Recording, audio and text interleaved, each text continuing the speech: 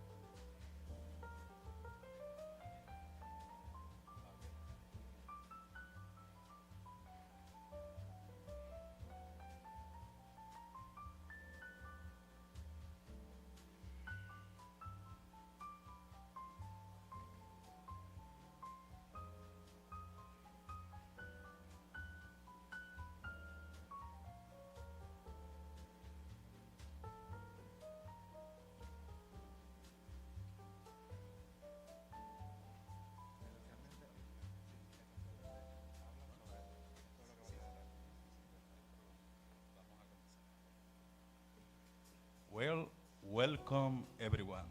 Welcome to the Caribbean. Welcome to the IEEE Western Puerto Rico. Today we have a big conference here, the IEEE PES University of Puerto Rico, Western Puerto Rico Symposium on Power and Energy for Transformation. My name is Dr. Eduardo Ortiz, professor at the University of Puerto Rico, Mayagüez, and also president of the IEEE Western Puerto Rico Power and Energy Society Professional Chapter. It is my pleasure to invite you today to be in this great conference with distinguished lecturers and speakers, not only from Puerto Rico, but from the United States, from national laboratories, the U.S. Department of Energy, the University of Puerto Rico, and also the local industry. So it is my pleasure to invite our Chancellor, Dr. Agustin Ruyan, to tell some words of welcome to all the people here.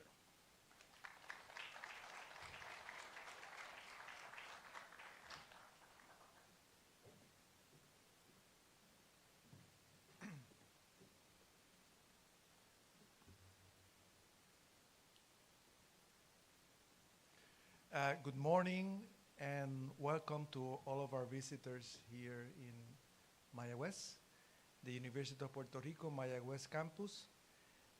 We are proud to be the host of this very important symposium on power and energy for transportation. I would like to say a special greeting to our plenary speaker, engineer Agustin Carbó, director of the DOE Puerto Rico Grid Recovery and Modernization Team. Also, we have here engineer Edwin Vargas, president of Sociedad Americana de Ingenieros Civiles, engineer Gabriel López de la Rosa, president of the local chapter of the Capítulo de Ingenieros y Agrimensores de Puerto Rico. Welcome to all of our visitors from Sandia and Enrel, which I just met a few minutes ago, EDF also. Very nice to have here also people from Culebra. I just met people from Organization Mujeres de Isla, Culebra. It's very nice to have you here. Faculty, professors, researchers, students, visitors from our community. Welcome to Mayagüez. I would also like to express from my heart a thank you note to the wonderful team that organized this event today. The IEEE Power and Energy Society, the student chapter. What a wonderful group of students. The leadership, the initiative, the ideas. I'm truly impressed. And when I see people like these students, I feel the future is good, and that is excellent.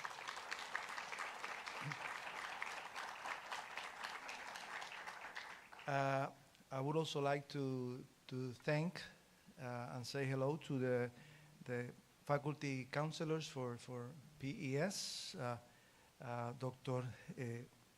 Eduardo Ortiz, and I haven't seen him today, Dr. Jose Cedeño, which we talked recently, and it's wonderful that they have such an active group of students.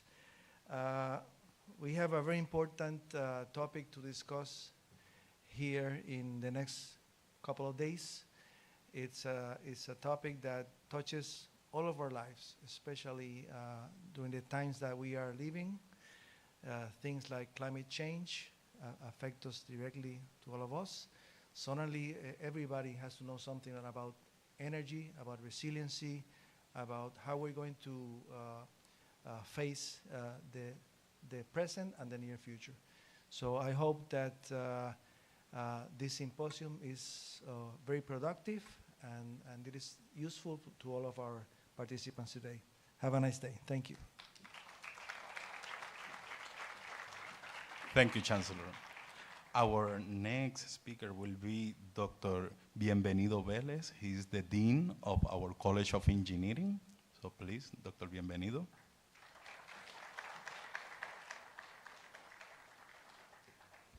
Good morning. Bienvenidos a Puerto Rico. Welcome to Puerto Rico. You have come to the right place. The level of the work that our researchers and professors in power systems are performing is truly impressive, and you will see throughout these 2 days proof of what I'm saying. Congratulations and thank you to the IEEE Student Branch, the PES, for working for many weeks on organizing this event. It has been truly admirable how much effort they have put into making this a success. So thank you very much. Have a wonderful day, and I hope you get the most out of this meeting. Finally, but not least, one of the most important persons in this activity, our student fraud colegial, Javier Moscoso. He will be representing the student branch of the IEEE at the University of Puerto Rico, but also the Western Puerto Rico, giving the welcome officially initiating this activity.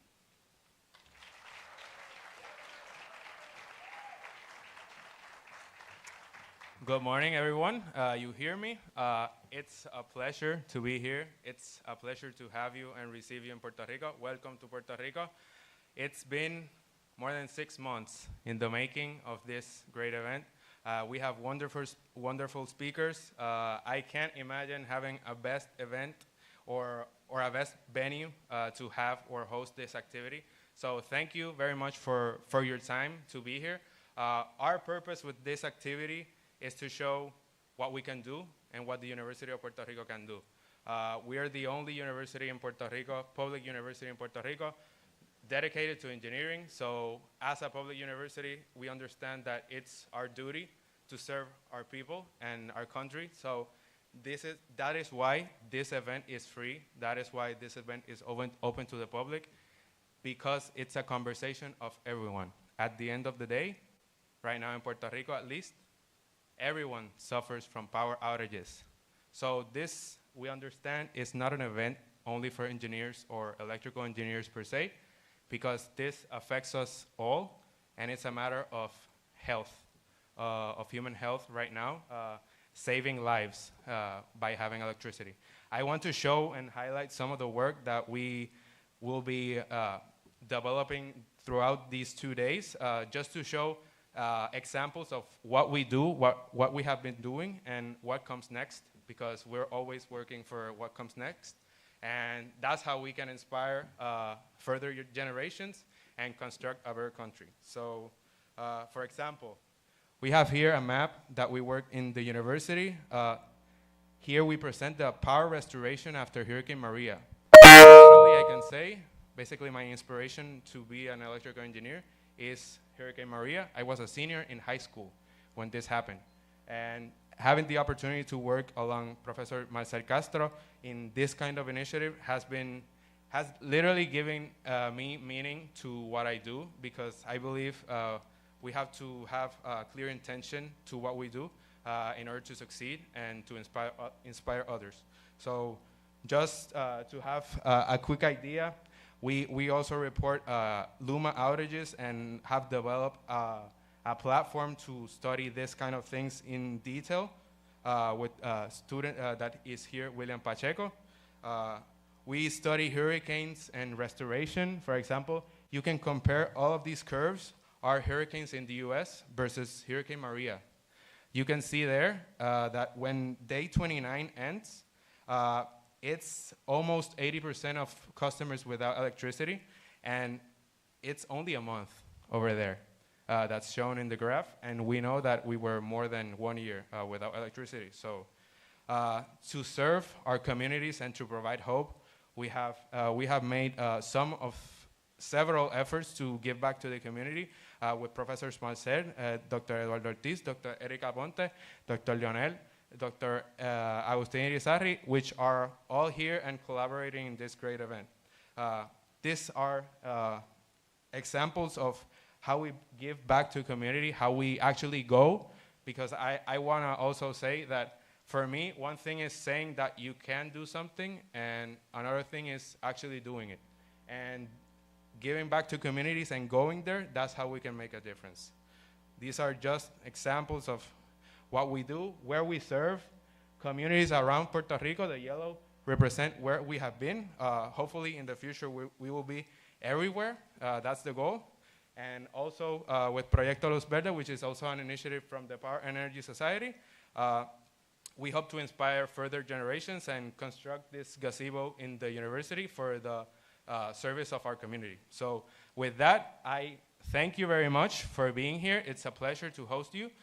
We have a wonderful agenda for the next 2 days. I hope you can stay here with us and share. And I'll leave you with Dr. Eduardo Ortiz, and thank you again. Thank you, Javier.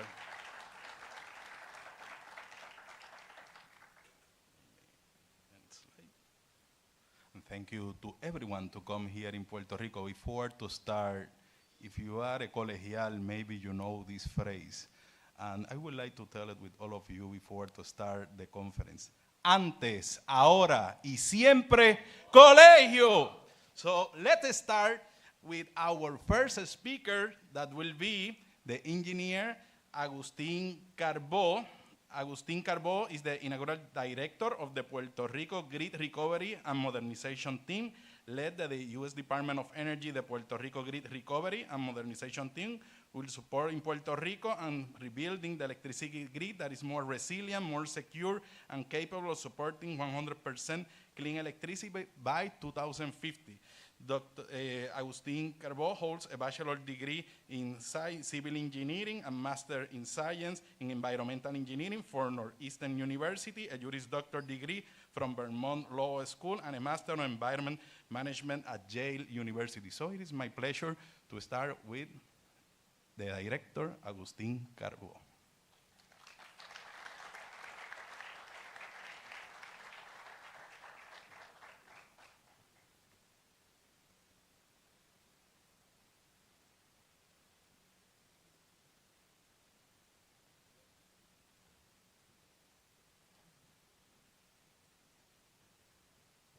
Good morning, everyone. As someone from Mayagüez, it's a pleasure to be here in El Colegio. And thank you for the invitation. I think these are great venues to talk about what I think it's the most important issue in Puerto Rico, and it requires holistic solutions, so it requires different mindsets to resolve this huge problem. I'm happy to see Dulce del Rio because I work with her in Culebra, and working with communities is such an important component when you are trying to implement resilient energy, clean solutions in Puerto Rico. So learning from their community, from their input, I think it has been so important, not only for my work that I do now, but I pretty much tell everyone that that's the solution for anything that has to be done, rather than imposing solutions from the top to the bottom. You need need to integrate the communities in every single step of a design process. So thank you for that. I welcome, I thank Chancellor Agustin Ruyan for welcoming me in Mayagüez. And I also was a colegial. I was here for like 2 years when I started my bachelor's in civil engineering, so I'm very proud of everyone here. I just want to probably go back before I was at DOE, because the Department of Electrical Engineering helped me when I was tapped to chair the Energy Commission, now the Energy Bureau, almost 10 years ago. It was, I think, fundamental that all the professors here were able to help us guide and design an independent regulator, which we needed in Puerto Rico, just to make sure that PREPA and now LUMA and GENERA are complying with the energy policy of the island. So that was a huge step and a huge change in paradigm, because Puerto Rico was, PREPA was used to do whatever. There was no accountability, and they were departing from what everyone else in the world was trying to achieve, which was getting more clean energy into their generation assets. So this electrical engineering department was crucial for the work we did, and now I'm really excited to have accepted to work with Secretary Jennifer Granholm in this important project. I think one of the first things I asked her is what kind of jurisdiction DOE had over Puerto Rico, because according to Act 17, the energy policy of Puerto Rico, the exclusive jurisdiction on energy matters, it's on the PREB, the Puerto Rico Energy Bureau. Nevertheless, the president asked the secretary to make sure that we accelerate the process of recovery and making sure that we use the funds, the federal funds that were assigned to Puerto Rico after Maria and Fiona, and make sure that we cut the red tape to accelerate the recovery and make sure that we implemented the policy and the RPS requirements according to the law. So I started about a year ago working with DOE. It's been such a pleasure to reconnect with a lot of my colleagues that I worked through the last 10 years in this field. Sometimes people ask why a civil engineer is leading this recovery, and it's because it has to be a holistic. We have to integrate all disciplines in the engineering field to make sure that we move forward in the right direction. I think it's important to get that input from not only the engineers but also the social sciences, which I think it's extremely important, and the communities, as I said in the beginning. When we put all these minds together, we can provide resilient solutions to our society, and I think that's what's really important, and that's why it's really important that engineers, when you're training, you try to get all these foundation courses that will help you be just a better professional in the future. One of our major tasks, it's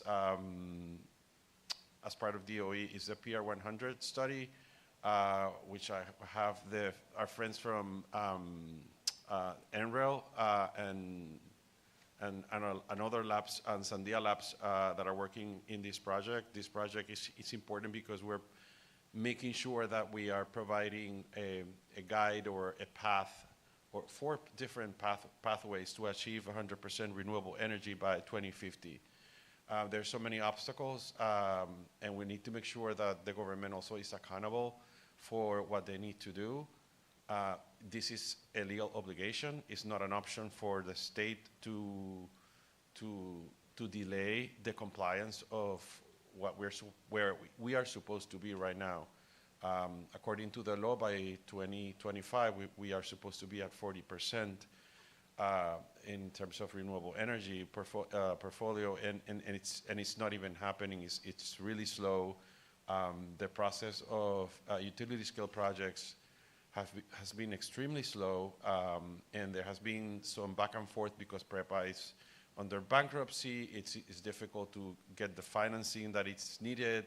The power purchase agreements also had to be more financeable. So we have to use DOE to help the government of Puerto Rico to make those contracts more financeable, so they could attract funding for implementing these projects. The other big, huge thing that we are working right now is that last December, the president signed a bill from Congress where it assigned $1 billion to Puerto Rico to provide energy resiliency to the most vulnerable people in Puerto Rico. Even though $1 billion sounds like a lot, it's not really, it won't cover every single family in Puerto Rico, but we think it's a great start. It's good money that is just dedicated to Puerto Rico. We put out a request for information early during the year, and we just finished the first phase of applications for implementing and putting rooftop solar plus storage in those vulnerable houses and communities. We expect to accelerate this phase and try to commence construction sometime maybe in April next year. There's an urgency. The secretary is so committed to help Puerto Rico. She's been here in the campus. She met the dean and last time she was here in the island, and she is definitely very committed to make sure that we accelerate what we need to do to achieve the goals of Act 17. So that's the second, as I told you, it's the second biggest issue that we're handling. I think we are also acting as mediators.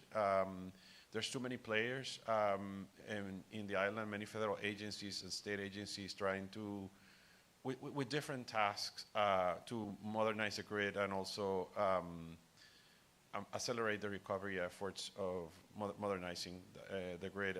And I think it's important to have a coordinator or someone who can make sure that people are aligned and we're moving all in the same direction. So far, I've seen that it's been very apolitical. Of course, some political people are using this as their main platform, but we just need to get rid of those things just to make sure that we move forward. Otherwise, when you politicize this issue, it can get us where we are right now in a bankruptcy, where we took more money than we needed for things that were not needed. So I think it's important to, one, have the regulator be independent, but also make sure that we have participation from all sectors and stakeholders to make sure that we have a comprehensive and a sustainable solution for everyone. The second IRP, which was a couple years ago, the Integrated Resource Plan process by the PREB, I thought it was a lot of people participated. There were about 20 interveners. I always encourage the University of Puerto Rico to be part of it because you guys have the expertise and you can add a lot of value into the process. And you guys were part of it in the first one. I think I don't remember the second one, but I know Agustin Irizarry, he was an expert witness for one of the groups, and we were able to use them as well as part of the organization that I was presiding that time in Puerto Rico. So the third cycle of this IRP will be coming up in the first or second quarter of next year. So I encourage really the students also to be participants and as a collective group. I think there's so much value that you can add from the academic perspective I think it's extremely important to have you on board. I appreciate all the help that you're putting as advisors for the PR100. It's been, as my colleagues can say from the labs, Sandia and NREL, it has been so important to have you professors be part of this. I consider your decisions very valuable. Myself, for example, I'm extremely thankful for your advice in everything we've done so far, especially in the last 10 years in this transformation. So thank you very much. I hope you guys have a great 2 days in this seminar. I think these are great forums to exchange ideas and make sure that we all help this lovely island where we live. I think there's hope. We need to be more sustainable. We can do this. We're slow in making sure that we meet the goals, but I have no doubt that we collectively can achieve the goals and make sure that we achieve that 100% renewable energy by 2050. Thank you very much.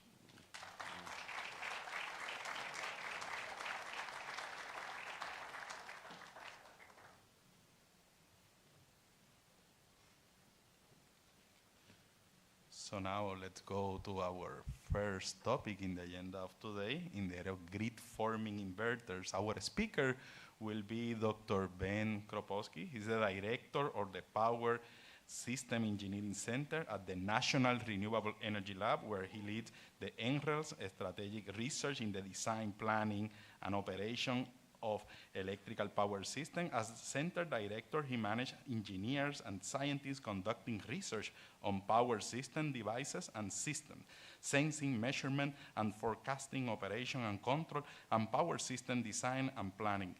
This work covered bulk power system, distribution system, and microgrid. He has over 30 years of experience in the design, testing, and integrating renewable energy and distributed power system. He did his master and undergrad degree at Virginia Tech and his PhD at Colorado School of Mines. So it's my pleasure to invite Dr. Ben Kropowski here.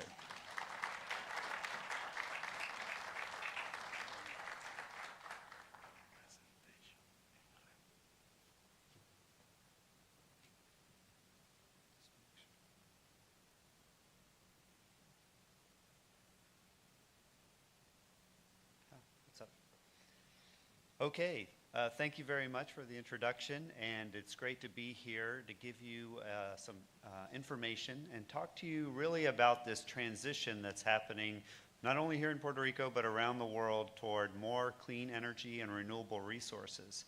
And I'll dive into a specific topic called grid forming inverters, and hopefully by the end of my presentation you'll get a better understanding of why this is a critical issue that we really need to be paying attention to now as we make this transition.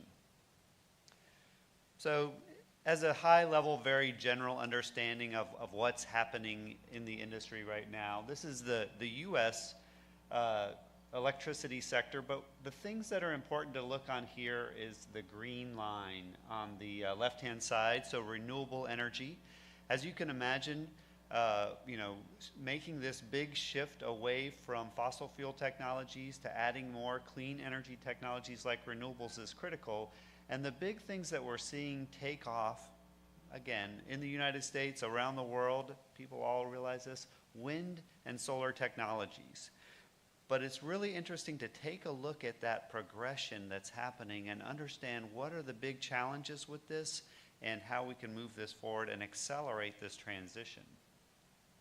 So we've done a variety of studies. I put this one up here. We're in the process of doing the Puerto Rico 100 study, but we've done a variety of looks at how do you get to 100% clean energy.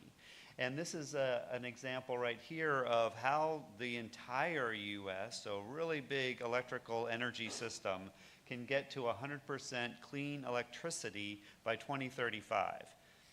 The big pieces of this is the fact that as we make this transition, it doesn't matter if you're an island like Puerto Rico, doesn't matter if you're the continental United States, wind and solar technologies are going to be the driving force to make this clean energy transition happen. If you take a look at other technologies that people consider clean, like nuclear energy in the United States, we actually turned on a couple of nuclear power plants in the continental United States, but we don't have really a lot of other ones in the pipeline. If we look at hydropower, another great clean energy resource, we don't have a lot really being built out at the scale that we need. But the thing that is happening, wind and solar technologies. And if you take a look at what we need, you need systems to make 100% clean energy. You need to be having systems that integrate between 60 to 80% from wind and solar. That is a huge difference from where we are today and a big transition that needs to happen. So to make that transition happen, I put up here just a graph of North America. This is from a study that we did looking at really high levels of wind and solar technologies. You see that line coming across the continental United States? That's the sun coming up. And all the yellow that you see in here are solar systems coming online. And the little arrows that you see scattering around, that's energy flow and electricity flow across the continental United States. The big thing with this video really is to demonstrate that at every time period, you need to be balancing the generation and the load. Historically, we've done that by allowing large-scale power plants to be dispatchable. We'll turn a natural gas plant on or off and up and down to meet the load. As we add more wind and solar into the system, that wind and solar shows up when it's windy or sunny.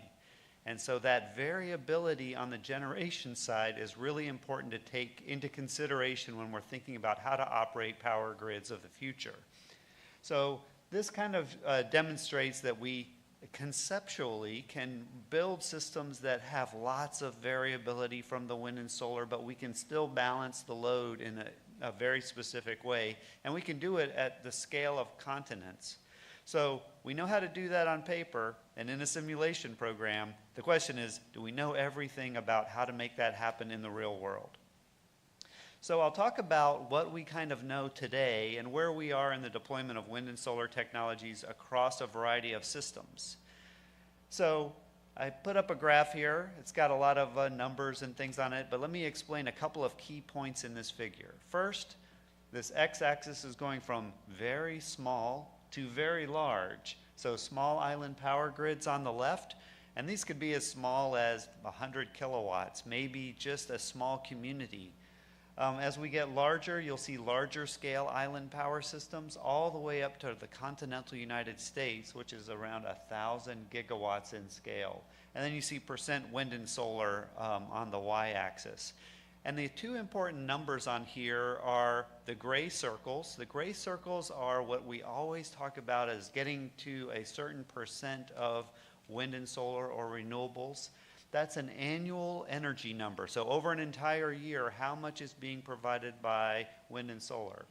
But a very important number, especially for electrical power systems, is the red square. That red square is the instantaneous number, and that means at any particular point in time, how much is being provided by wind and solar. And if we look at this, you can sort of see in general, for very small power systems, we actually know how to make those 100% renewable. How do you do that? You put a very large PV system, probably 10 times the size of the load, and a very large battery. And that works for small island grids, but if we're going to try to do that for really large-scale grids, that's a lot of solar and wind and a lot of battery energy storage system. That translates into probably a very expensive system. So how do we solve all these challenges moving forward to give us the systems that we need? I'll point out that on small power systems, we know how to do those at a pretty good job, and one of the key technologies for that is grid-forming inverters, and I'll come back to that in a second. As we look to these larger systems, aside from the two Hawaiian systems, Kauai and Maui, the rest of those systems don't currently have grid-forming inverters. They have what we call grid-following inverters, and I'll talk about that big difference and why we need to change to get those red squares on the right-hand side up to 100%. So what are some things we're seeing around the world happening? So first off, I'll start in California. California's got about 33% on an annual energy basis from wind and solar. But at any particular time, and I put a graph up here from April of last year, 2022, you can see that the solar, which is the dark orange color, and the wind a little bit lighter orange color above that, actually produced 100% of the native load. So that's that instantaneous number I was talking to you about. And we're going to see that get hit first before the annual energy gets anywhere close to 100%, meaning during specific times of the day, especially in the middle of the day, almost all of the load is being provided by local solar generation. Now, I'll note a couple other things. Natural gas is shown here as gray, and note, we still have natural gas on the line even though 100% of the load is being provided by solar. And I'll dive into a little bit of why that's still the case. What do we do with that excess energy? Well, in California, they have an option. They can export that to their neighboring states. If you're on an island like Puerto Rico, you don't have that option. So you're going to either be curtailing that wind and solar, or you're going to turn off that natural gas generator. But right now, you got to pay very close attention to these types of days that are going to happen, and you have to understand the differences between those two options that I just explained. Another place that this is already happening is in South Australia. So this isn't just a local US problem, Puerto Rico problem, Hawaii problem. This is happening lots of places around the world.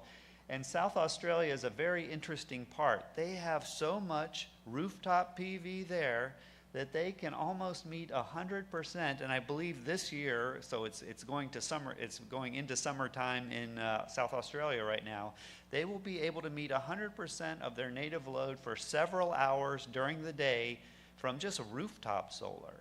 So in addition to the utility scale solar and other things that they have online, they're getting to these points where during the middle of sunny days with low loads, all of the native load could be covered by solar energy. But again, note, they still are keeping a natural gas plant online. They're not turning that gas plant off yet. And they are exporting all that excess energy right now. They are luckily connected to their New South Wales system. They can export that power. But again, not an option if you're an island system. So what do you end up doing here? So as a quick reminder on this graph, currently we're kind of following this curve. The nice part is a few years ago we were way lower in terms of amount of renewables on the grid and that instantaneous level. But what we need to do is get that instantaneous level as close to 100% for any size grid. And to do that, we have to use a lot of the techniques that we use on these smaller island systems. And I'll discuss that here going forward. So remember that part I was talking about natural gas power plants still remaining online. We're not turning those off. This kind of explains that a little bit more in detail. If you imagine how a power grid actually works, you have these big power plants scattered all over the system. They're represented by these things called synchronous generators, because at the heart of a hydro plant, a nuclear plant, a coal plant, a natural gas plant, the thing that's making electricity is this thing called a synchronous generator. That's a big rotating machine producing electricity. When you synchronize all those machines together, they actually create a large-scale virtual machine. They're actually kind of talking to each other through the frequency of that AC waveform. When you add in inverter machines, those don't have these big rotating components. They are not necessarily synchronized to the grid. Now, we do take grid following inverters and train them kind of how to synchronize to the grid and put power back on the system. But what we're working on is developing smart PV inverters, wind turbine inverters, and battery system inverters. All of those have a piece of power electronics that's converting DC electricity to grid-compatible AC power. We need to make sure that they are smart, that they can recognize that AC waveform, that they can synchronize to that completely. And that's actually what creates this ability of these new technologies to provide stability into the system. Because what happens if you ever have a problem, one of your generator drops offline, the rest of the generators have to realize that's happening and kind of step it up. They have to put out a little extra power to make up for any generator that disappears or goes offline to keep the system in balance during the system operations. So how much of these grid forming inverters do we actually need? So this is pretty busy. I'm going to get to the punchline here at the end of the day and say we need as much as those earlier slides were telling us we could kind of top out at. And if you were paying attention, some of those bigger systems like Ireland, we were able to run basically up to about 75% grid following inverters without having any grid forming inverters on the system. But the system operators right now are limiting that number because of a variety of aspects, including system stability, protection, black start capability. So I'm going to speed through this a little bit and describe that if you take a look at that green and red part of the cover there, what that GFL stands for grid following inverters, the red is bad. So that means that in a lot of cases in our modeling, we showed that if you went above a certain level with just grid following inverters, that you're going to get system instabilities. The two green lines above that basically say that's good, and they're using different grid forming algorithms in the inverters. So again, conceptually, it's pretty easy to think. If I have something that's just following the grid and all of my big generators start to disappear, the grid following inverters don't have any signal to follow and maintain operational stability. So we need the inverters to actually be forming that AC waveform and forming the grid to make stability happen. So in general, grid forming controls showed no instability. I'll go through this real quick. At the end of the day, we've done lots of models and simulation to show kind of where this is appropriate. Looking at a variety of conditions, evaluating different levels, especially once you get above 60% instantaneous, you can find these issues that are starting to impact stability of the grid. And we'll go here. And we've seen similar results to the studies that have been done in the Australian system, 60 to 70% instantaneous. So if you remember that graph I showed you at the beginning, the small island systems are up to 100. That's because they're using grid forming inverters. But the bigger systems, we're not pushing them much above this 60, 70, 75% level because the inverters that are put into those systems are grid following, and we need to make sure they have that capability. So grid forming dramatically increases stability, allows these systems to actually operate at very high levels. Okay, so a lot of stuff on this slide, but I'll summarize it this way.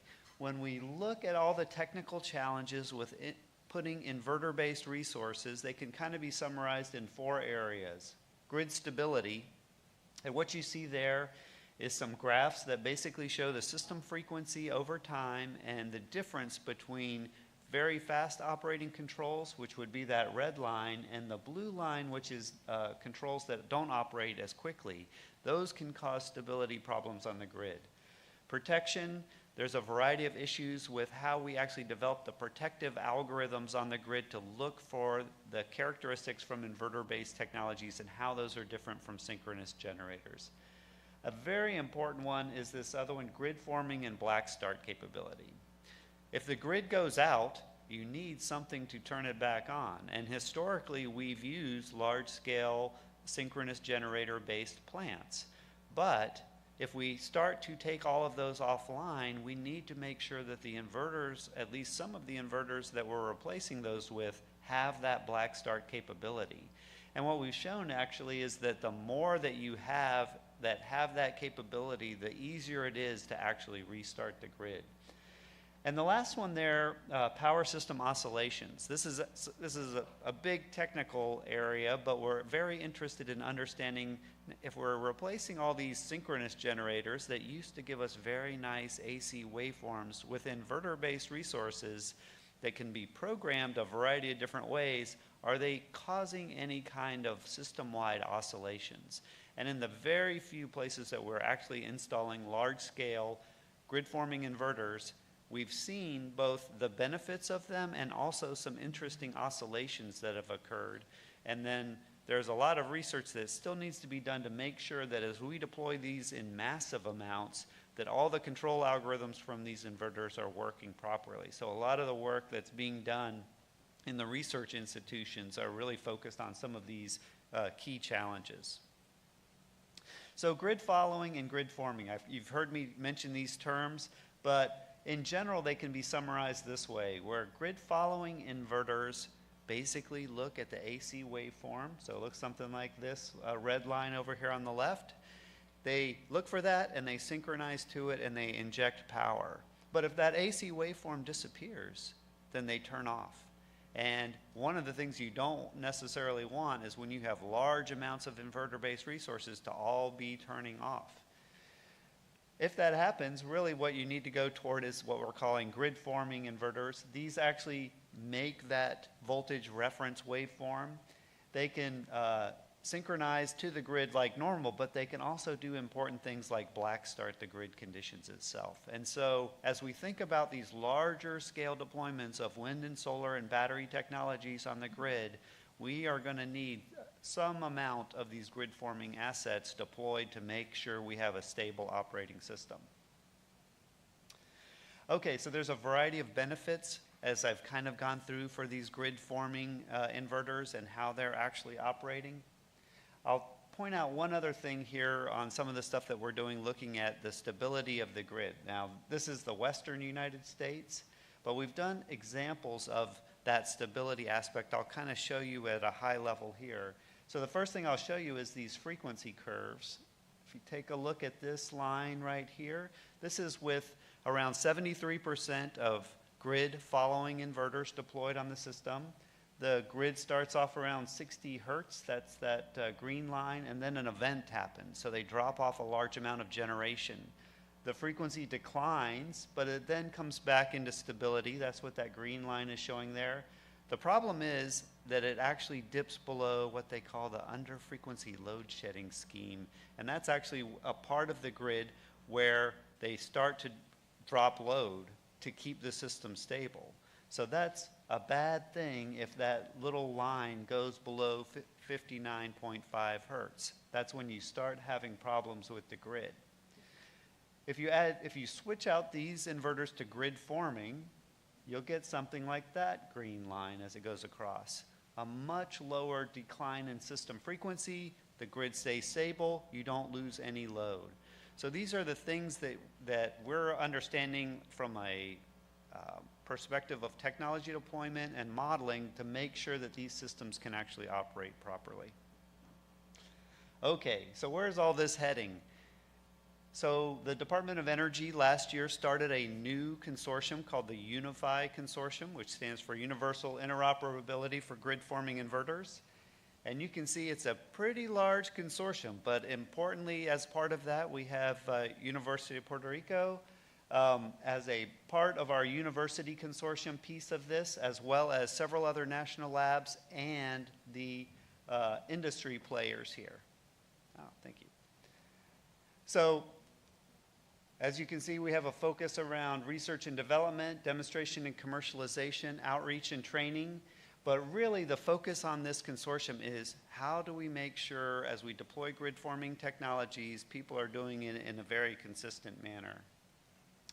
So we have a big focus around developing modeling and simulation, controls, hardware, integration and validation, as well as how do we actually demonstrate these at scale, and then develop the education and workforce that's really needed to educate people on this, because we are about to transition the entire electric power grid that's gone for 120 plus years, that's always been based on synchronous generators, to being based on inverter-based technologies. These smarter technologies, they're controllable technologies, but they have to basically retrain a lot of people on the understanding of the characteristics of these to operate the larger grid.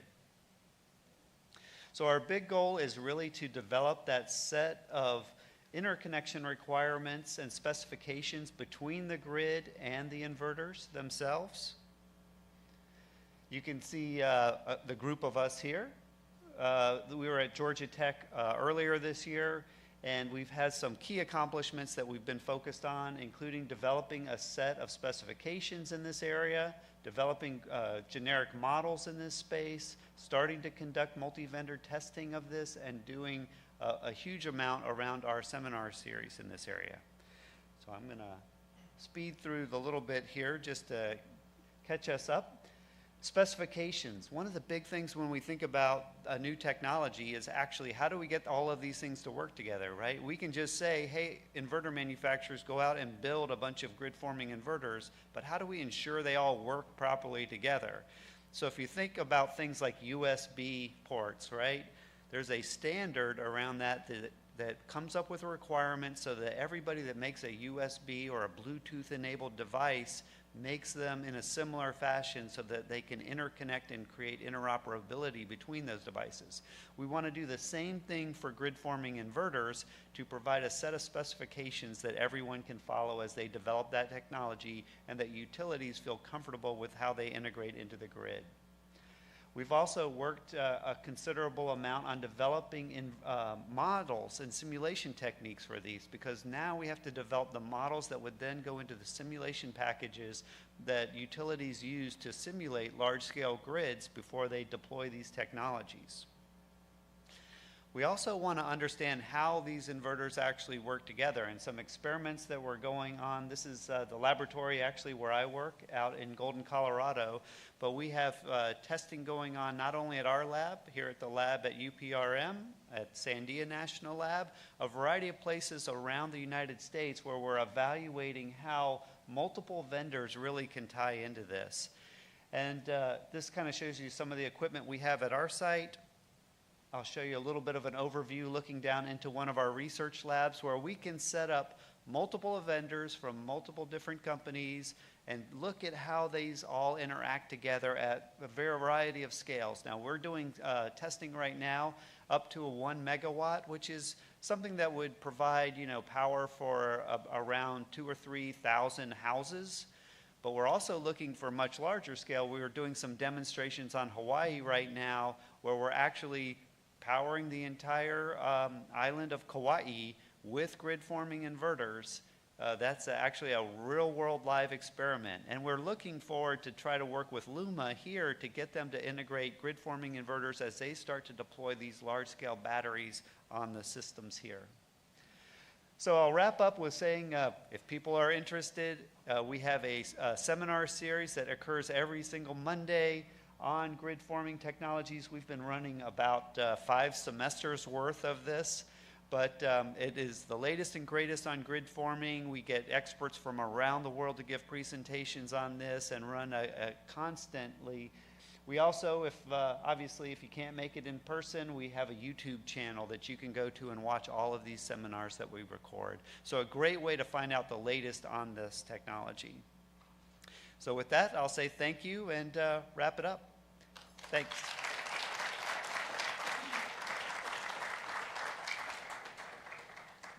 Any questions to our speaker before we go to the next presentation?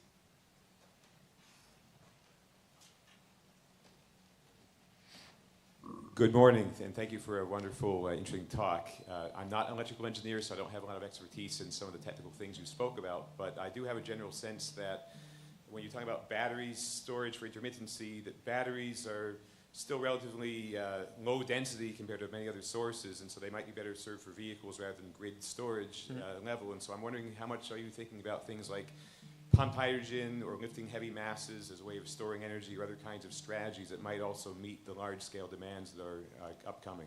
Yeah, so I would say in general, we're looking at a huge variety of energy storage techniques because of the fact that energy storage is going to be a more and more valuable resource on the grid with the variability of wind and solar, especially once we get to these really high levels of wind and solar. You'll see almost everything starting to get paired with energy storage. We are looking at things like creating hydrogen and storing hydrogen. There are a variety of other techniques besides battery technologies that will give you some amount of storage. It all ends up coming down to cost.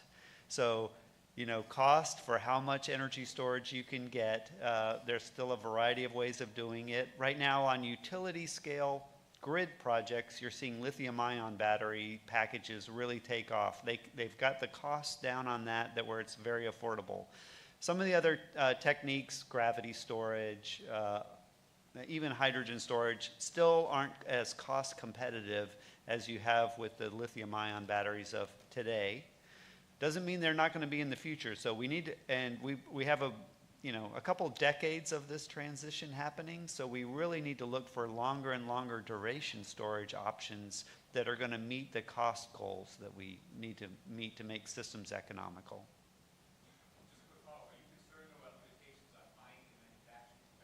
Yep. So like at NREL, we've done a variety of studies looking at sort of life cycle cost as well as understanding where all the materials are going to come from. Do we have enough materials to make all of these batteries?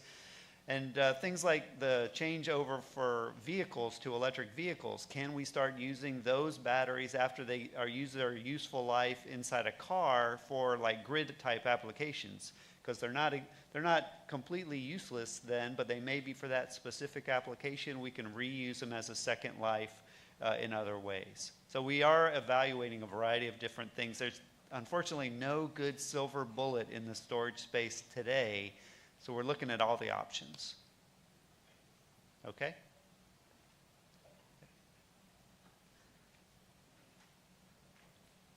Hi, thank you for the presentation. I'm wondering, what energy source are you considering in your modeling for inertial response?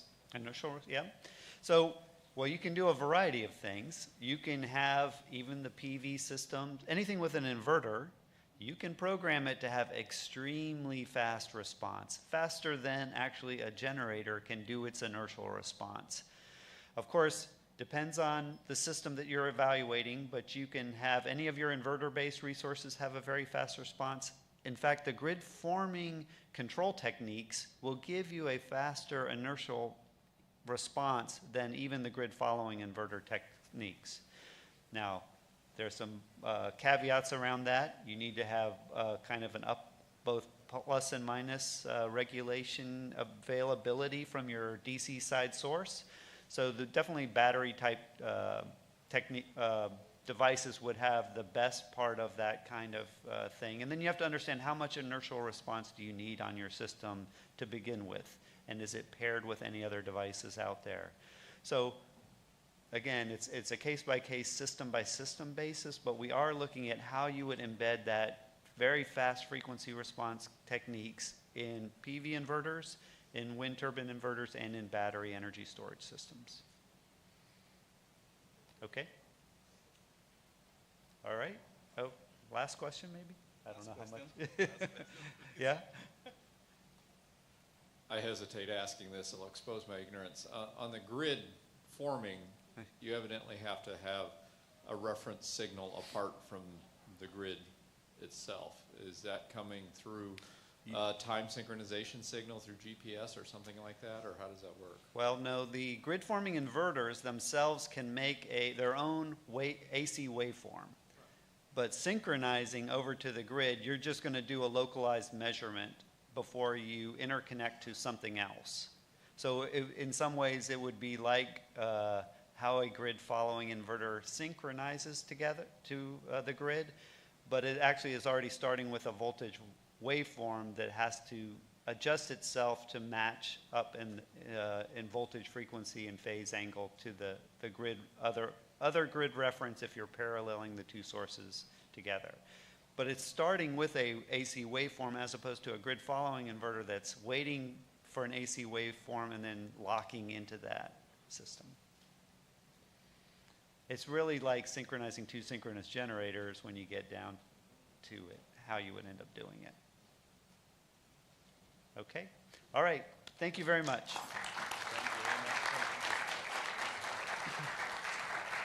Thank you, Ben.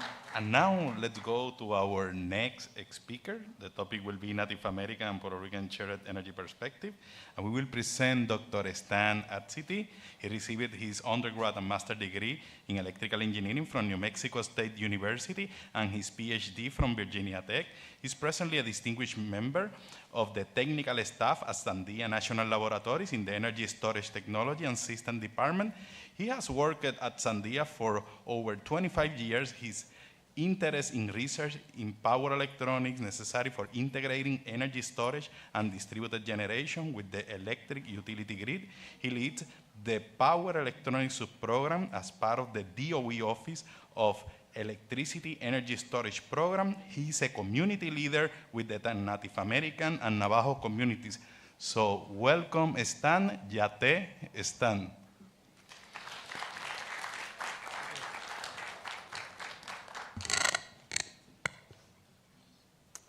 My slides up? My slides?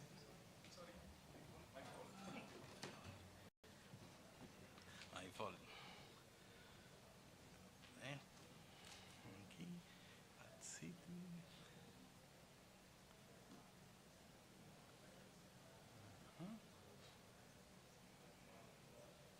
Let's put it in this presentation mode. Presentation mode. Let's see if I can.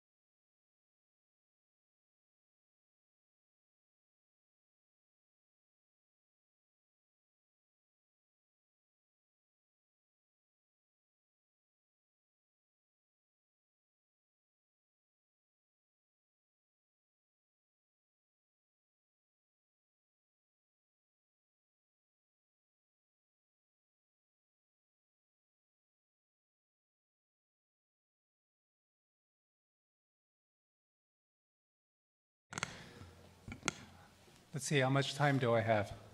Up to what time? 25 minutes? Okay, I'll time myself. Good morning, everyone. Good to see you. I've been to Puerto Rico about 4 times, 3 times vacationing, first time as a business trip. Yeah, so thank you so much for the invite. I was so looking forward to coming here. And it's good to see you guys. What a beautiful island you guys have. And wanted to give you a perspective on Native communities. So I'm a member of the Navajo tribe, and I'll say more about that in a bit. But, my last name there, Atskede, it means silversmith. That's the Navajo tribe. And then let me greet you with my Navajo language. Yat ehepene, Puerto Rico. My OS, so that's the Navajo language. That is the language that was used during World War II, by the way. That's what you just heard. So, in fact, I was at the Pentagon, and sadly, after 2001, after the event, I was able to look at they had a Navajo Nation code talker there, and I was able to understand the language. So. That's why I bring to you here to give you a perspective from the Native community. And as I talk about this, you can kind of relate of the history that you guys have here at Puerto Rico, okay? So this is my hometown. This is Shiprock. So this rock on the Navajo Reservation has become very popular. Dwayne Johnson, anyone? Dwayne Johnson? He's visited this. So the rock met the real rock. This is the real rock. This is a shiprock. So I grew up in this community. So anytime you enter a traditional home, this is the hogan, a round home that you see right there, me standing by it, my younger me standing by the hogan right there, a roundhouse. Anytime you enter that hogan, we have a dialogue that happens. First off, there is a prologue, we're going to have a dialogue, and we have an epilogue. So the prologue is when you enter this place, that the elders, you'll say, Yat-e, which means, all is well with me. And it implies, how are you? That's how we integrate. That's the prologue. So we're going to transition to a dialogue here. So just want to give you a little bit of a background on that before I start. So we are part of Sandia National Laboratories. We are a watermelon laboratory. We are a bunch of sweet people, what can I say, in New Mexico. And this whole thing started in the Manhattan timeframe. And the Manhattan Project used to be part of the Z Division. Now we're Sandia National Laboratory, located in Albuquerque and California and other sites. Lots of energy programs here. We are a weapons program, but we also have, in the 1970s, you'll see the oil embargo, which spawned a lot of our alternative energy programs, which I'll talk about a little more. We are primarily funded by Dr. Emre Juk, Hungarian, very fond of tribal community engagements, and he's been funding us for quite some time. Grid-tied and off-grid solutions is what we've been doing, and which I'll discuss a little more. Close to 30 years at Sandia, I'm an IEEE fellow, and also an update on, as recently been promoted as a senior scientist. I'm a senior scientist at Sandia. It's one of the highest level. We are less than 60 senior scientists out of 16,000. So that's the number. And I think anecdotally, I'm the first native senior scientist at Sandia within an organization. So, so my background is actually electrical engineering, in particular power electronics, power systems, and some electrochemistry, just purely electrostatic point of view, just enough to be dangerous. That's who I am. So I started the power electronics program 1998, since I've been doing this since the late 1900s. Takes about 3 seconds for a reaction. So we go all the way down to, we chase atoms, materials, oxide layer of capacitors, to wide bandgap devices, all the way to system, including grid-forming inverters that Ben had talked about. All that, the whole system, from deep down all the way up. So that's my background. So pivoting towards the tribal communities, there are 574 federally recognized tribes in the United States. We have multiple names.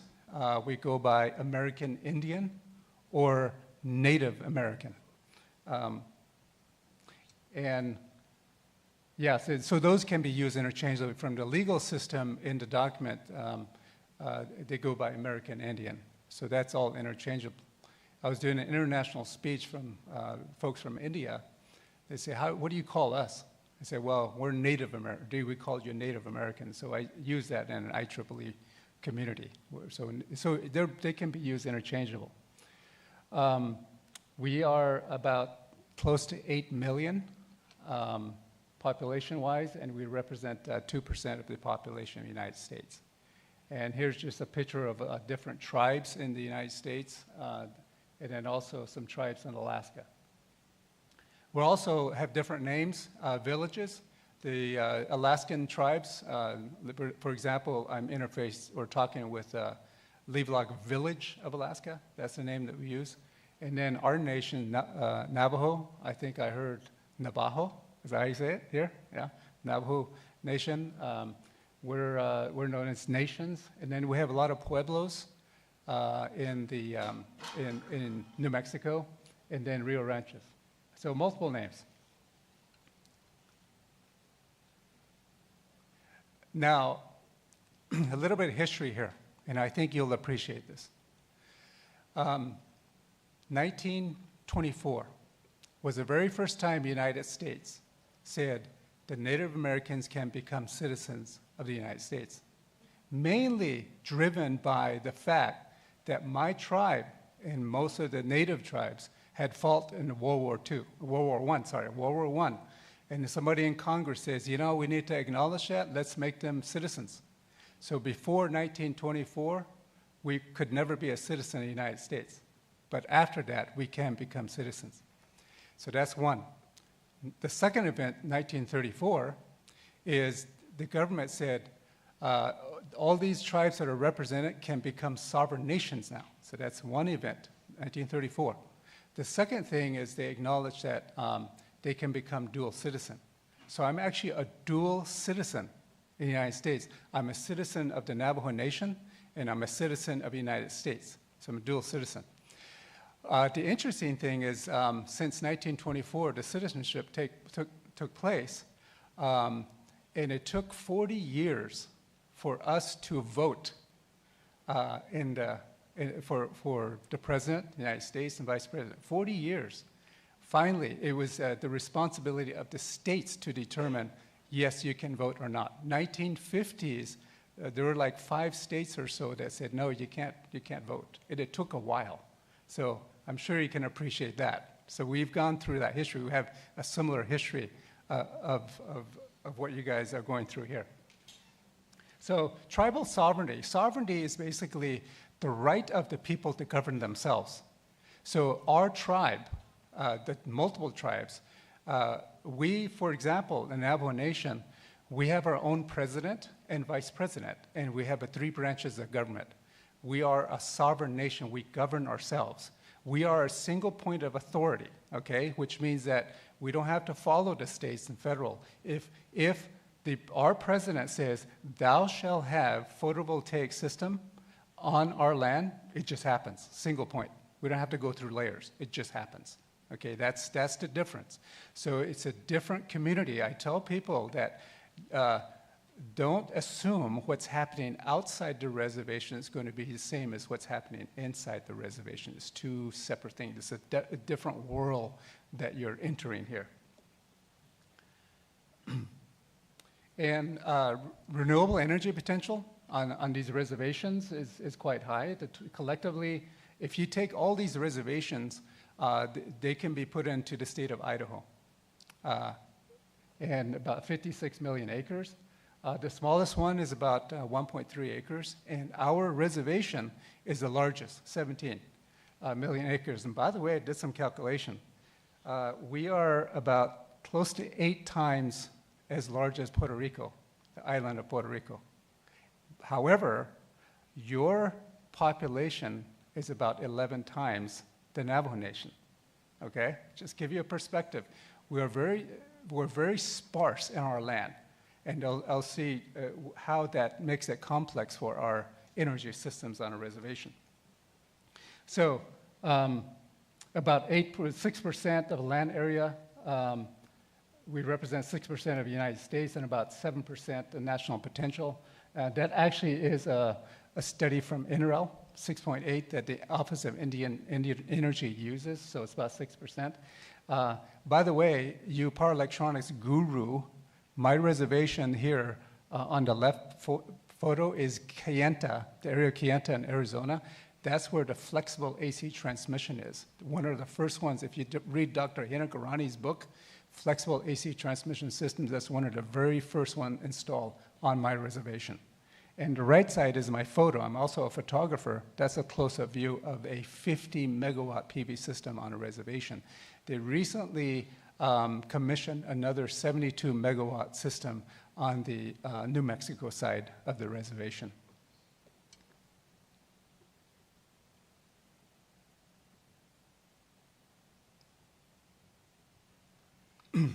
Okay.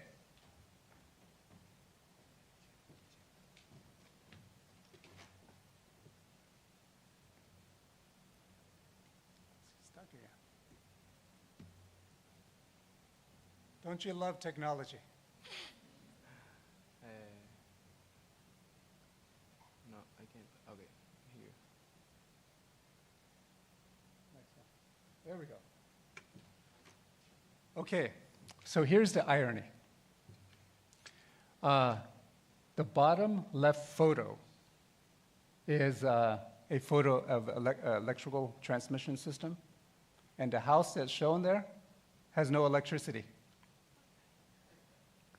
The electrons flow over our reservation, and most of our folks, 37% of all the tribal members lack electricity. In this country, 2023, in an affluent country, our people have no electricity or water right now. And we're addressing that, okay? So that's the irony. There's a photo of a traditional hogan that deploys photovoltaics, power electronics, and energy storage, remote power systems, and some of them have wind energy, as shown in that photo, being deployed. It takes anywhere from $20,000 to $50,000 per mile to get to a single home, in some cases, based on Navajo Tribal Utility Authority that's taking place. So lots of money, and the owners cannot afford that, so they go alternative energy for that, okay? So they're deploying renewable energy on site, and Navajo Tribal Utility Authority is one of the local utility folks. And by the way, in about 10, 15 years ago, the tribes are realizing that they have a lot of resources, not only the Navajo Nation, but the Lakota, the Sioux tribe, the Apache tribe, and others are realizing they have water, they have sun, they have wind, and they're taking sovereignty to the next level, and they're becoming a lot more energy sovereign nations. So now they're becoming their local tribal utility authority. And Navajo Nation's one of the forerunners in 1960s is when they established a tribal utility authority to look over the utility needs on a reservation. So that's what's happening. Oh boy. I'm going to have to do this brute force, yeah.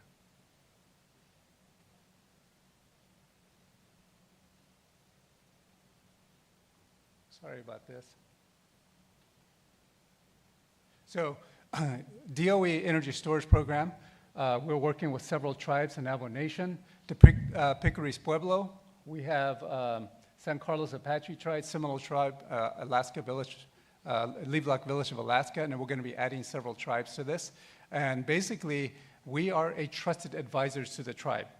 And rather than coming from top down, we're going bottom up from the grassroots. A lot of times what people do is they say, hey, we have something that can solve your problem.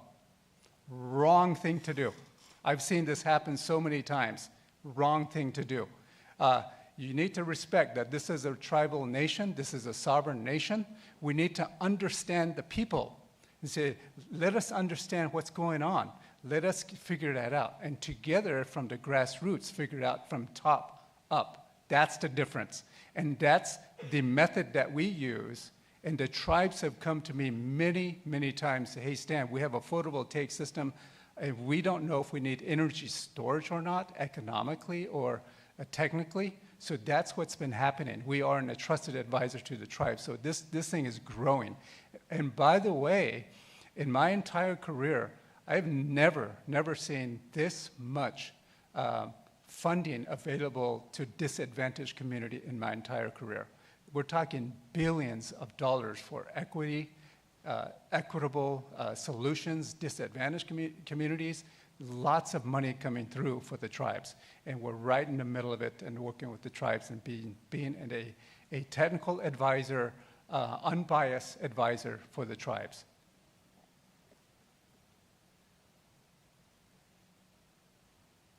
Wow. This is very finicky, sorry.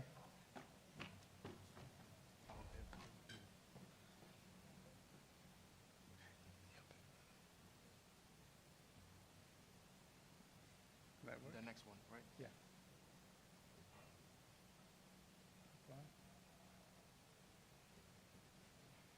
Okay, so this is just going to give you an example of what we've been doing.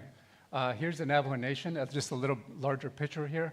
On the southern part in Kayenta, we're deploying a different battery system, which is a zinc manganese oxide system. Zinc is readily available, manganese is readily available, cost-effective solutions, and we're deploying that on the Navajo reservation. Here's a team right there, and mainly looking at different material solutions here. During the CARES Act, $300 million went to the Navajo Nation, and they deployed lithium ion and lead acid. 150 lead acid, 150 lithium ion based system. In the summertime, lithium ion, very, very finicky. In fact, some of the homeowners, what they do is they have to open up that container where the lithium ion is at 2 in the afternoon, just so there's airflow. If they don't do that, they don't get power. So there's a human in the loop happening. So we're evaluating that right now and providing alternative engineering solutions for that. So we're deploying that. That's just one example of a tribe coming to us and looking at different, they're very interested in different materials. Oh boy, let's see. Just hang right here, yeah. So next slide, I'm gonna say next slide. Not sure why it's so finicky. There we go, right there. Okay, we're also working with Georgia Tech. This I'm really excited about. Dr. Deepak Devan. I like his phrase. We're building a box so sophisticated to the point where he's saying that we have to build a box where the PhD stays in the box. I love that. And you know, you don't have to be an electrical computer engineering to operate this laptop, right? We know the USB and the Bluetooth and all, you don't have to have that degree. The same philosophy applies for distributing these remote systems, and we're going to be deploying this on a Navajo reservation. So this is reconfigurable. You can parallel them, and they know what's kind of source that you have. The different manufacturers, it really doesn't matter. The type of battery it has, it doesn't matter, and it's just reconfigurable. So we're right in the middle of building this, and we're planning to deploy it on the Navajo reservation. Next slide.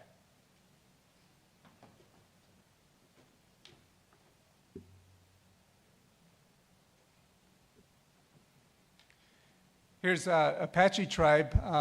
You see this? There's a line here, right here, 1940s vintage line, power line. Very expensive for that area, 17 cents per kilowatt hour, and very unreliable, over 100 outages per year. And a couple of years ago, because they're in a monsoon region, here's Phoenix, it gets pretty hot, and a very similar elevation as Phoenix, and it gets really hot, and the power goes out. And they had to declare a state of emergency because it's so hot. They're very unreliable, and the tribe is just fed up. They said, you know, we're being charged so much money for unreliable power. So now the tribe is saying, okay, we want to establish our own tribal utility and deploy our own system. We want to take control over this thing. They're fed up with that. So they're going to exercise their tribal energy sovereignty for that. So very old line, and we're looking at you know, energy storage and renewable energy solution. Next slide.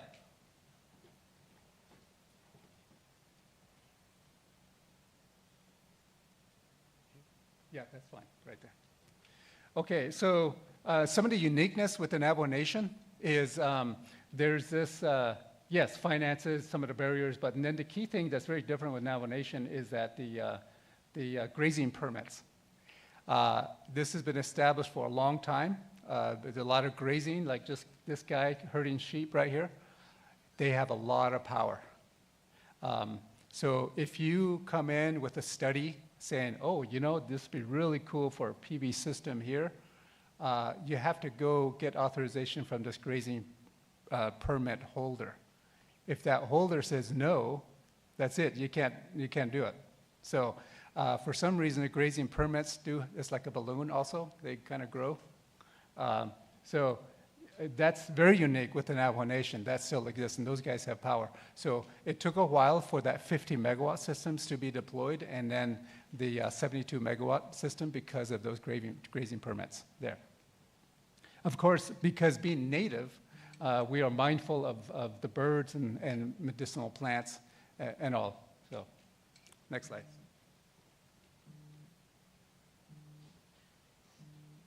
One of the things that's so near and dear to me, okay, of my career at Sandia is I mentor lots and lots of students, and in particular, Native students. Here's a photo of some of the students. This is on my reservation. This is the geographical center of the Navajo Nation. This is one of the male canyons here. And these students I'm mentoring, she just got her master's degree in mechanical engineering. She went to Columbia, and she's now pursuing a PhD at Rochester Institute of Technology. And others, she's a faculty member at Navajo Tech Universities. And these guys are just taking things to the next level. Here's why it's so significant here. When you compare the tribal colleges and universities, there are 37 of them around the nation. I'm working with them. Our numbers are very low. So just to have one student very interested in STEM, engineering, mathematics, one student is a big, big deal, okay? So the numbers are low, but these guys are making, changing their community. And one of the things that I notice is that when I mentor a student, not only am I mentoring one student, I'm actually starting to change the community because the students or their relatives are saying, what are you doing with this engineering? What's that all about? And that starts to do, had a broader effect on it. So that is near and dear to my heart. In fact, my kids are the Standing Rock Lakota tribe in South Dakota. And they're part my tribe and part the Lakota tribe. And these are multiple tribes represented here. Next slide. I'm almost done. One of the things that I tell the IEEE community is we can take our knowledge, IEEE knowledge, and we can we have an opportunity to impact the entire world here. I tell these students when I'm mentoring these students, the world operates off a person taking advantage of another to elevate themselves. That's how the world operates. You will burn out if you continue to do that, but if you invert that, if you look after another and elevate their priority and make their priority over yours, that's when you find life. This is why it's so important for me that I'm elevating the Native students, I love talking to students, elevating, you can be a part of this community, a contributing part, a positive contributing part. If we all invert that and start talking that way, this whole system will change. This system will change. And I think that's the last slide. Oh, last one. Okay. Prologue. Dialogue. Epilogue. Upon leaving this Hogan, Howanamaza, an elder would say something well-wishing. They're going to say something like this. The response to that is Hakone. So it's a well-wish with let it be. It says let it be. Okay, so I want you to learn this. Say Hakone. Okay, so let's do this. This is the last part of my slide. Hajota adahasya koegi Puerto Rico. Holiege. Energy banyatye. Renewable energy da no da inoltra. Njuno ha adahasya. Excellent. I said, be well, do good in school, and have a positive impact. That's it. Thank you.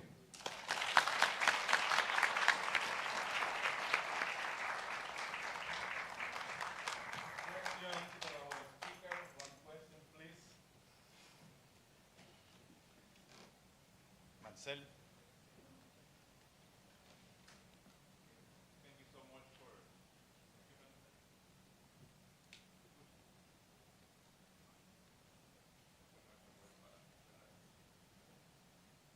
I think we can hear you. online. Then you can repeat the question. Yes. Thank you so much. I'm inspired. I wanted to meet you before. I have a question about the Navajo nation. I understand that most of the people that live without power every day are from the Navajo nation. How many families are there? Because I'm thinking in Puerto Rico, we are in a struggle to power every house with the rooftop solar for resiliency, but in this case, for energy access. And what is, maybe we can go with the estimate of how many millions are needed if the people, the families want that. But you mentioned that that's very important. Yeah, so the question is, how many homes they don't have electricity and water? It is estimated close to 20,000 homes. Again, we're very sparse, so it's very dense here. I mean, I've traveled some of the mountains here, and a lot of times I'm concerned, hopefully there's no vehicle coming my way because there's just only a single lane. It's a beautiful area. So, yeah. So, because what I'm thinking is, in terms of funds, we don't need that many $1 million to fund, like, let's say, solar rooftop with batteries that now are much affordable. And I guess it's a matter of other political issues. And I was very glad that you mentioned those political, colonization, and imperialist issues that still affect us. We still cannot vote for the president, for example. So thank you for bringing those up, which are very important for us. Right, and then there's off-grid solution and grid-tied solutions too. The grid-tied solution, we're talking a lot more money, a lot more, there's a technical and economic benefits to the multiple tribes, even Alaska, way up north. Okay? One last question.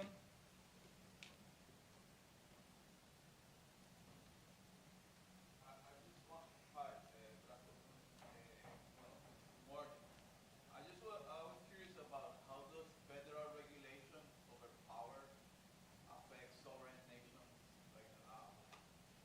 Is there, do you get to do your own regulation that is parallel to the federal regulation and the federal regulation doesn't apply? Does federal regulation apply in your sovereign nation?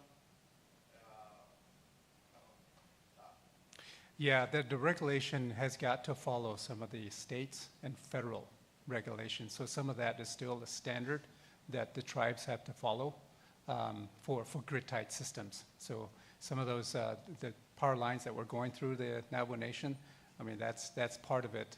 The regulation applies from outside the reservation in that case also. So, but of course, off-grid system, you're pretty much on your own. But still, you still have the electrical standards that you have to follow through, electrical works and safety, all that still applies there. But when a larger system, the regulation still applies and from the federal and state side. Is that it? Thank you, Stan. Thank you. Thank you. By the way, Stan will be here, so if you want to talk more with him, especially about the Navajo Nation, to learn more, please talk with him. He will be with us this morning and during the lunchtime, so please take your time. Same time, Dr. Ben Kropowski, who will be here, so if you want to learn more about grid-forming inverter, these brand new technologies, so please use your time here. So now let's take a short break. We will return here at 11 with our first panel that will be for females in energy. So thank you. So in a few minutes, at 10, we will start here sharp. At 11, I'm sorry. At 11, we will start here sharp. So outside are the students. They can guide you to the bathroom, to any place you want to walk. But we will return here in less than 10 minutes, please. Thank you. Qué bueno, usted es el maestro de ceremonia, maestro, señor.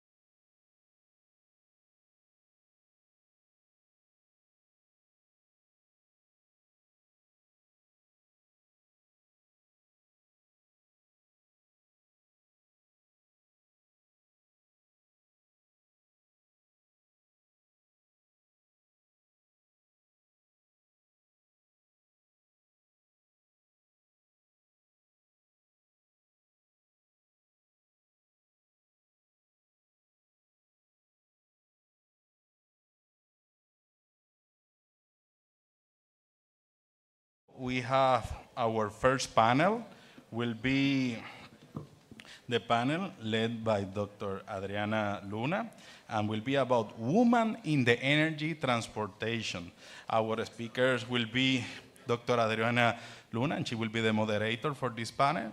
She did her PhD at Aalborg University in Denmark. She is professor with us in the area of power electronics at the University of Puerto Rico, Mayagüez. Also, is the community leader Dulce del Rio Pineda. She is a community leader in the island of Culebra, and she has very beautiful projects for the integration of women in the area of energy and the municipality of Culebra. And finally, not least, the engineer Melody Cosme. She worked at Burns & McDonnell. She is a proud student, former student at University of Puerto Rico, Mayagüez. She was also my student, and she has been very involved in several IEEE activities during her professional career and also as a student at UPRM. So now I will lead Dr. Adriana Luna to run the panel. Thank you. Thank you very much. It's an honor for me to present this panel, The Woman in Energy Transformation. We are in a very important moment in the world when we have more space to develop as a woman. Here we have a representation of academics, community, and enterprises and industry in this important area that is energy. Energy is one of the areas when we have more men-dominated space. In general, women, we have more or less 40% of the laboral workforce in all the areas, but in energy, we are much less. It's like 20% or something like this.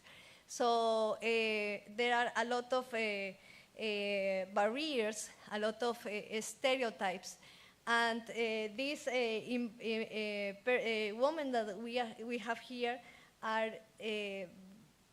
like inspiration for us. They are working every day and very interesting projects. And they are Melody. Melody is he finished her bachelor in June, so she is really young, and it's a very interesting view of our situation. And she has participated in a lot of activities in research, and he is really, really interesting, his view. And also, Dulce del Rio, it's amazing in projects, in her initiative in Mujeres de Isla. They are not the only ones. We have every day more and more important women in this area, but they are really, really good examples that we have here. So I want to give the space to Melody to present herself and tell us a little bit about her work. Thank you. Do you hear me well? Yeah? Awesome. So my name is Melody Cosme Morales. I just graduated this June in electrical engineer. And during my bachelor degree, I had the opportunity to work in around 13 different research projects. Some of them in NASA Rascal competition with missions for moon, cities, and Mars.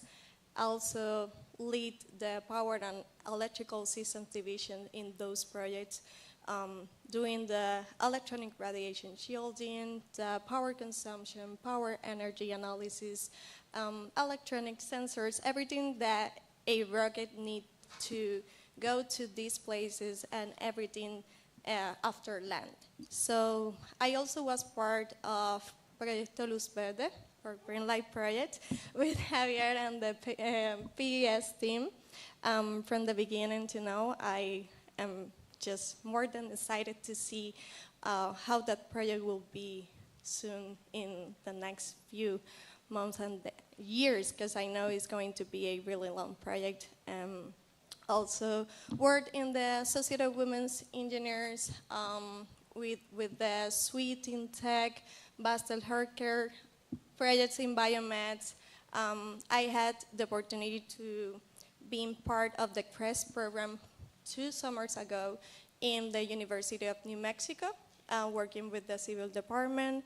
And my last internship was last summer at the Alaska Center for Energy and Power at Fairbanks, Alaska. And yeah, currently I am working with Burns & McDonnell and the T&D substation design team. And today is my birth month. Today is my 4th month working with Burns & McDonnell. And yeah, that's a brief of why I'm here today, and I hope you enjoy this panel.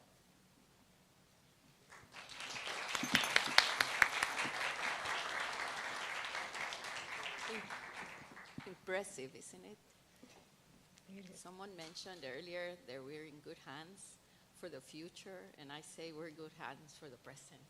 So thank you so much for this young generation to inspire us that have, as a friend of mine says, kind of leave a little bit of a mess for you guys to handle, but with our heart, we say we're here to help. So my name is Dulce del Rio Pineda, as was mentioned. I am the co-founder and organizational coordinator for Mujeres de Islas. I put together a presentation. It's mostly photos. It's all photos. And I just want to share that I am here today, but there is a community here also. Some of the people in this audience have met part of our community. Javier has met our community. Arelis and her boyfriend that supports her a lot. And I also want to acknowledge that I come here also because of the support of my husband, Jody Rizzo. Everybody needs a community. Everybody needs a village. Everybody needs to support. And I was listening, as we all did, the past presenters, and the importance of lifting us all up. So it reminds me of a saying that my mother used to tell us, we're 5 sisters and a brother, poor brother. So she would always say, you know, those fights, you know, you can imagine 6 kids running around fighting. She would say, stop, stop, read this. And she had a wood plate in her kitchen and said, and it read, los hermanos sean unidos. Esa es la ley primera. Si entre ellos se pelean, los devoran los de afuera. So in English, it would be something like the brothers and sisters be united. If between us we fight, we will get devoured by the rest, the external forces. So we need to keep thinking of how we can convene and how we can continue supporting each other and elevating. So thank you so much. I put this picture here because even though I know everybody has maybe heard of Culebra, we're not an island, we're an archipelago. I always like to remind us of that. And there is a woman in Culebra that has shared this phrase, because I did not know it, that in the United States you say, oh, you're the tail of the dog. That means you're like over there, like really far away. And she says we're the tip of the tail of the dog. But that doesn't mean that we can't, you know, push forward. So even though we're like the most eastern part of the archipelago, we are also the welcoming of our sun. So that's how we are known. You know, our island, most towns have. I just read one that's the town of the basketball. I didn't know that. But anyhow, so we're the town known to be the cradle of our Puerto Rican sun. So saying that is very important because that means that we can achieve what we've been working on. You can see that In the left, we have a picture that's not related to sun, but it is related to sovereignty and sustainability. And those are the pretty old cisterns that we have at the school that we and some other organizations rescued in Culebra. It's our old school. I was there as a teacher. That was my first experience as a teacher way back then, 40 years ago. I just graduated and went there. And those cisterns were functional for the 300 plus students there. All of a sudden, we got connected with a pipe all the way from Naguabo.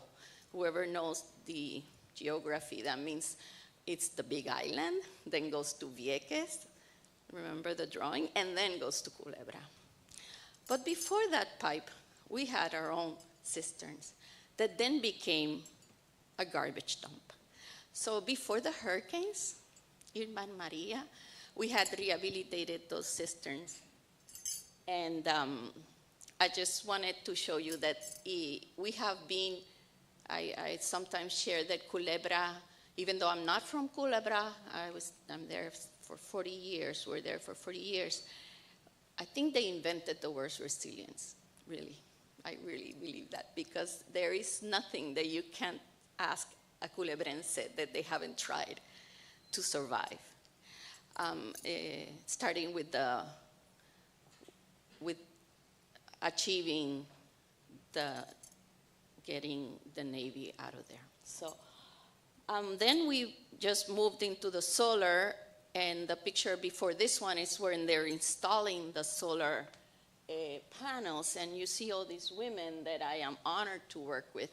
They're part of our community leaders, and they're all like taking pictures and asking questions. It was like a marvel experience for us. So then that you see those panels there, you can pass the other. It gives light, electricity. And when I say light, I mean more than electricity. But it does give electricity to our solar community kitchen. And why I say light? Because it also feeds our people. So this year, we're revising the strategic plan. You know, most organizations do that once in a while. And so we decided that Sazón, which is the name of our community kitchen, is the heart of our project. It embodies the autonomy of being off-grid, which is scary at times, but because of what was mentioned of the gas, and you know, when the electric is not there, what do we do then, you know? So then we learn to manage better. And I think we all need to learn that part of the importance of renewable. So this is a moment during one of our emergencies that keep happening. And from there, a concept was developed. It's called the eco key. And it's a word game. It's eco because of, you know, ecology, blah, blah, blah. But also kit because it's like a kit that we want to produce to have it throughout our whole archipelago. And it's also the sound of the eco key. And coqui is some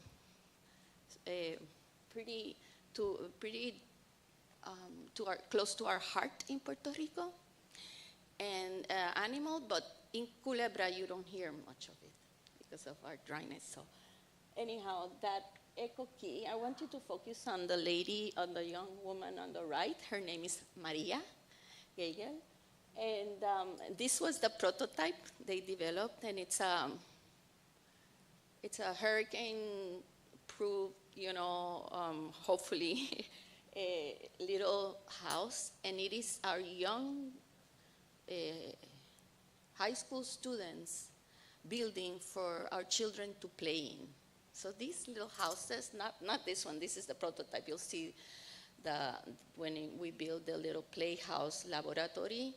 Reminds me a little bit when I heard about Luz Verde, because it is a place where our young children can learn about not only electricity, but water collection and agroecology, gardening. And it's all interrelated. And that is our first pilot eco key. I invite you all to come and visit. So it has a solar panel that feeds or pumps or helps the pump the water that's collected through the for the water to water. So, and then after that we met Javier. He has been a big part of pushing Mujeres de Islas, I feel, to another level.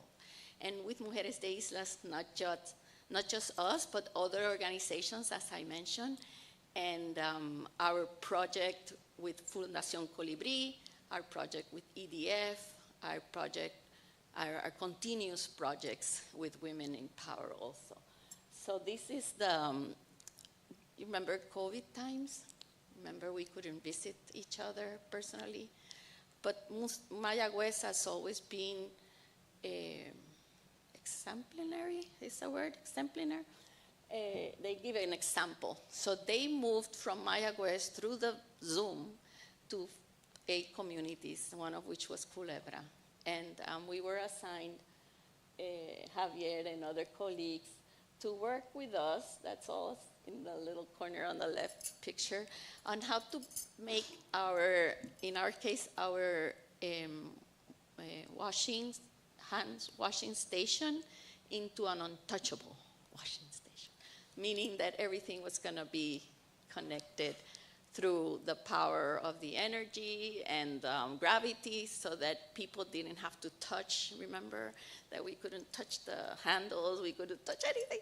So, or if we did, then we had to wash again. So this became like our project, and this is a prototype that Javier worked with us very, very closely.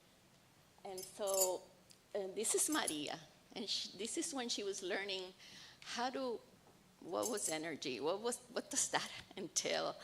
And we had the great privilege to have a man that's called Antonio Rullan.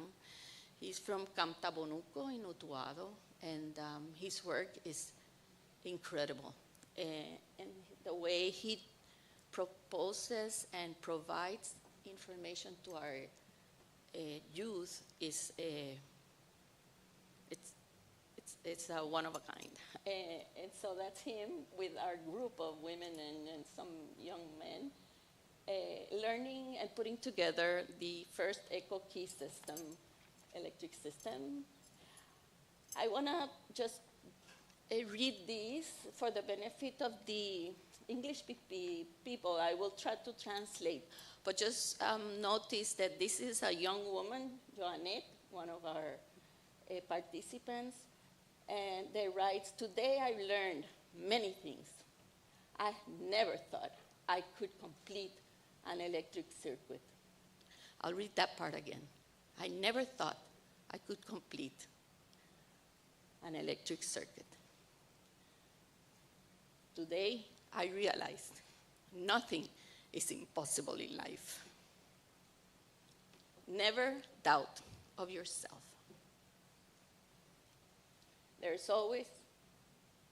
You're always supposed to celebrate your own victories, because no one might understand what they have cost you.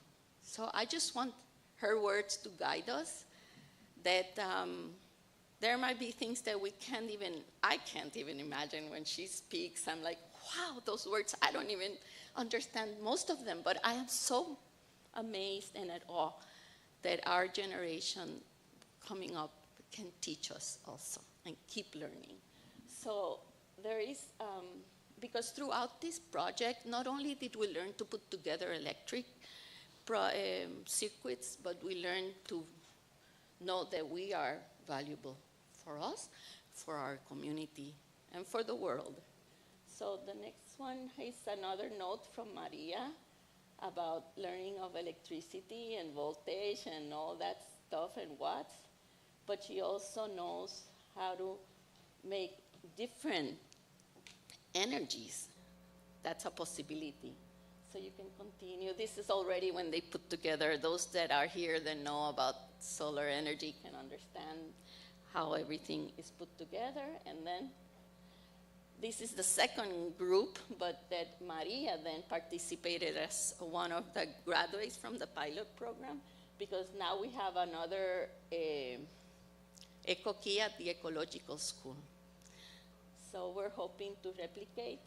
And so Maria also became one of our AmeriCorps members, AmeriCorps state members. That's a project that we have in Culebra. And she was part of the conversation we had with Jennifer Graham when she came, and handed her our guide for the use of the eco key. The guide is to help adults to use that eco key for the children. Like I said, it's a place for children to play. So we also benefit from work, being in contact with other communities that are also working toward this goal, especially with women like Ada Ramona, that I think most of you know. And as we were talking that we thought we had not met, we did meet at the Marcha. This is a place where a lot of us convened, even though we might not remember. So Culebra was present there. And this is our new chapter with the lead of Arelis and her team. And I can only say that Culebra is privileged to count as part of their support system this group of women that come from many parts of Puerto Rico and that joined us.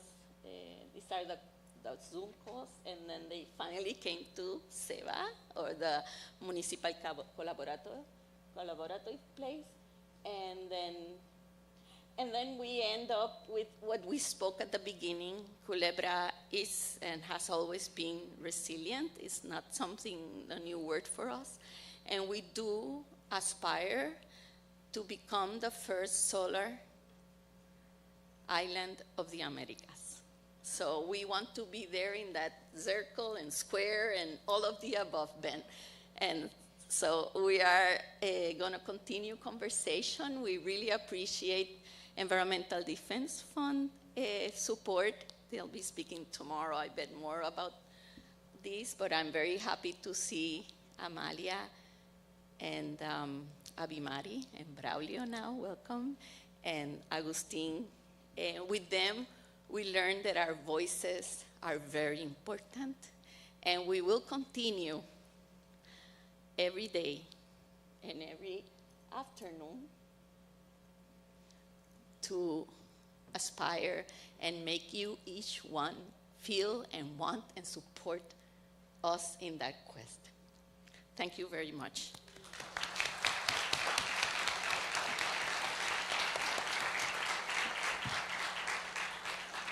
And also Melody said she and her boyfriend are going to be coming to Culebra soon. Sure, absolutely.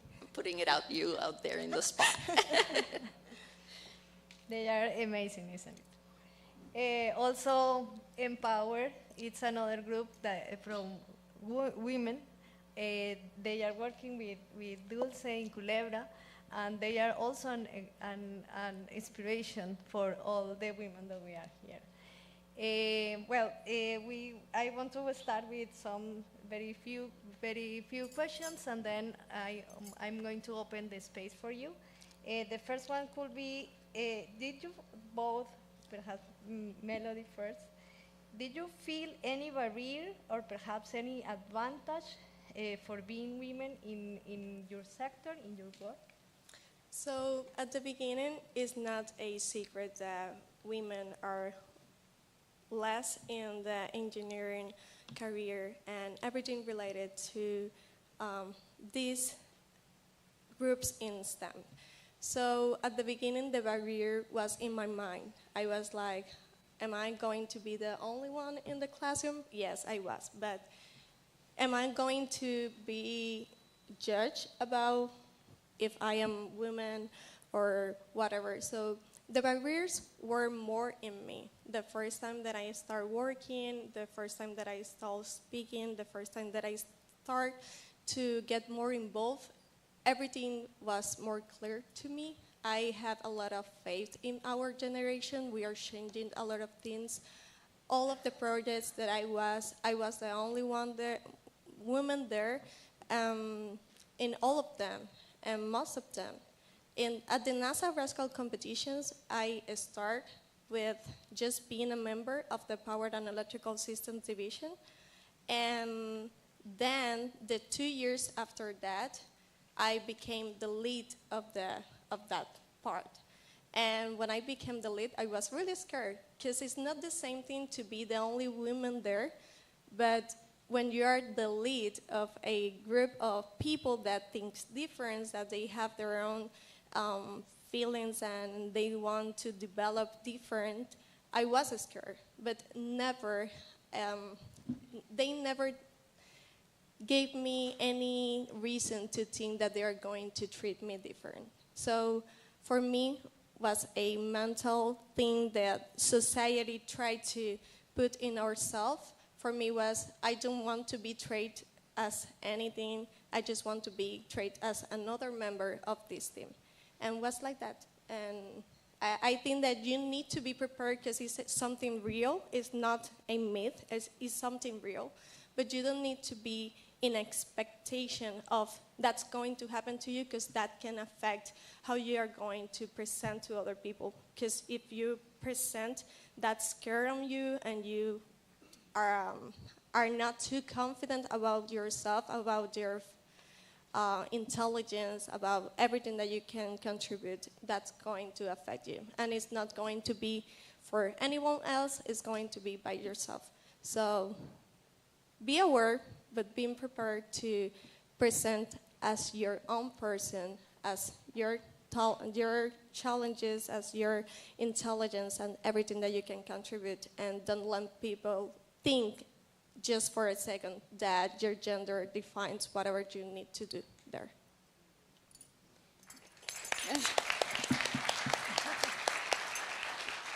Well, I have to say, Melody, that I wish you had been a mentor of me when I was younger. And I hope that every woman, every young woman, every young girl in Culebra hears, listens to you. So I'm really looking forward to your visit. And beyond that, the truth is there is a gender inequity. And even though it is, and I agree, that our mind is a marvelous weapon to combat that.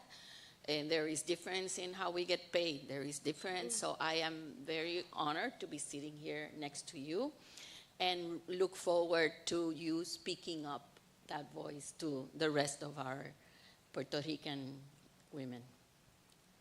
Thank you. Do you feel that you have any impact in other women in order to improve the transformation, the energy transformation? Do you have any impact? No, yo puedo ir primero esta vez. Dale, dale. I do believe so, especially with the younger generation. Like I feel that opening up Mujeres de Islas, well, as the name says, even though we do have some men that are participants and it's not exclusive club, we do focus on having women led and women be part of our group. The importance of ensuring that they are part of this, for example, program, when we built the Eco Key, that was one of the adamants. We had to have at least half of the participants women identified.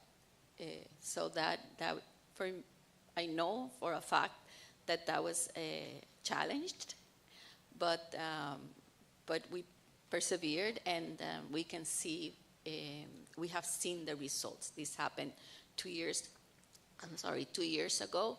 Culebra has a rate of what some people call dropout, and I call education failing them, very high. So we can have 15 students or 18 students start in kindergarten, and 5 students graduated last year.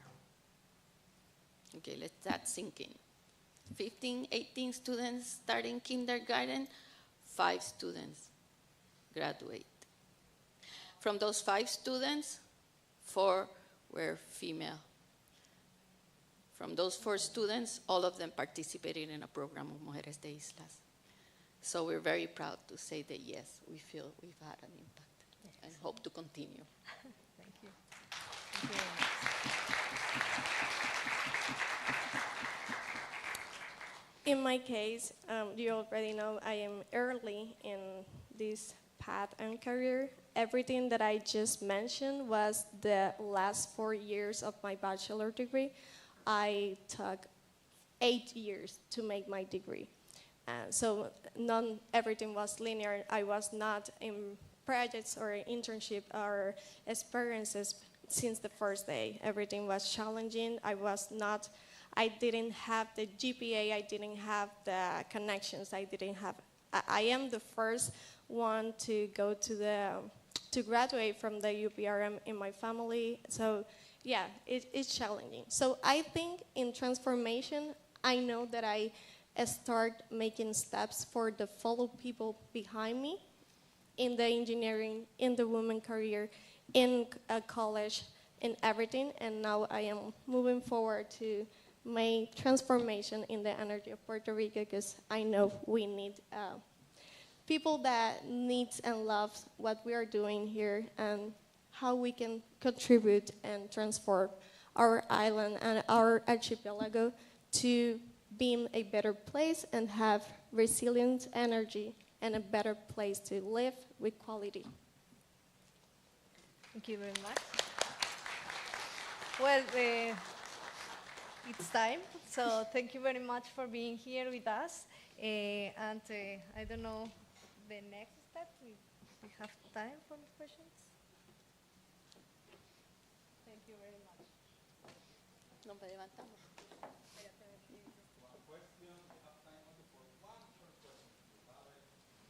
Dulce, Melody, and Adriana will be doing the first time.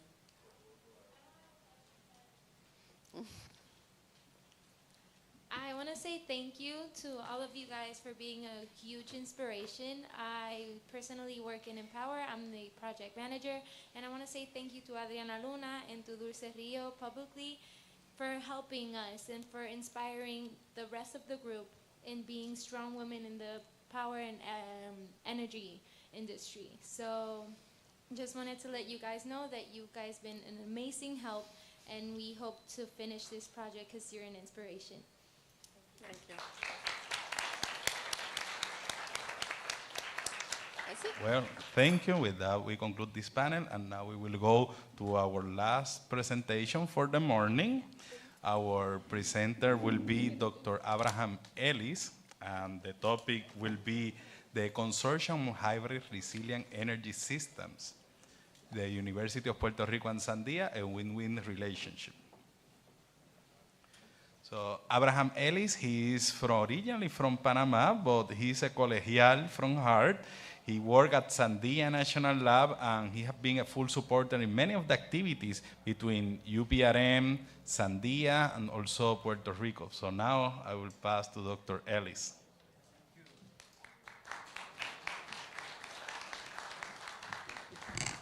Okay, gracias, Eduardo. I would love to talk with the inspiration of this on the screen, but I would rather have my presentation. How do I do that?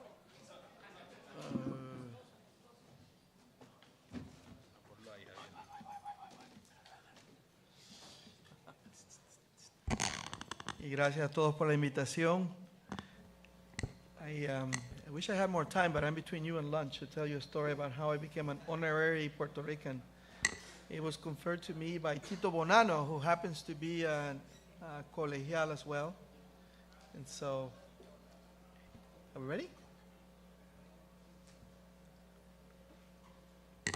I could talk for hours about this collaboration here, but since I'm between you and lunch, I just wanted to say that it's been truly inspirational, that last panel.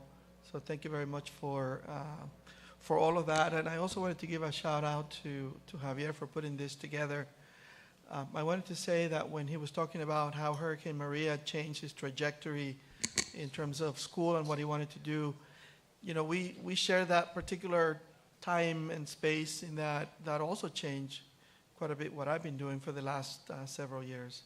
And that includes a lot of people at Sandia. And I hope to give you an idea of how this collaboration has truly been sincerely a win-win from my perspective. So I'm going to be talking about the Consortium for Hybrid Energy Systems, which happens to be an NNSA-sponsored program.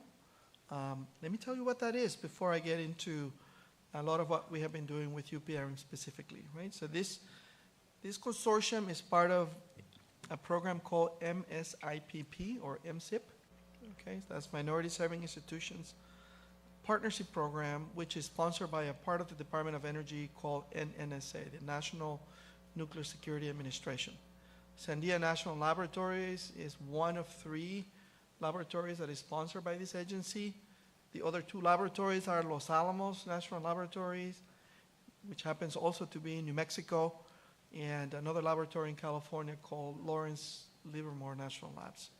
Sandia and Los Alamos happen to be very, very large laboratories. They were the 2 biggest ones in the complex right now, with more than 15,000 employees. So it's a very big operation, what we do there. And they're diversified in the sense that we do a lot of work in energy, renewable energy included. So we partner very closely with our colleagues from NREL, for example, we have for many years. So this program, this MSIPP or MC program, is designed to create pathways to basically prepare a diverse workforce for the national security enterprise. So it's a very targeted program.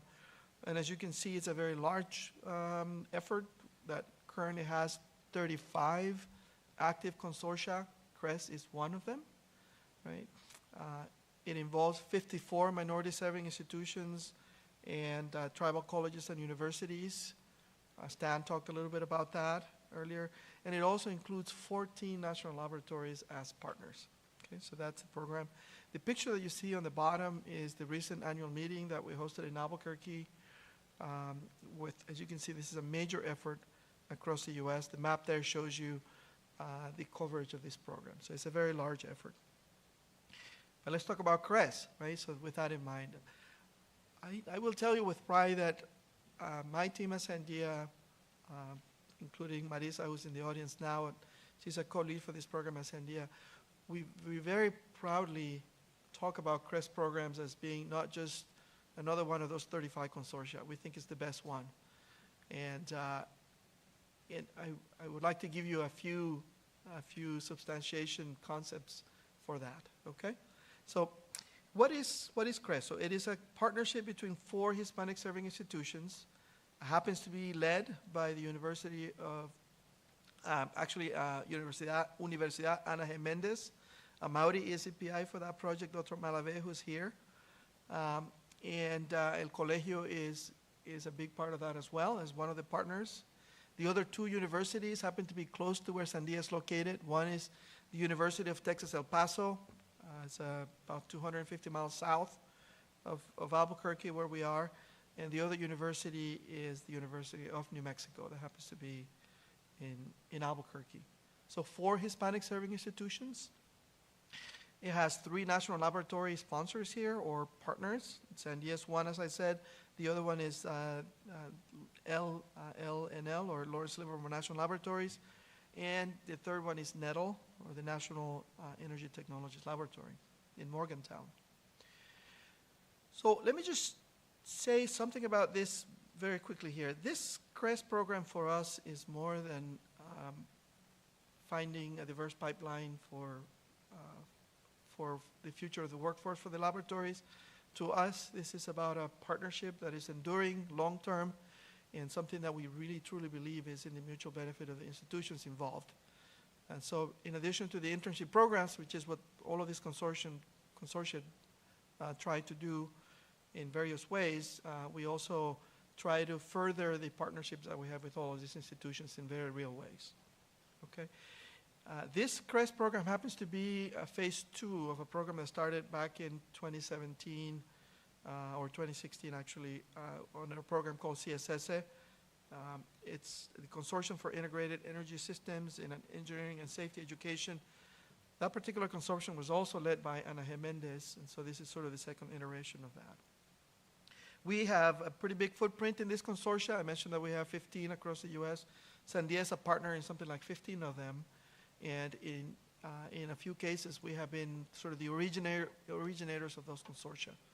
One good example of that is the work that Stan Atzity did with tribal colleges and university. That was sort of the first iteration of this NNSA consortia. We can give Stan credit for creating the concept and taking that further with TCUs. So this is basically building on all of that work. A win-win proposition. I was asked to highlight specifically the collaboration that we have with UPRM. As I said, I could talk about this for hours, but let me give you a few examples, and I wanted to start with the bottom line up front. In the last several years, you can measure the success of the program in multiple ways, but let me give you a few numbers. We have hosted at Sandia so far, this is just locally hosted at Sandia, 36 summer internships from UPRM, 36 of them. What has come out of it in terms of the scientific output of that and the achievements can be measured in multiple ways as well. But let me give you one metric, and that is the number of scientific publications. 49 so far and counting. 40 of those have been student-led with first authors. And so that's a very big impact in a variety of topics.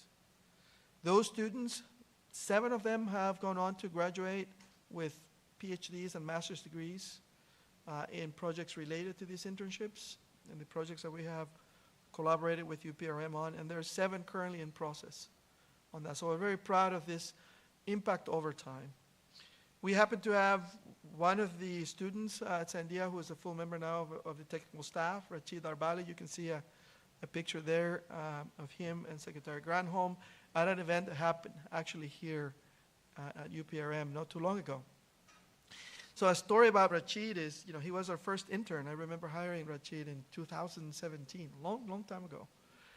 And I remember talking with Eduardo about the fact that Rachid was the first PhD students that come out of this PhD program here, and we're very happy to have him. He's made a huge impact already at Sandia, immeasurable impact already at Sandia, and a lot of what he wants to do is continue to support the legacy that this program has laid out to mentor students and further collaborations here in Puerto Rico. And so it's a big deal for us. And that's in part because we are thinking of this not just as an internship program. We truly believe from the very beginning that success of this program really had a lot to do with the ability for us to sustain a collaboration with the faculty that was research-based, project-based, so that then we could partner with the faculty here to enable more students to benefit, not just at Sandia, but here also at the university. And so we have taken this very seriously. Every year we typically have 2 professors from UPRM coming to spend the summer with us at Sandia. Eric and Eduardo know us very well. They have done several rounds at Sandia over the years. And so we're very thankful for that, because that close collaboration with the staff at Sandia and with the management of Sandia has translated in a kind of trust here that is invaluable in terms of furthering projects. Right? And they have also brought many of the team members here from the faculty, particularly in the electrical engineering department. We're currently working with the mechanical engineering department to extend some of the same collaborations to other parts of the university. And so that's worked really well. The picture here is you can see Dr. Efrain O'Neill, who happens to be a member of the faculty here as well. He spent about a year and a half, almost 2 years at Sandia as a member of the staff in a sabbatical. And while he was there, in addition to contributing to a large number of projects there, he also helped us make connections to the university that basically defined opportunities for us to further the work. And also to come up with a vision of what we could do together to do something of regional importance. And I'm going to talk a little bit more about that in just a little bit. The other person I want to give a lot of credit to is Tito Bonanno, who happens to be there on the right-hand side, senior manager who recently retired from Sandia. He is an alumni of UPRM and the first point of contact at Sandia for the CSSA and CREST programs. I happen to have taken over for him, and happy to do that, and he gave me the opportunity to further what he's been doing.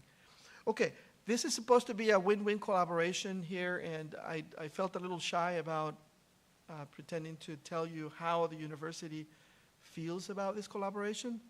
And so I found this video that we filmed a year ago. I'm hoping it works. It was filmed at Sandia, and it happens to be all about the UPRM voice, so I hope you can hear it. Can we up the volume?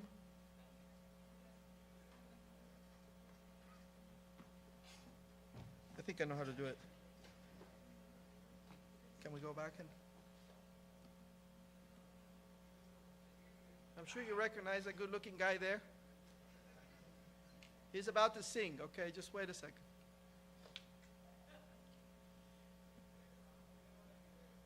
Sí, sí, Yeah, sí, sí, video. voy. No veo el Abajo.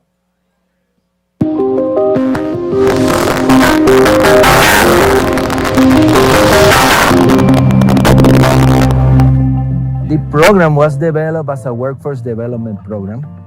And so you get a very detailed look at a future prospect candidate for the lab.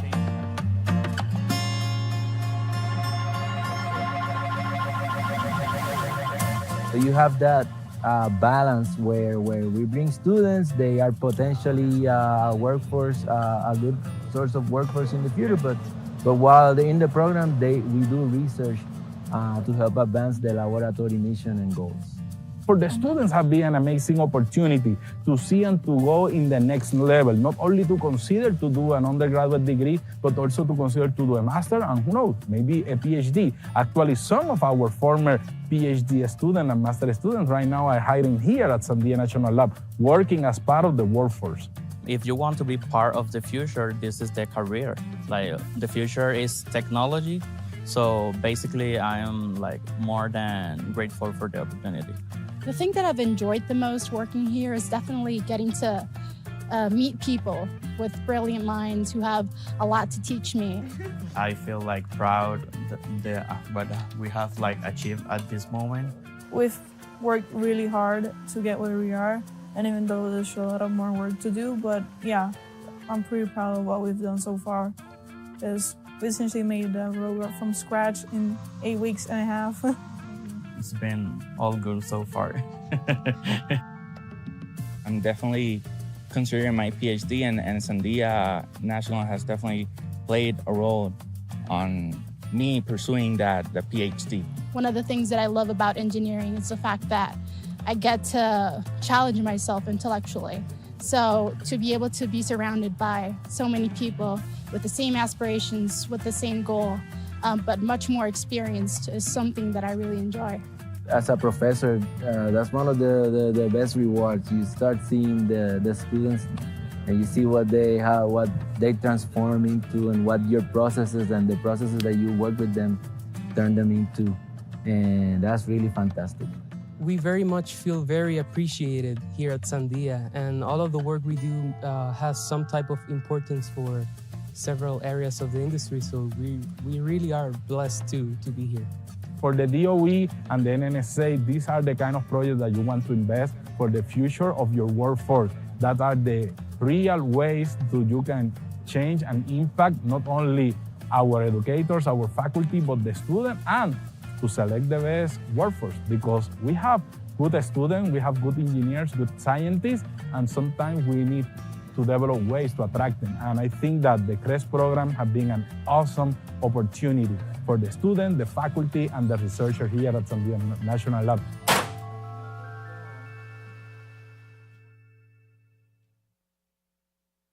I want to give them a round of applause. And this is sincerely from the bottom of our heart. Thank you to the students and the faculty for all the work they have done in partnership with us. I want to close with a couple of other remarks here because I know we're a little late for lunch here. So in addition to the internships, we also have a good set of portfolio of collaborative projects with UPRM over the last several years. I counted 9 just from one vehicle that we have called a contract purchase agreement, 9 separate projects with several members of the team here at UPRM, a total of about $1.5 million so far and counting in projects. And that does not include a bunch of other collaborative projects, including Unify, for example, the one that our colleague Ben Kropowski was talking about. UPRM is part of that consortium. We have worked with UPRM as part of that program. An EPSCoR project that they have going on with South Dakota State University, the University of Alaska Fairbanks, that was mentioned earlier in the panel session. Those are projects where we work hand in hand with UPRM, and we totally value what we have been able to do together. Let me just talk a little bit about a couple of things. I could highlight many things, but I just wanted to say that one of the bright spots about the collaboration with UPRM is about Puerto Rico recovery specifically. We have tools like all the national laboratories and yourselves, the universities have, to try to contribute to recovery efforts, particularly in the area of microgrids. Two of them that we have as Sandia are called the Microgrid Design Toolkit, or MDT, and another one that we call RENCAT, which is a resilient node cluster analysis tools. Both of these tools were designed specifically to help design and optimize portfolios of microgrids in communities, right? So this is part of the whole resiliency discussion that we're talking about, this whole motivation around, what to do about energy resilience. So UPRM and Sandia have worked closely not only in the application of these tools here, but to actually tailor and develop these applications in such a way that they can actually meet the needs of communities here in the island, right? So not just use them, work with us to use them, but how can we improve them? And so that has been really good. These tools have been applied in multiple locations with UPRM in cases being the lead. Places like Caño Martín Peña, for example, the work that was done there with RENCAT was led by UPRM. The community of Corcovada working with Eric, and even a use case for the campus itself using these tools was really helpful. Capacity building. Here's a story just for you to hear how this ecosystem works if we stay with it long enough. Sometime a couple of years ago, Sandia and UPRM partnered to do a workshop here locally with 3 of the faculty and 16 of the students to basically discuss how these tools are used, how they could be applied, and all of that. Some of these internships that you saw on the screen were people, students here actually using these tools at Sandia. But what I'm really happy about is what's now happening locally here. Through this CREST consortium, we now have students here that know how to use those tools, that are now considered power users because they know, right, they contribute to developing those tools, and they are collaborating now with Ana Jimenez, for example, to get some of that knowledge transferred to them so that they can apply that to a project in Brisas del Torito, which happens to be a community microgrid to address water needs and energy resilience needs. And to me, that's fantastic. That doesn't involve us anymore. It's UPRM and Ana Jimenez, utilizing these tools and working together, basically finding a solution that works here locally. And I really truly believe that this is what's all about, right? A partnership where we can get something out of it that's beyond a transaction. We, as I mentioned, take this very seriously. Back in 2019, we signed an agreement. It's a CREDA, as we call it, CREDA, Cooperative Research and Development Agreement with UPRM, recognizing that this is not just a project, say, funded from Sandia. UPRM can do them like a contractor. This is more of a cooperative process. We're going to be working together in this, so that agreement is in place, specifically there to address sustainability, acceptability, security, and resilience of energy and the environment in Puerto Rico. I mentioned the CPA, the Contract Purchase Agreement, that has enabled all these projects that was signed in 2019. By the way, Marisa, we need to update that CPA because it expires next year. And I'm also really happy about the picture you see there on the right-hand side. You see Dr. Yang there in the middle of the picture there with Director of Energy Programs at Sandia, Carol Atkins, signing an MOU back in 2020 to memorialize Sandia and UPRM's commitment to work with each other for the long term. So we're very happy about that agreement, and that's what gives us the impetus to continue this collaboration. It's institutional, not just me wanting to do something, or Marisa or Matt. It's an institutional commitment. On this theme of those agreements, we're very happy about that, and we together submitted an application to the FLC a couple of years ago, and after some evaluation there, FLC decided that this was a good model for others to know about, and so we were the recipients of a 2020 FLC Partnership Award. This is kind of a national award for this collaboration, and to me that means a lot, right? It's a story that we like to tell ourselves, but you know it also makes sense for other people to learn about this, and yeah.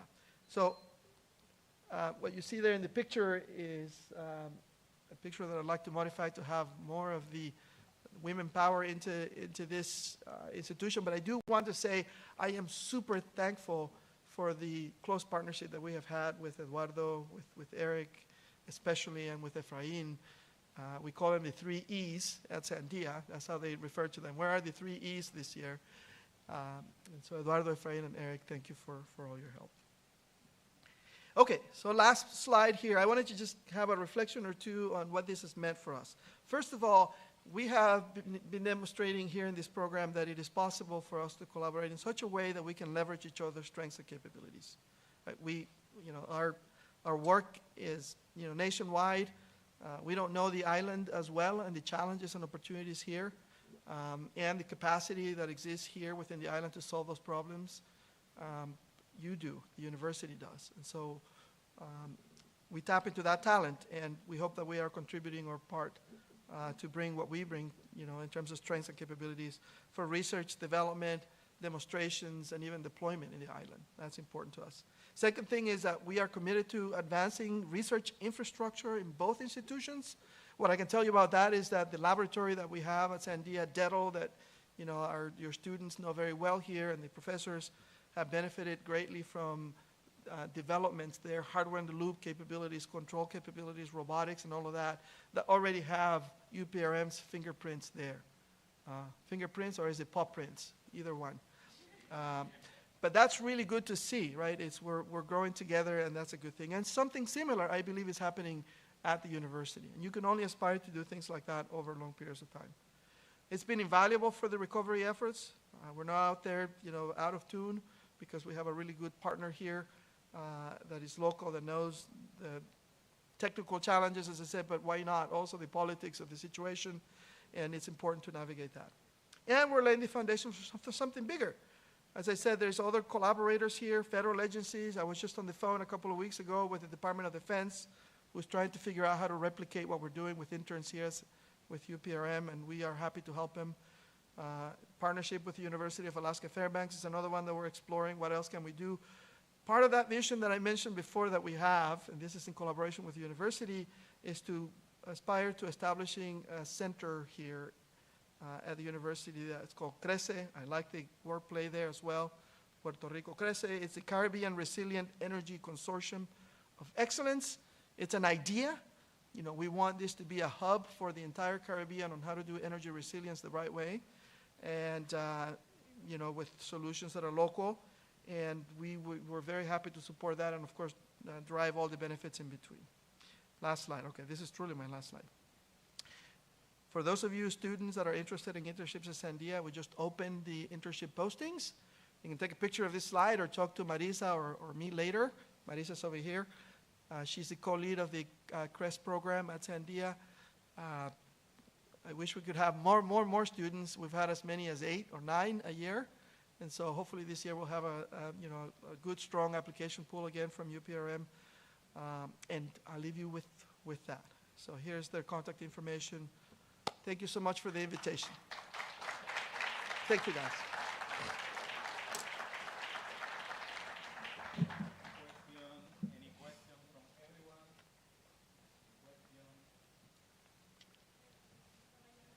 There's a question back there. Yes.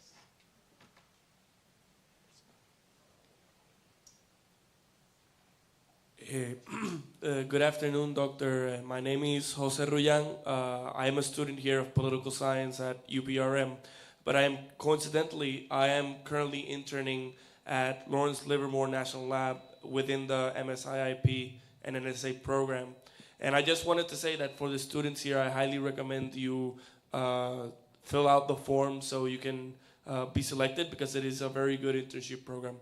And I wanted to ask you, what do you recommend that students should try to focus on when filling out these forms for soliciting these internships and programs like these? Very good question. So, two things. One is you should talk to Eduardo or Eric or Efrain if you're interested in these internships with CRES anywhere, so because I have a lot of experience about how that works. And the second thing, I think I'm going to quote Javier yet again, right? Be clear about what it is that you want to do. So part of the reason that these internships work is that we try to match the students' interests with projects. And so not just the resume, right? You should write it down in there. What are you interested in doing? Especially if the internships at Sandia are associated with your own thesis or your own academic interest. That's what we'd like to see, because the internships is not just for us to get you to do some good work at Sandia. That's all really good, right? It's supposed to be part of your education, right? And so having that continuity or that connection with what you want to do for your career is very important.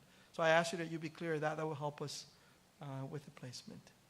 Other than that, I think you have all the tools that you need. I mean, you have the drive here. You have an excellent education here at this El Colegio. It's first class. That's part of the reason why we're so interested in working more with this institution. So, thanks for the question.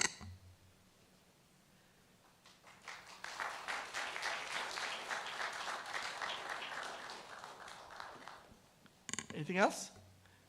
So with that, I'm really hungry. Shall we?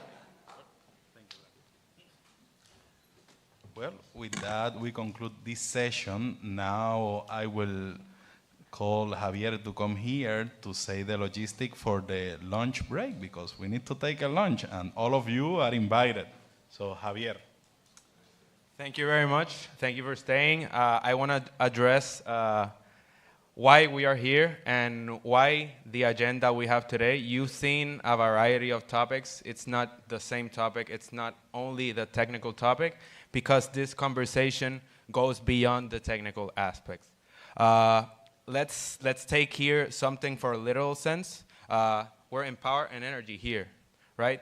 But I think with the words we use, we have a lot of power as well.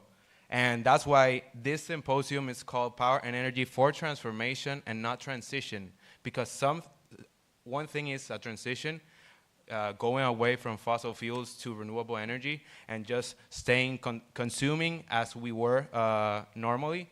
But a transformation is engaging, opening the conversation beyond engineers to the users, because at the end of the day, they are the ones who benefit from the work that we do and the service that we provide. So power and energy for transformation, not only in the engineering sense, but as a societal aspect as well, because this is a transformation of re-engaging with reality.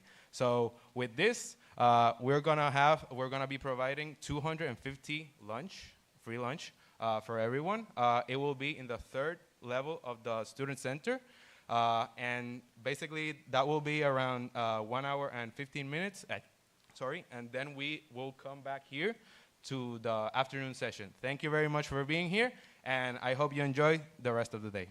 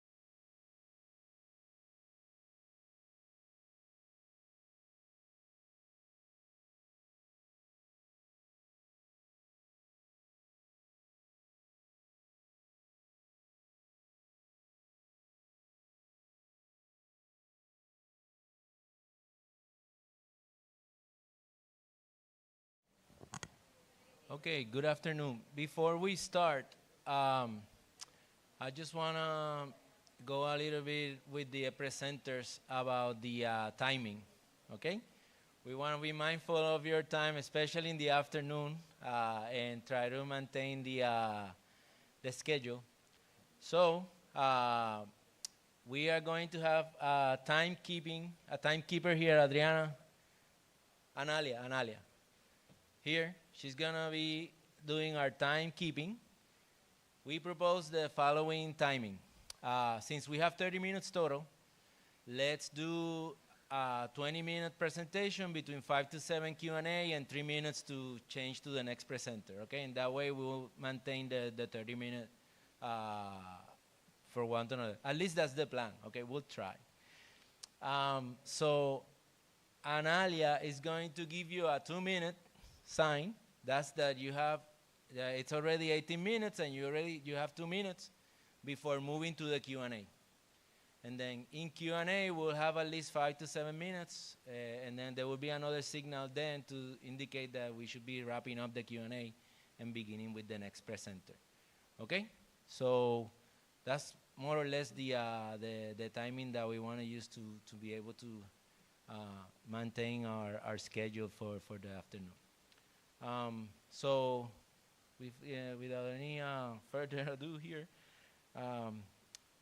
I'm Eric Aponte, professor at the Electrical and Computer Engineering Department, and you can see me wearing the same thing I was wearing during the video.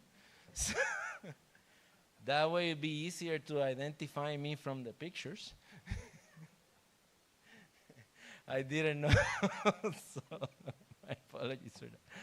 Now, so let me introduce our first speaker today.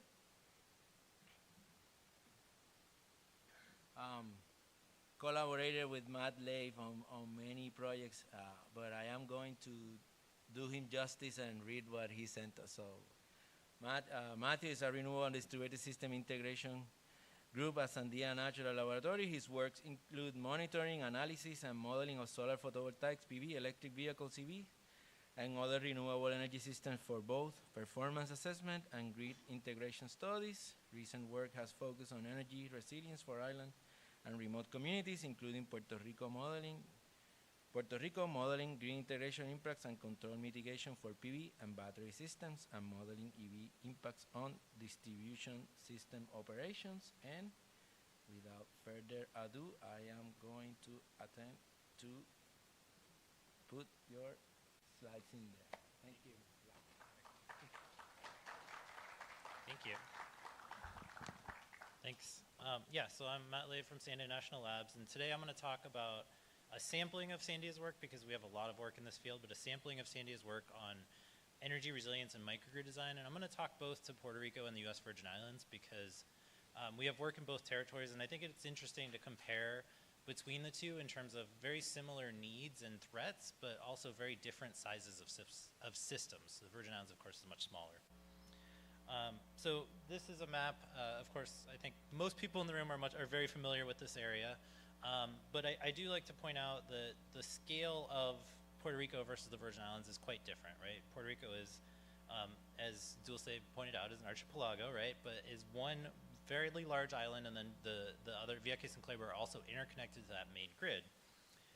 In the U.S. Virgin Islands, it's actually two separate electric grids. So the two northern islands, St. Thomas and St. John, are one grid, and then down below, St. Croix is another grid. The main reason for this is actually that the ocean between the two is so deep that it's not possible to do an undersea cable. But keep these in mind looking at the size of these systems. In Puerto Rico, we're talking over 2 gigawatts of peak load, and in the Virgin Islands, we're talking of 85 megawatts or 50 megawatts, much, much smaller, right? But the theme of this presentation is that a lot of the challenges and all of the tools can be applied to both areas. So this talks about generation and transmission. Again, I think most people in this room are pretty familiar with this situation, but of course in Puerto Rico, generation is at various points in the island, well, in the archipelago, excuse me.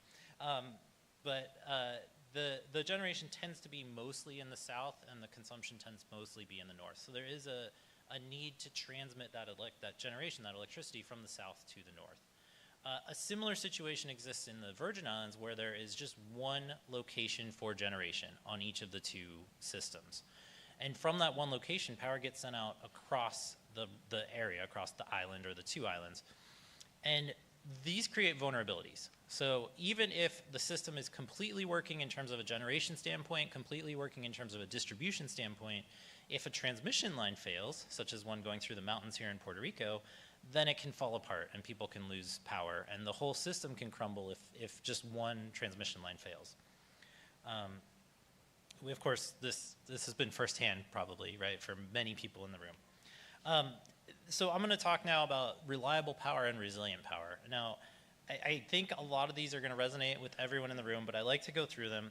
The push for reliable power is that blackouts are, I put somewhat common in the Virgin Islands. They're getting more common. Perhaps not as common as in Puerto Rico, but blackouts are quite common. And especially in the Virgin Islands, there are relatively few generators. And so the ability to turn a new generator online to react to higher demand loads is just not possible. And so you can max out the generators, and then you also have a situation when the load gets very low of having to decide whether you turn off a generator entirely or you keep it running. It's a balancing act and it's a challenge. Of course, because of this, just as here in Puerto Rico, several customers have generators, and specifically, several industrial customers have decided to go entirely off-grid, and this has been a real challenge for the Virgin Islands from an economic standpoint, because the biggest customers on the electric system are now no longer on the grid and hence no longer paying rates to the utility, and this really makes it difficult for the utility to pay for system upgrades. One example that I like to point out in the bottom left is a particular resort that made the decision to go off-grid. And that resort actually was able to restore power within 12 hours after Hurricanes Irma and Maria. They both hit the Virgin Islands, and was able to actually be the staging ground for FEMA during its response to the territory. So it really shows the value of backup power. In Puerto Rico, again, I think these are top of mind to most people in the room, but in Puerto Rico, reliability, one way of measuring that is through the typical metrics, things like SAIDI and SAFE. Basically, how often does the system go offline and for how long? These plots, the top plot, it may be hard to read the numbers, but it shows the number of hours per year that customers may be out. And it compares to the bottom plot, which is for the continental United States. And basically, the numbers in Puerto Rico range from about 10 to about 45 hours per year on average. In the continental United States, it tends to be under 2 hours per year. This really exacerbates the challenge. And there are also areas in Puerto Rico, of course, that have much worse statistics than this, right? This is just the average. So reliable power is really a challenge. Resilient power in the U.S. Virgin Islands, again, same basic motivation here. Hurricanes come through quite frequently. The restoration in the Virgin Islands after Hurricane Maria was actually a little bit faster than Puerto Rico.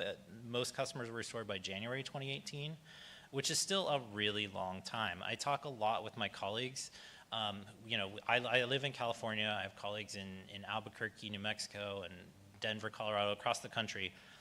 I personally, we just can't fathom outages of months on end. We don't know what we would do. We don't know how to respond to it. People, you know, in the Virgin Islands and in Puerto Rico have found these ways to deal with it. And then I mentioned before, actually, this example of companies with their own generation were often restored faster and able to get back up online. Of course, same issue in Puerto Rico, right? We all know what happened during Irma and especially Maria. Looking at the pathway of the hurricane passing over the island, over the territory, the plot on the right in red colors, the brighter red shows areas that were out for longer. And Javier showed a similar plot earlier today. The thing that stands out to me is it tends to be not just the areas that were in the path of the hurricane, but the areas that were in the mountainous regions and that also are the hardest to access. So not only are they the areas that are hard to access and hence slow restoration, but that also means it's difficult to get substitute services. So when there's a blackout at my house, there may not be a blackout down the street. I may be able to go to the next supermarket over. If you're in the mountains, the next supermarket over could be hours away. Okay, and then of course, again, I think we all know this, right? But there have been continued climate impacts to Puerto Rico and the Virgin Islands even after Hurricanes Irma and Maria, right? The earthquakes, the sargassum, The heat waves is actually something. And the reason I bring these all up is because these are also things that are happening across the rest of the country. Heat waves are a big thing in California. Earthquakes are a big thing in California. Wildfires are a big thing in California. Maybe not as much here, but the threats and the things that they cause are similar. And so the theme of the rest of the presentation is how Sandia tools are being developed and have been developed that can be applied to these situations and customized to the threats, customized to the needs, but there's general tools that can be applied kind of throughout this swath of challenges. So I'm going to talk through these as three actions and three goals, or sorry, three actions and three tools to achieve those actions. So the first action is to determine if a microgrid is the right solution. And based on that, what are the goals that the microgrid should achieve? So the tool that Sandia has developed is called the microgrid design methodology. We have a guidebook and we have workshops, and we can help communities work through concepts such as what are your critical resources? What do you want to, how long do you want those to be powered? What are your constraints? Money, land, emission standards, desires for renewable energy. Basically work through a really methodical process to come up with how to best design the microgrid conceptually. Not to pick the generator that you're going to use or the size or the type of fuel, but to pick what kind of services you want to provide. The second action is to identify where the microgrid should be located and how large it should be to provide the desired critical services. So now we're starting to design into, given the services we want to provide, let's say food, water, medicine, et cetera, what are the critical assets, the buildings or facilities that provide those services, and how do they relate to one another? Can we group some of them together and provide a microgrid that does multiple things at once? For that, we have the resilience node cluster analysis tool we call RenCat. And several, I'll talk through this. So, we've collaborated with UPRM, perhaps several people in this room, on RenCat, and as well as on MDT, which I'm going to talk about now. So MDT is the action is to find the optimal mix of generation resources to serve the identified critical loads. So now we are getting into what type of generator should we use? What type of fuel should we use? What happens when we have an extended outage? How reliable are these systems? And like I said, that's the microgrid design toolkit. And again, several UPRM students and staff have used both RenCat and MDT. So I'm going to talk to that a little bit. First, I'm going to go into a little more detail about the microgrid design methodology, and specifically, I'm going to highlight some of these pictures. So we've done these workshops in a variety of communities. I've put 3 on here. First of all, St. Croix and St. Thomas in the Virgin Islands, but also Vieques and Culebra here in Puerto Rico.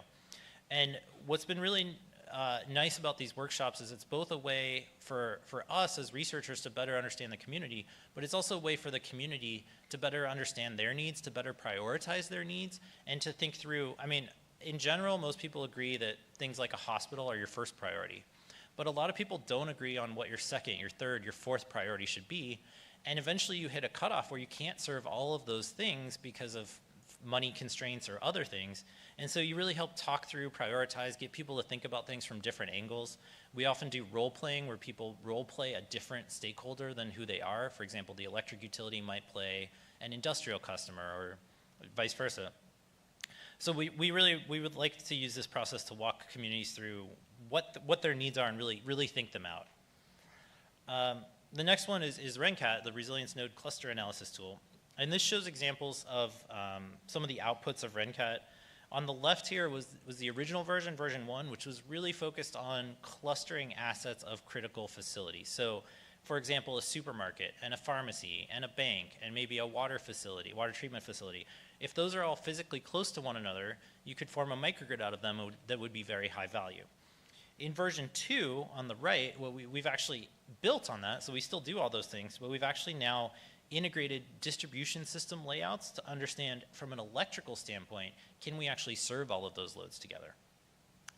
We also built into RenCat, one of the fundamental things is the concept of social burden.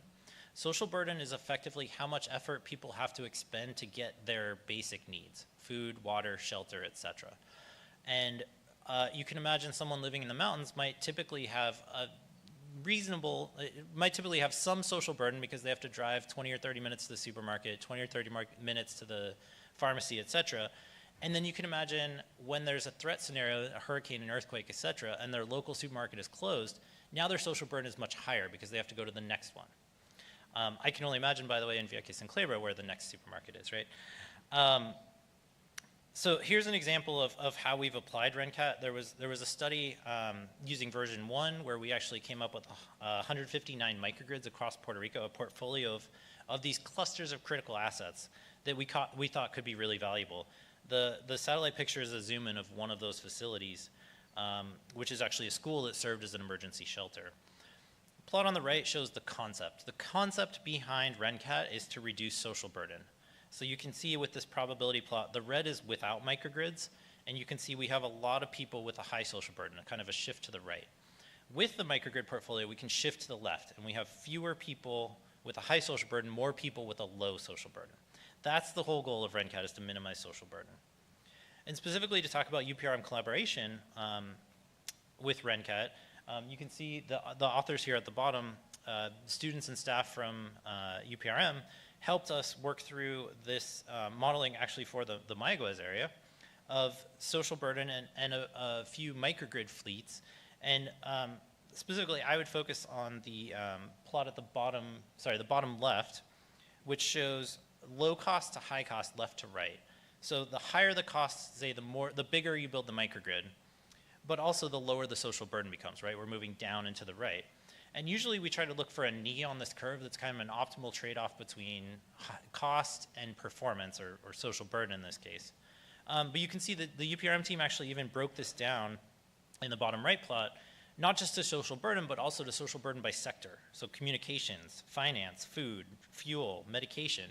And that really helps you tease out for any given area what really are their vulnerabilities, right? If there's a really high social burden on communications, then you can start targeting things like reinforcing the communications, making sure the cell towers have backup, et cetera.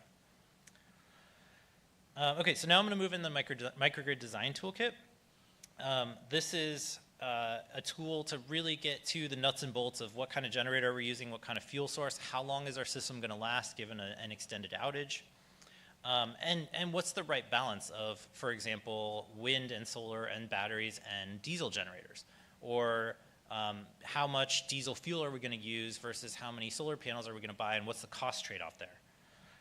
So going on, we applied this in Vieques and Culebra to help with some of the modeling there, where we identified some of the critical loads and started designing these microgrids. And one thing that was interesting to find there was that the amount of PV and the amount of batteries that were required compared to the land that's actually available. And so one of my colleagues, I didn't put the plots in here, but one of my colleagues started comparing, for example, the amount of PV to how big the airport is. And finding flat land in Culebra especially can be a big challenge. So as you really dive into this, you understand a lot of the constraints that you didn't think about to begin with. So land constraints can be a big one. Of course, financial constraints are front of mind. Also, fuel availability can be a really important one. So those are all part of the modeling built into the microgrid design toolkit.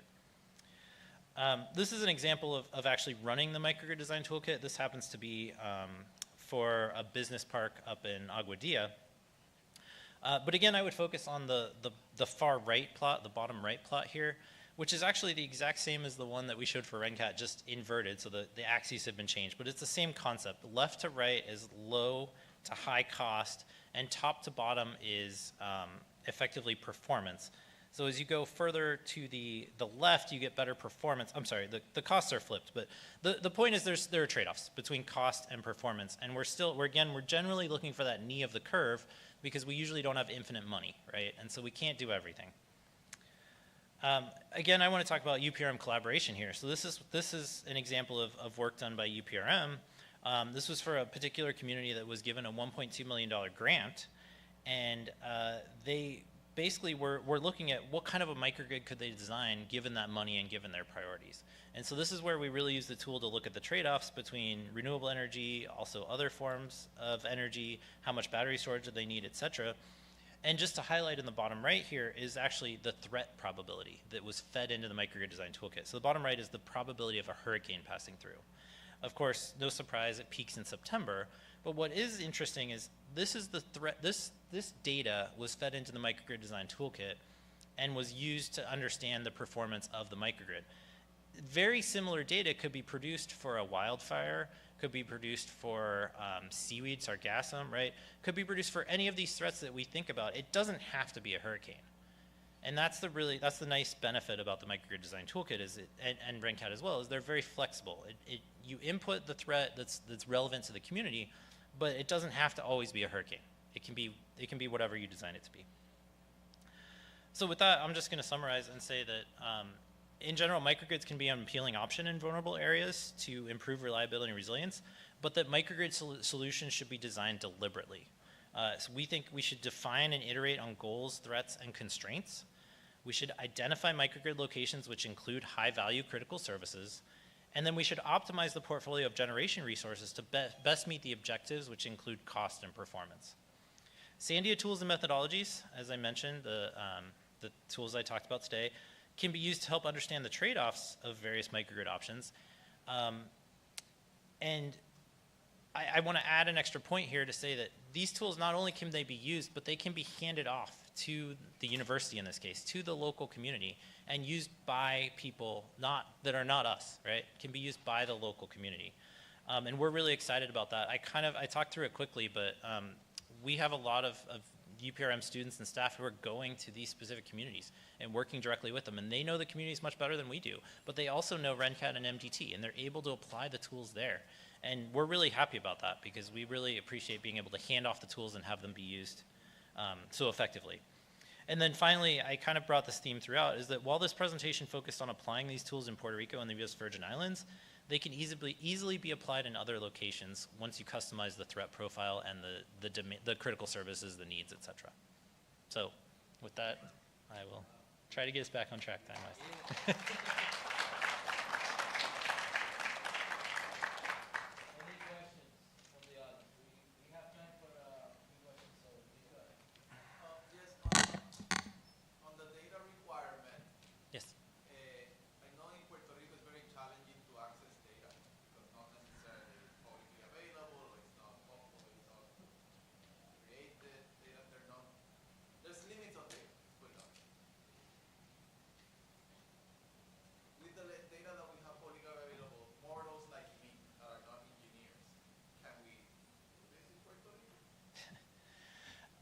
Well, all the examples I showed are for Puerto Rico. So yes, fundamentally, yes, we could do this in Puerto Rico. But you bring up a really good point, which is in other parts of the country, sometimes the data sets that we can access without let's say before we engage the community can be richer, right?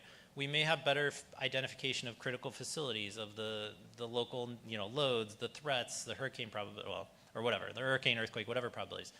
That said, I think it's really important to engage the local community and understand what actually they're interested in and concerned about. And so usually we do a very quick gathering of whatever data we can get our hands on and go to the community and say, what are we missing? What didn't work here, et cetera. I mean, a specific example in Vieques and Culebra was a lot of the databases of infrastructure, like one of them had a restaurant in the middle of the ocean, right? And like, a lot of the databases that we had for quote unquote critical facilities such as shelters were just wrong. They were geotagged wrong. And so I think it's really fundamentally important to engage the community early and collect that data from the people that are actually involved in living in it. So I think that's the case regardless of whether you're in Puerto Rico or anywhere else in the country. We've had some similar experiences in New Orleans, in California, in the Northeast, in Maine, and the North Carolina areas. Like, there are always things that you miss by looking at these broad global data sets. And so I really encourage the engagement of the community to collect that data. Just one other follow-up question. Yeah. How integratable or not are these tools from Sandia and the ones that Enfield offers? Are they like the same tools but just built different? Are these complementary tools? Are they antagonic? How would you describe them? So both Sandia and NREL have a wide tool set, right? And so I can't speak in generalities. I will say the microgrid design toolkit and RenCat both are historically at the research level, and we're doing our best to bring those down to the community level to where communities can actually apply them. And I really do think universities such as UPRM, and we work with Anna G. Mendez as well, and other universities across the country, I really think universities are that bridge, right? So that the researchers at the universities can run the models, but can also bring the detail. So To that extent, there are plenty of opportunities to piece together different model or different tools, whether they be from Sandia or NREL or whatever. A key example is NREL has the solar radiation database, which is solar radiance derived from satellite data. That's a really key input to the microgrid design toolkit to understand what your PV panels are going to be producing, right? So that's just one of a myriad of examples. I mean, it really is a long tool chain, but so yes, I mean, of course our intent is to be collaborative, right? Where as the national labs, we're not competing against one another. Our intent is to build tools that work together.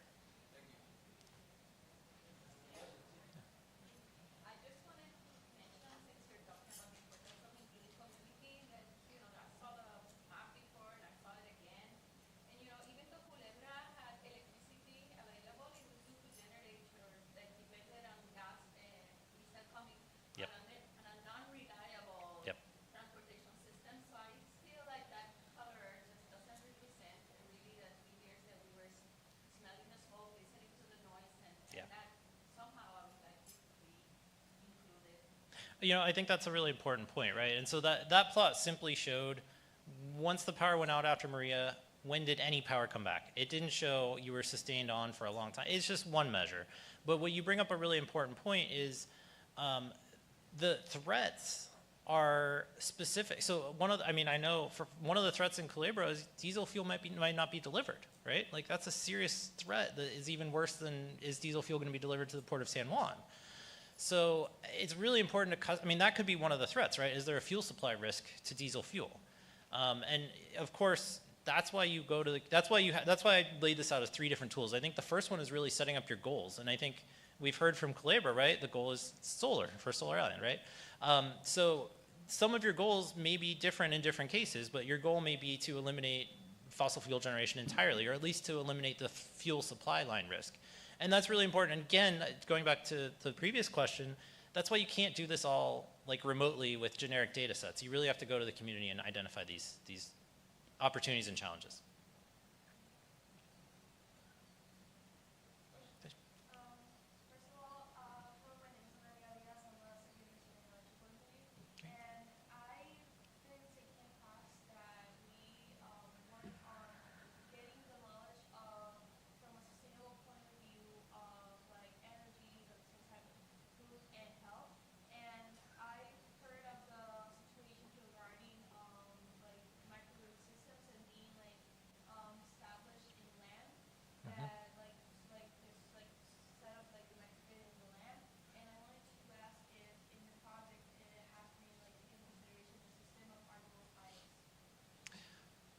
I don't know, just if everyone didn't hear, the question was more or less, could agrivoltaics be included in microgrid designs? Yeah, there's no reason it couldn't be. So in the microgrid design toolkit, your options for generation are defined. I mean, you define them, right? So you could define a PV system as just, you know, as a rooftop system, as one in a field, or as one that's based on agrivoltaics. What would be interesting there to me anyway would be talking about all your goals, right? So is your goal in particular with agrivoltaics to include farmland and uses of farmland at the same time as you install these PV systems? And of course you'd have to understand the trade-offs, make sure that you achieve both of those goals. But yeah, I mean, I don't think there's any reason why you couldn't. So that would be included in your swath of generation options that you would consider. Of course, there are positives and negatives to each, right? It may be more expensive to do that than other systems, and you'd understand all those trade-offs. But yeah, I think that's something that could be considered.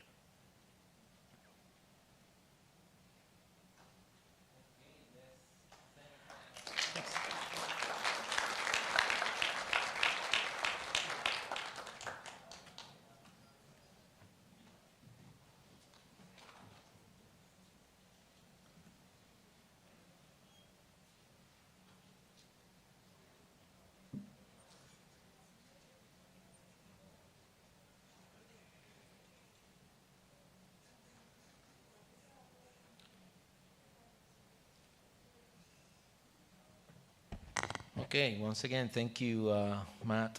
Our next presentation is called Renewable Energy Algorithm Tool for Rural Electrification and Appropriate Technology. And our presenter is Roberto Garcia, works as an engineer, as an energy program manager for, I'm going to project that. What is the correct way to say that? Horn.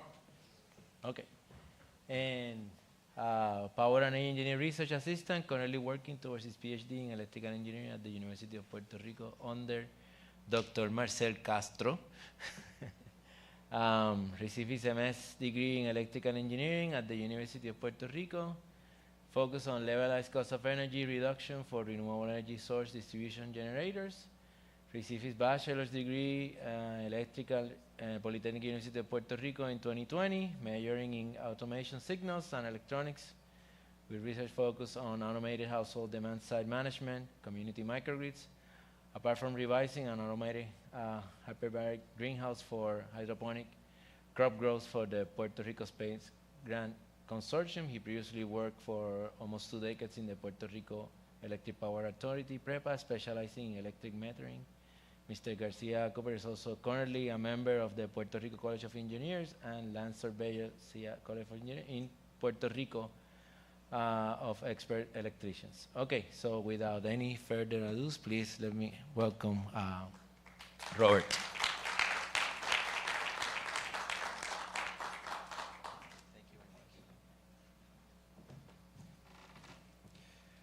All right, good afternoon. All right. Yeah. Yes, we're going to talk about today about renewable energy algorithm tool for rural electrification and appropriate technology. It's called Real Treat because that is what we thought it was when we came up with it. This was work under the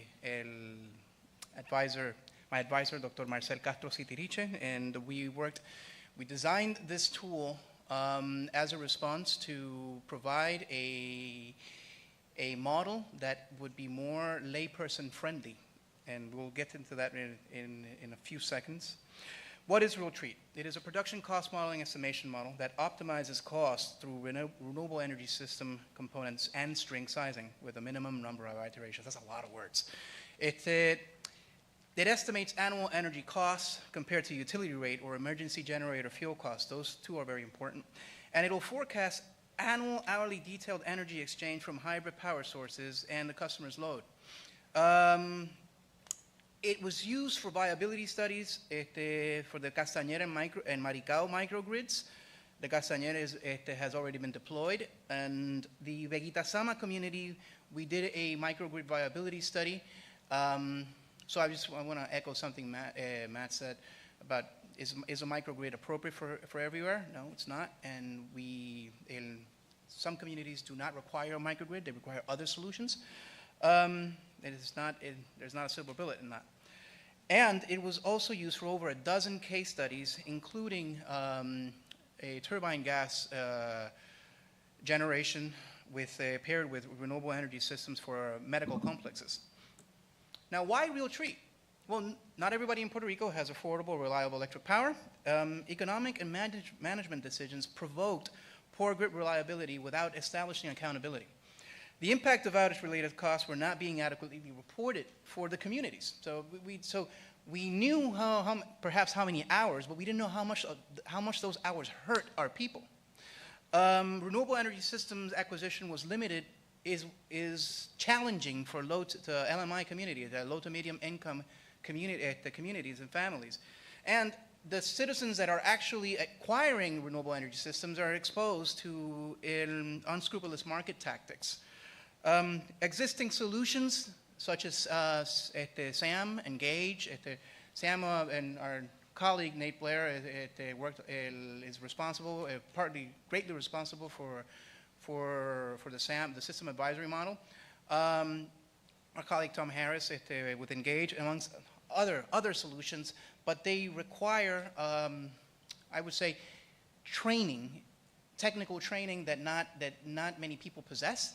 So we wanted to design something that was available, more agreeable to our families and help them make decisions and when deciding or how to decide to invest in renewable energy systems. Now, this picture here, we took this from the reports, from PREPA reports to the governing board, and we found we found that as personnel headcount and warehouse inventory was lowered during the years, the minutes per interruption began to rise. So that's when we say that that management decisions based on economics affected our resiliency, then we can actually see that in the reports. When we look at the reports that both PREPA and Luma Energy submitted to the Puerto Rico Energy Bureau, we find something a little different. We find that the warehouse inventory didn't change much, which is the top green, but the personnel, once it takes a huge drop, apart from having a downward slope. It takes a huge drop when the concessionaire came over, and most of us the utility personnel did not accept the terms. That could have been handled better, and perhaps our reliability metrics would have been different. Okay. Here we have the consumption, Puerto Rico electric power consumption. We see different blackouts throughout the past 5 years. The earthquakes, the Costa Sur fault blackout, and the Hurricane Fiona blackout, the 6-10-21, that was the Monacillos blackout. So we begin to see this pattern, and parallelly, we get to see load defection. We said people start investing in renewable energy systems. From June 2019 to June 2021, we can see it's more like a linear growth. After July 2021, I guess the panic, apart from having a lot of power outages and a lot of hardships caused by power outages, we also had the press fueling a lot of panic. So we have an exponential growth in renewable energy system acquisition. Now, the average installation size was over 6 kilowatts per installation. What does that tell us? Well, if we're going to make the tie between income, well, we don't have to. It was made in 1980 with Monacillos. There is a correlation between income, consumption, electrical consumption, and the willingness to pay to avoid an electrical interruption. So when we look at those numbers, and we look at we decided to just look at from June 2021 to June 2023. I'm sorry. Again, we have an average of 6 kilowatts of installed PV per installation, and over 15 kilowatt hours of installed storage. Studies from Dr. Marcel Castro Citiriche point out that half of our population needs less than 4 kilowatts in accordance to their consumption. So basically, when we say that the low and medium income families are possibly not participating, we have the numbers to back this up. Now, what does Realtree need in order to function, right? We have the why we need it. Now what does it need? It needs generation resource, which again, we want to thank our colleague Nate Blair. His PV Watts team has done some incredible work and has allowed us to use a solar resource to predict solar generation in the typical meteorological year. We need generation resource, complex load, equipment specs, utility service rate, and fuel costs. And we will evaluate a series of scenarios with just those inputs. And of course, if the last two are not there, then we have defaults. Now, Realtree functions with complex load. Why? We produce real power, but we supply complex power. So that's one of the key issues behind Realtree. We take this measured consumption, for example. This is what we had 1,464 hours measured. I believe this was from the Maricao case study. We estimate that, or we repeat that for the whole year, and we pair it with the solar resource, right? Now,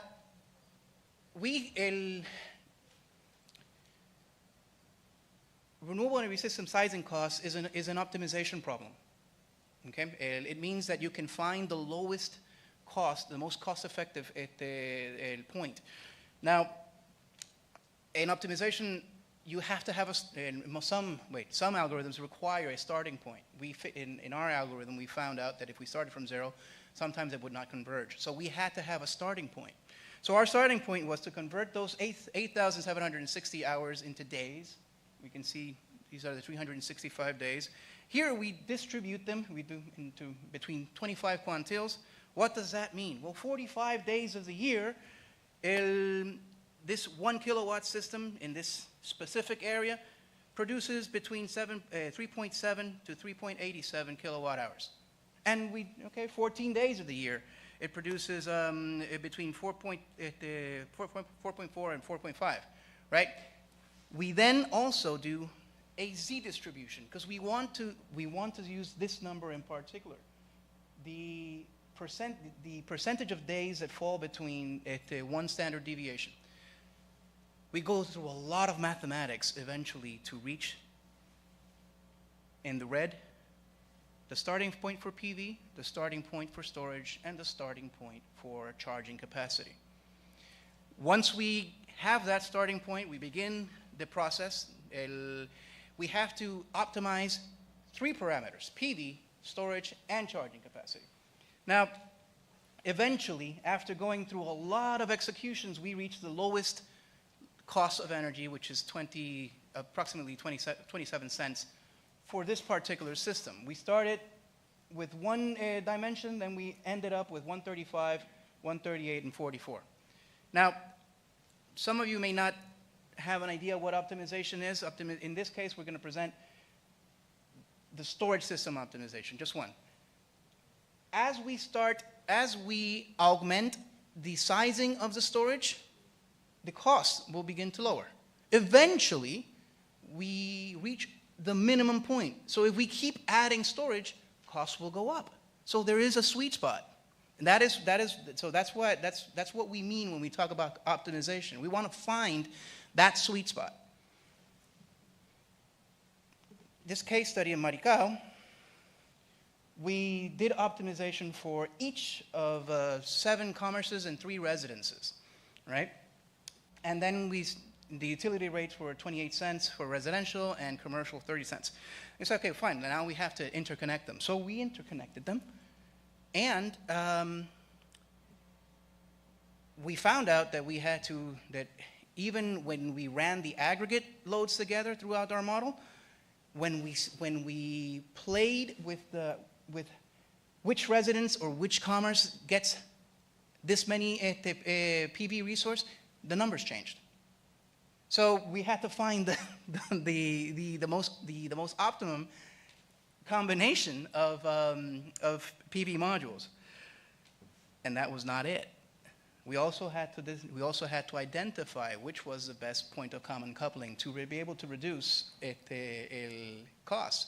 Now this is important because a microgrid, I don't know if you're aware, everything that happens inside the microgrid has to be supplied by the microgrid. It's not like on our houses where we have the meter, and yeah, PREPA or the utility says everything that happens beyond the meter is your responsibility, and what happens behind it is mine, or in front of it is mine.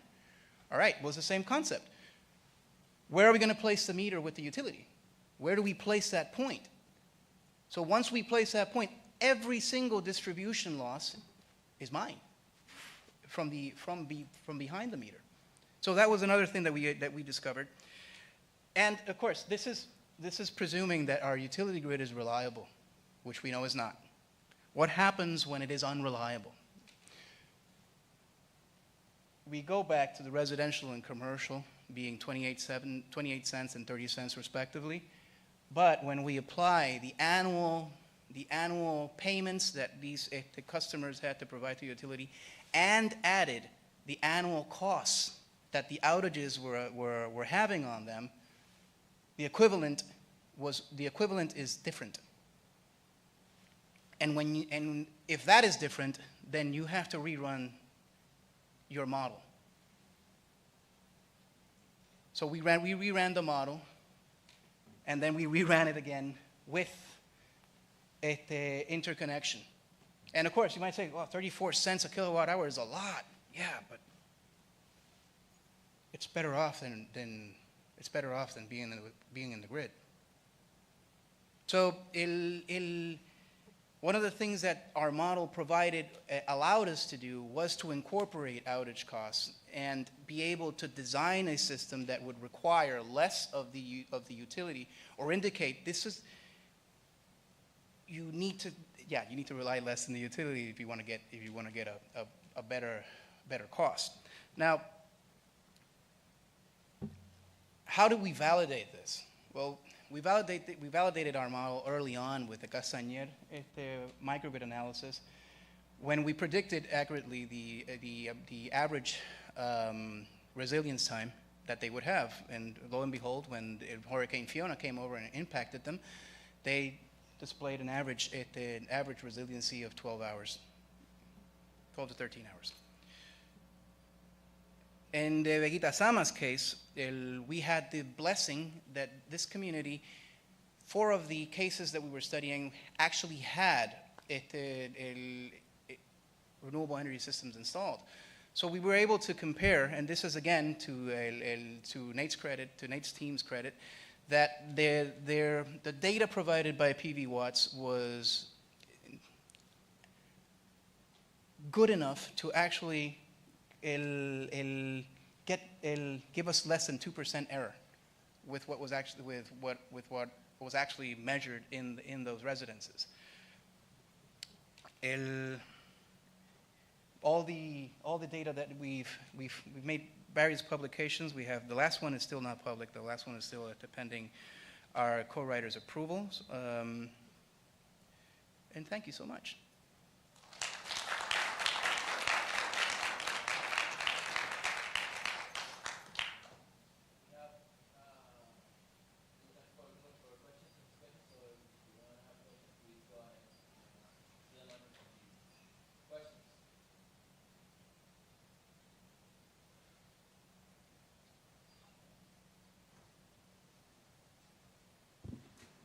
Thank you for the presentation. I was curious, when you started looking at trying to interconnect all these systems to create microgrids, how were you doing that electrically? Like, were you planning on using existing electrical infrastructure or new infrastructure? Because I can see all the houses are going to be, you can put the systems, but then how do you make the interconnections actually happen?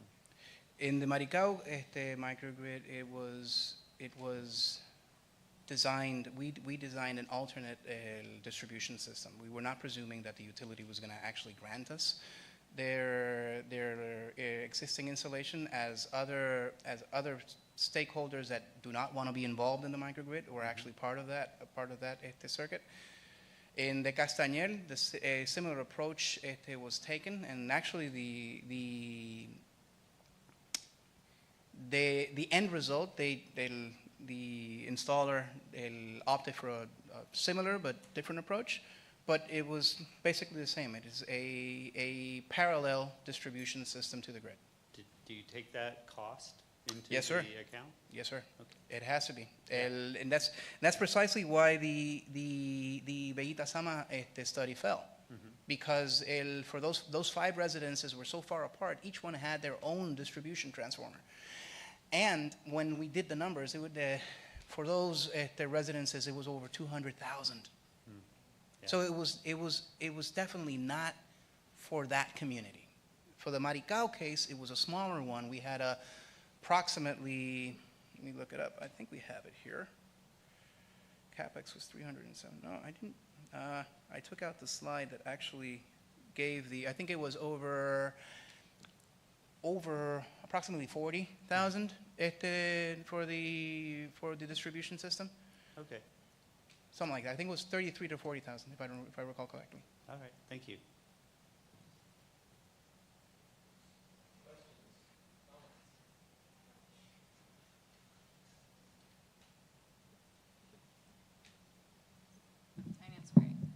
Aligned with the integration of the grid, are you considering the rest of the technologies required to isolate a grid and make it a microgrid? And the calculations, as in the controllers, the grid in itself will not interconnect the houses or the commerce, right? You need other technology other than the grid. Yes, they have to be added to the team. Remember, these are investments that are usually made for over 20 years, right? So you have to factor in all the ancillary equipment that is necessary to make this actually happen. Right. So yes, the answer is yes. So it's included in the cost. That's the question. Yes, and the Maricao case in particular, I believe we were missing at the time it was made. We were still missing the communications equipment. Yeah. Okay. Thank you.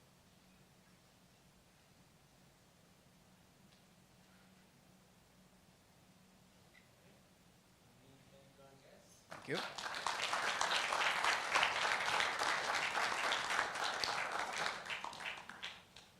Before, I want to really thank Javier for putting this up in great effort, and we have some wonderful talent coming up, and I believe this speaks for itself. So thank you,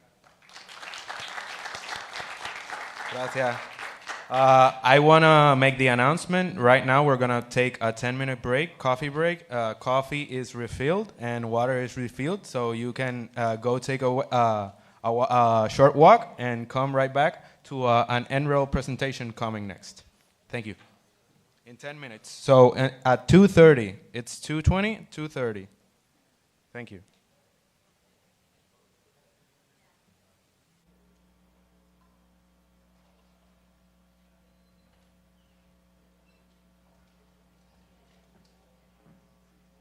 Okay. Okay. Este es mi momento para buscar la presentación también. Busca la tuya también. Sí, sí.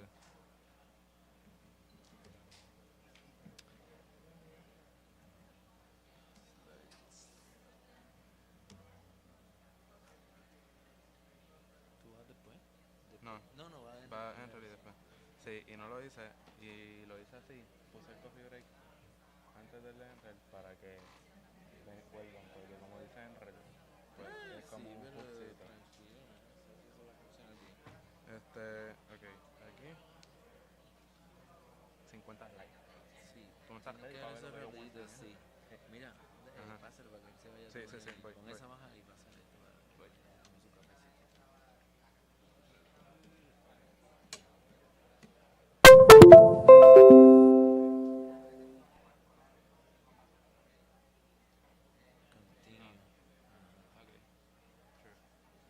Era UPRM. This, the latest one. Yeah, right? it should be 6. I just incremented the version number. All I did is throw a front slide on it. With a Appreciate short bio. that, yes. I appreciate it, yeah. A good way to get started, yeah.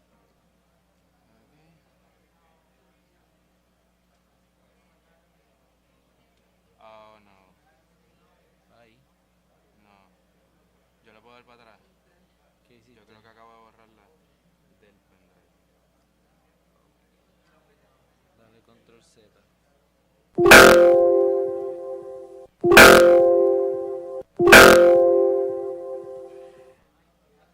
¿Qué pasó? Que le diste con control X y después le diste control. No, que la saqué. Yo pensaba que la estaba sacando de acá, la vieja, y la saqué de aquí. Hay una manera. So I made a mistake right now. I deleted the presentation in the pen drive instead of in the folder. So You might I still have it in the original. computer, but you have to. So You can't do a control Z. I right, but I have it here. It doesn't have your bio, I guess. Okay. So I can change it back to the original. I don't know if you can. If there is there like a folder of trash in the pen drive? I don't know. I'm not that familiar. You can try it. Just right click on the LexRD and see what it says.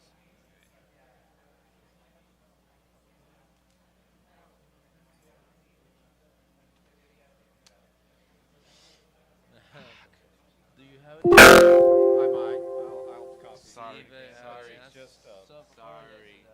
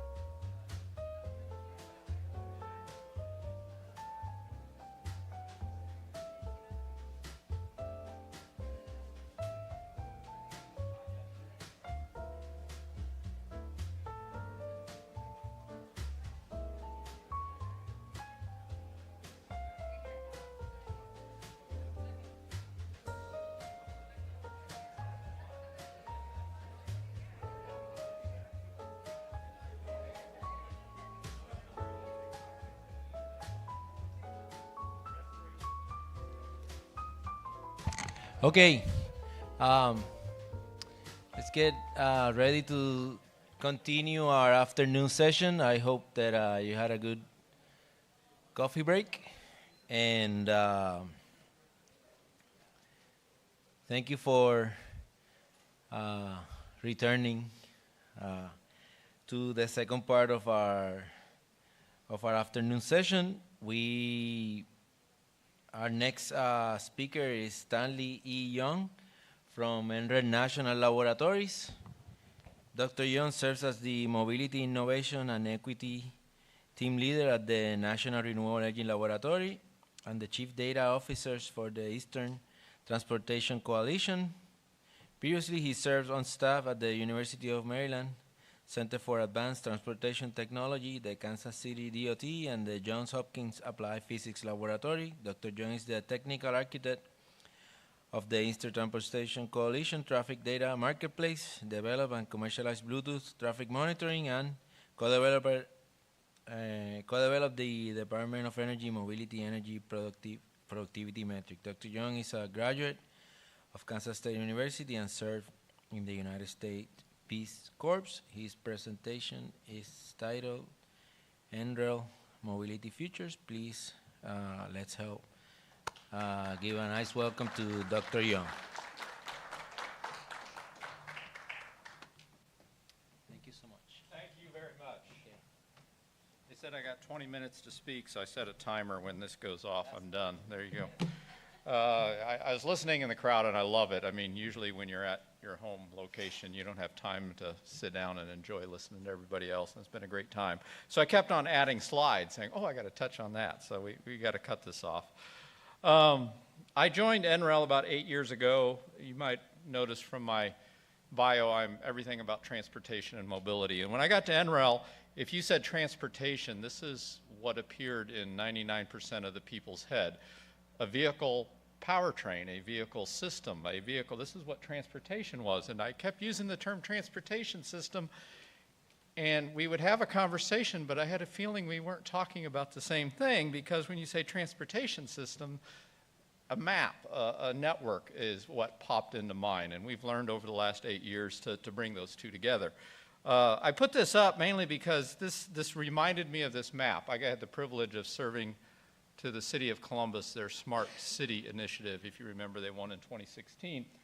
And this is about a 2018 creation. You may think it's an image from space. You may think it's something else. What this really is that's about the time when we began getting en masse information from vehicles, self-reporting where they're at, how fast they're going, their status, everything else like this. So this is a heat map of millions of data points produced from either your vehicle or your smartphone of where you're going, where you're at, what you're doing, and reduced, millions of data points reduced to a map. And we showed this to Columbus, and it was an incredible reaction. It was like seeing, that image where you see the Earth from the moon for the first time and you try to make everything out? Everyone in Columbus was, oh, that's where I live, and that's where I go to. It's the same thing. It's a new way to look at your environment from a mobility picture. I was in Washington, D.C. about a year ago at the convention center, and I went by the gift shop, and they had a heat map just like this. And I go, oh, wow, this has transformed from research data into something to sell a tourist. We took this data and we gave it over. I don't know if you're familiar with the EVIX or EVI Pro. It's a tool to say where do we need to put charger stations based on our activity pattern. So this data ended up fueling that. Had a lot of fun time. Back in 2016, the DOE kind of changed directions. I shouldn't say changed it. They expanded their directions. They've always been in fuels and powertrains. Remember, 2016 is the time that Waymo, then Google, was coming out of the DARPA Grand Challenge, creating vehicles that drive themselves. And they kind of collectively says, darn it, we just about have EVs viable. Now they're going to run up vehicle miles traveled. So they started an initiative that eventually became known as the Energy Efficient Mobility Systems, and that's when I got involved. Let's take a look at how we move, the behavior we move, why we move, and see if we can get efficiencies and understand energy better from that. Why the U.S. population is aging. It's better than the alternative of not aging, I guess. Greater urbanization, new fuels and technologies coming online, and transportation costs incrementally were growing faster than a lot of other things. And it was the #2 cost for households in the US and continues to be that way. New disruptions were emerging, again, about 2018. I love these little widgets, shared mobility, mobility on demand, drones, connected automated vehicles, different fueling, and new modes of transport. And these have all manifested themselves in the last few years with actual changes in our system, a few of which I want to talk about. But I first want to kind of lay the groundwork. If you work for the DOE, they're very metric-driven. You've heard of these models. I wrote down a few of them. I can't remember the one I heard for the first time. Social, it had the word social in front of it. I got to find out what that is. Pardon? Social burden. I got to look that one up. They got into this and they said, hey, we're used to MPG, we're used to kilowatt hours per mile. How do you measure mobility? And so we engaged them in that. We asked all these questions on the left. And finally, we had to ask the fundamental question, what do you mean by mobility? And we got to a fundamental agreement that mobility is the quality of a transportation system to connect people to goods, services, and employment that define a high quality of life. In the transportation network space, we tend to call this accessibility in some form or another. And so we worked on this and eventually developed what became known as the Mobility Energy Productivity Metric. It's very much like a pretty complex GIS. You have multiple layers and bring it all together.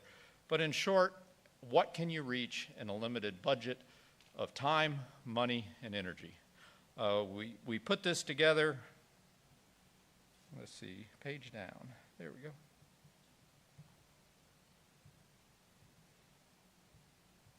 It didn't like it. It's supposed to have like an increasing bubble getting bigger and bigger. And as you get out in time, more things you can access. So we put that equation together. The richer the environment you can access in a limited budget across all three of those determines this MEP. In essence, count up everything you can reach. We like this because it makes great maps. I guess I'm a map person.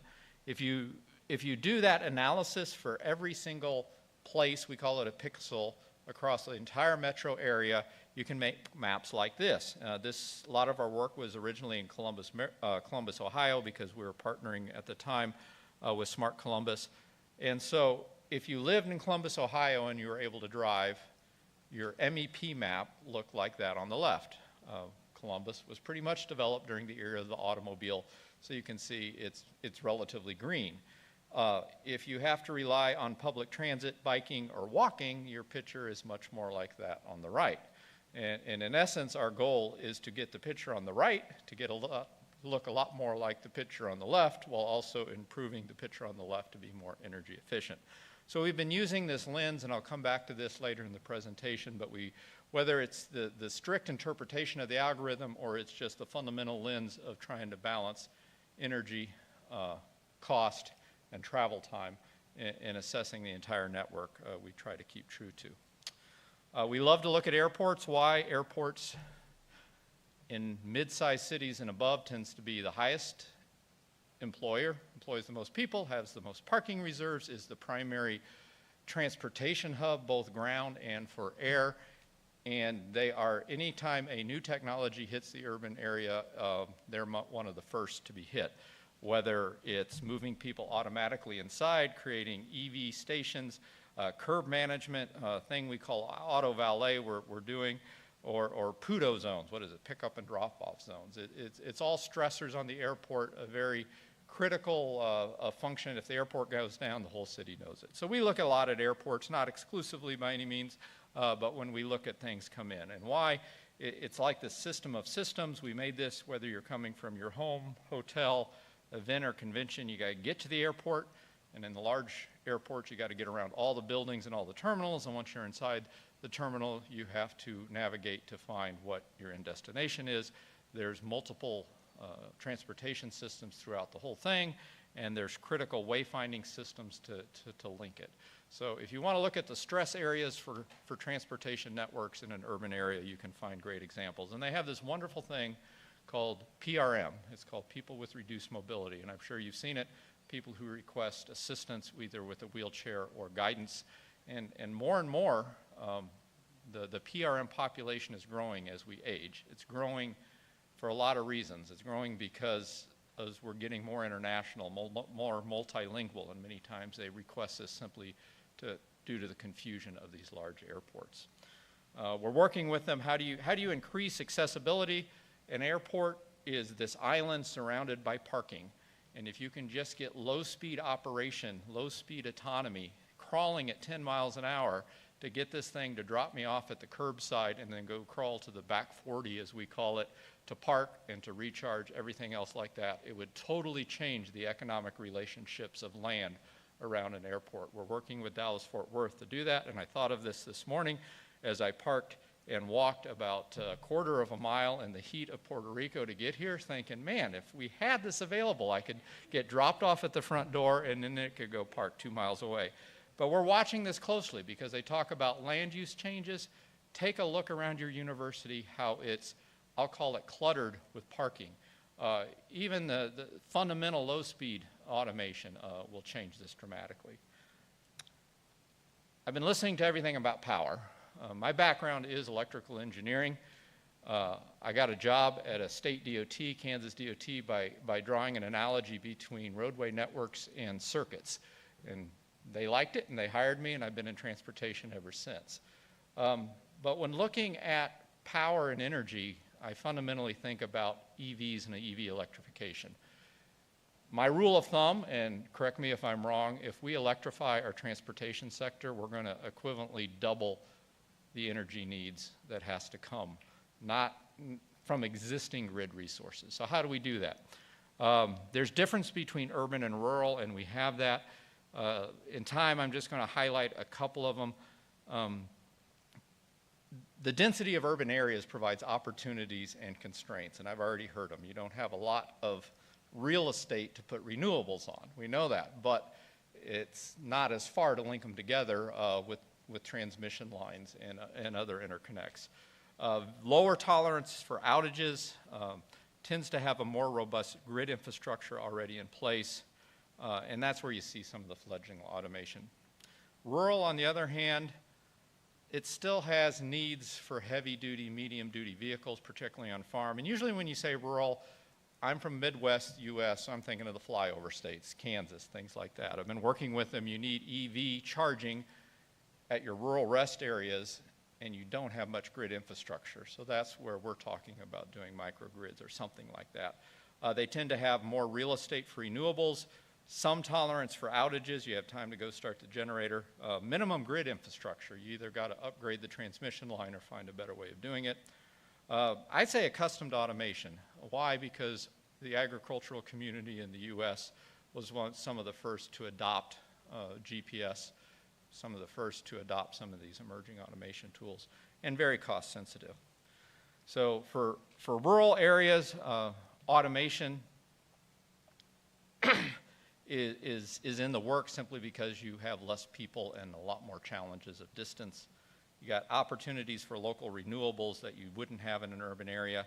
The storage, you need to harvest what you have because at best you can sip from an already strained infrastructure grid.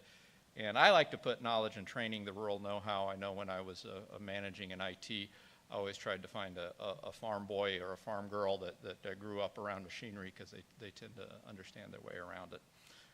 So where does this lead? Well, Old McDonald's Farm of 2025. This just parallels a kind of a cartoon version of what you've heard today.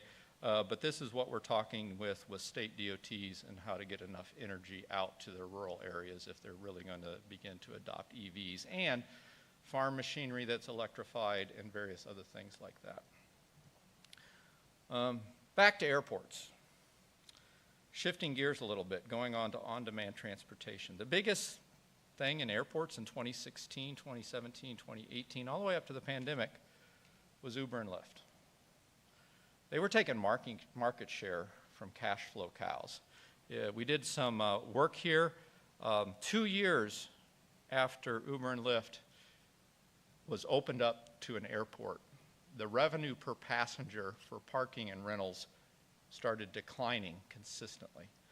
So going into the pandemic, the airport's concerns was, how do I make up this revenue from Uber and Lyft that the society is adopting and adopting en masse, because a lot of my revenue streams is for parking vehicles or renting vehicles out. I mean, they didn't literally rent the vehicles, they just had a tax on every vehicle you rented there. Coming out of the pandemic, they're still concerned with that, but something happened over the pandemic. Uber and Lyft were the enemy of public transit going into the pandemic. During the pandemic, they learned to get along. Coming out of the pandemic, public transit says, we kind of like this Uber and Lyft business profile. We can adapt it and integrate it and morph it into what we want. This isn't the best. This is our first attempt at a timeline. On the top is on-demand transit. Look at those growth curves. During the pandemic, the application of that Uber and Lyft business profile, calling on your smartphone for a ride in either a vehicle or a van, took off. And it is growing and growing at a very rapid rate. Right now, transit agencies like Dallas Area Rapid Transit are learning how to integrate that in with their mainline buses and light rail. At the same time, you have automated vehicles. Specifically, you've heard of Waymo, you've had to have heard of Cruise and all the things that they report.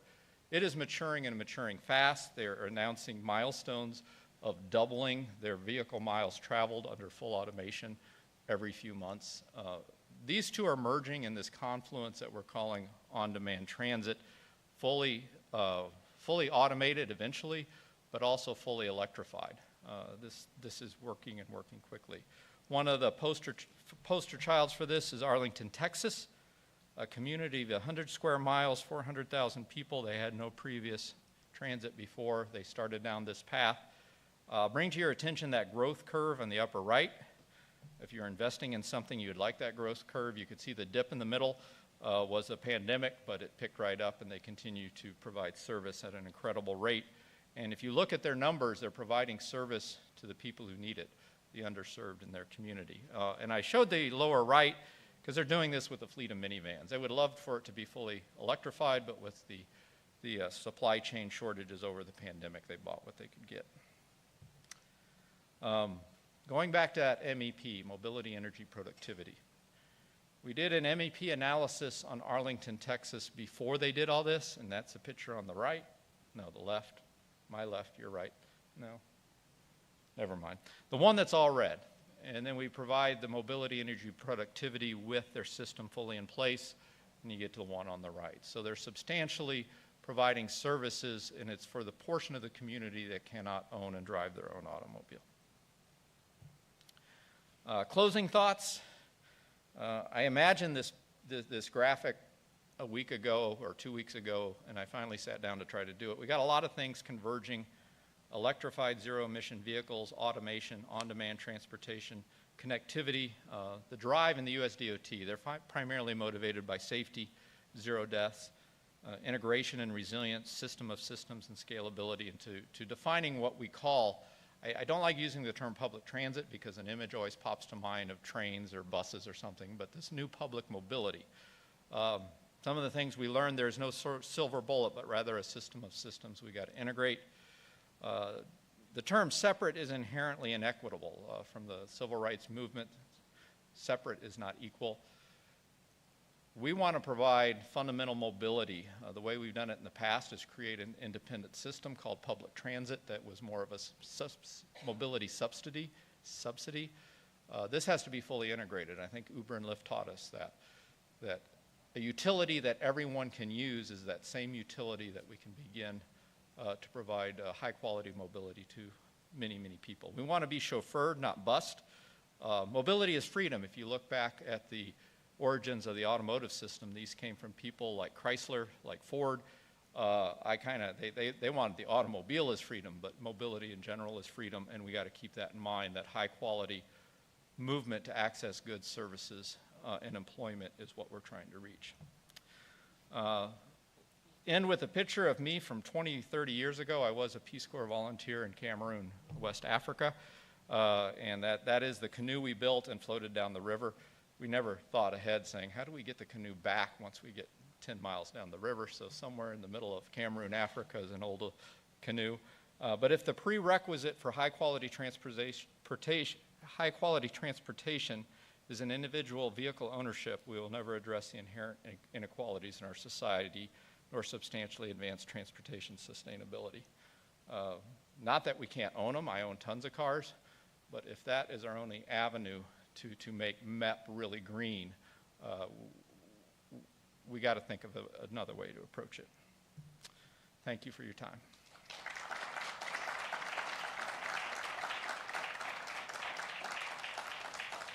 And I did it before it timed out on me.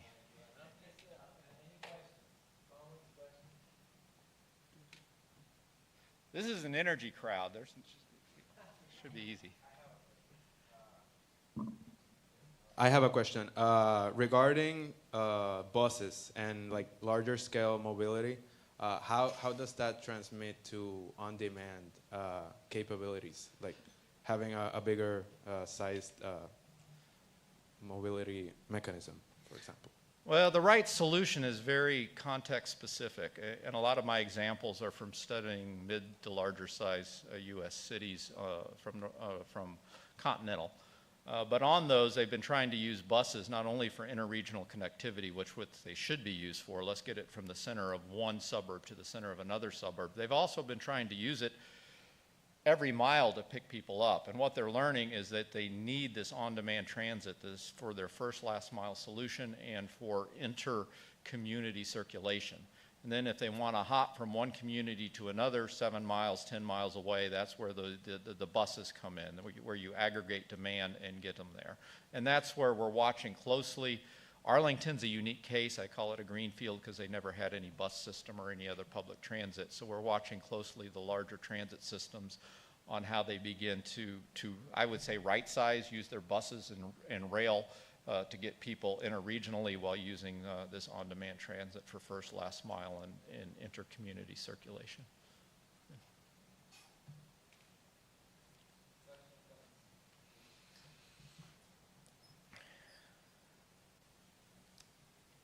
And correct me if I'm wrong, I believe you mentioned evaluating microgrids for charging stations. Could you elaborate a little bit more on that? Yeah, a lot of the discussions, anymore you can't separate the fueling of the vehicle from the logistics of the network, and understand I'm coming from the logistics of the network much more. So you have a community like Arlington. They've been running on minivans, and at best they've been hybrid minivans, but not electrified. And you're talking, rural America is where they're finding this on-demand transit really works well, and they want to get over to electrified transportation.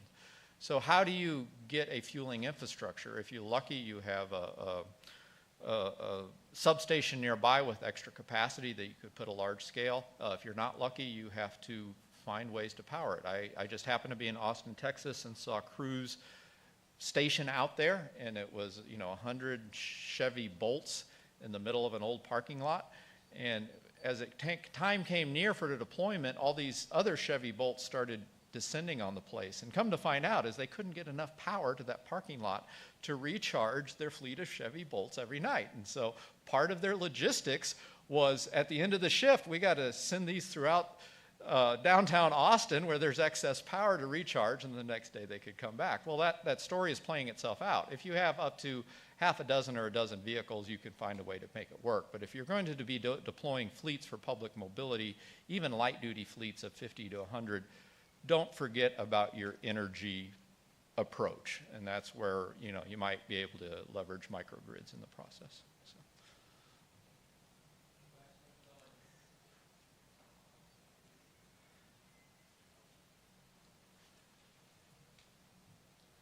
Hello, good afternoon.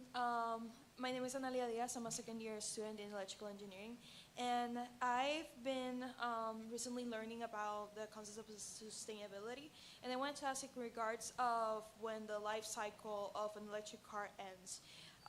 Is it known the process of how do people process the batteries, the heavy metals, the lithium, and that stuff? So I wanted to ask regarding that. Well, I can affirmatively say you're asking the wrong person. I know that that is one of the hottest topics. You heard earlier that they're looking for second life of a lot of these batteries because the requirements for grid storage is not as stringent as the requirements for motive power. So they're looking into that, and there's a lot of research funds flowing into the recycling, and there's a lot of research funds flowing into alternative materials. So if you want to follow up, I can get you in touch with the people who are doing that. Thank you. And a follow-up question. Regarding electric vehicles and at the same time microgrids, if you have that knowledge, what's the most important research that has to be done according to your experience? Wow, you make me pause. No one's asked that before. I think the most likely is what is it you want to eventually build? Usually fleet resources involved, and what are those requirements going to be, and make sure that you bring in those energy requirements up front. Because we see a few people that haven't, and they start scaling and growing, and all of a sudden they're in the position saying, darn it, I need a lot more energy reserves to run my fleets, and that's not available without substantial capital investment. So, yeah. Thank you very much. Yeah.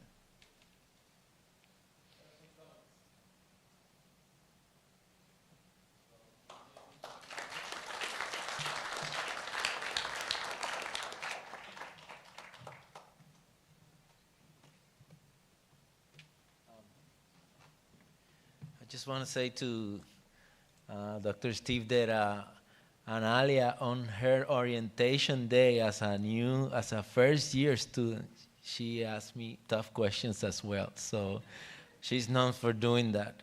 And I appreciate her question a lot. Please don't ask me anything. Okay. Our next presentation is, I want to get the title correct because it's the Proyecto Luz Verde. And our speaker really needs no introduction because it's the great Javier Moscoso. So please, Javier, we're looking forward to your presentation.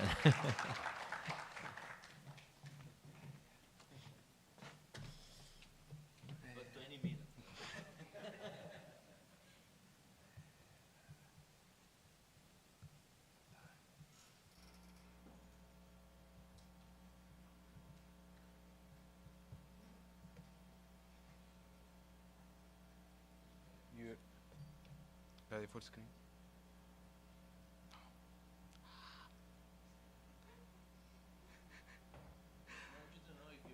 No, sir. Down here for moral support. You can do it. It's in the wrong screen. No sé. Okay. Change the. Lo puedo drag. ¿Dónde se ve? Here. Present review.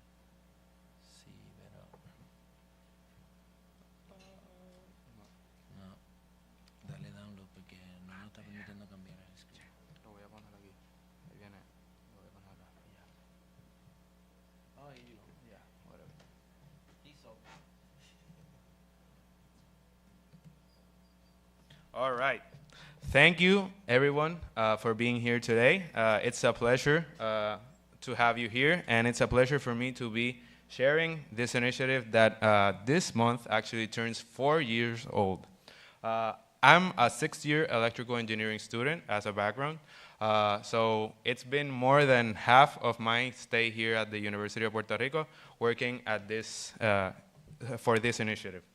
Proyecto Luz Verde really is a very big initiative. It's much more than just the construction of the earlier gazebo that I showed you.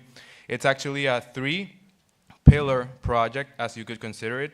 It's an energy awareness effort, it's a renewable energy education effort, and it's a design effort. So the gazebo and its functionality, it's actually the 3rd pillar of this initiative.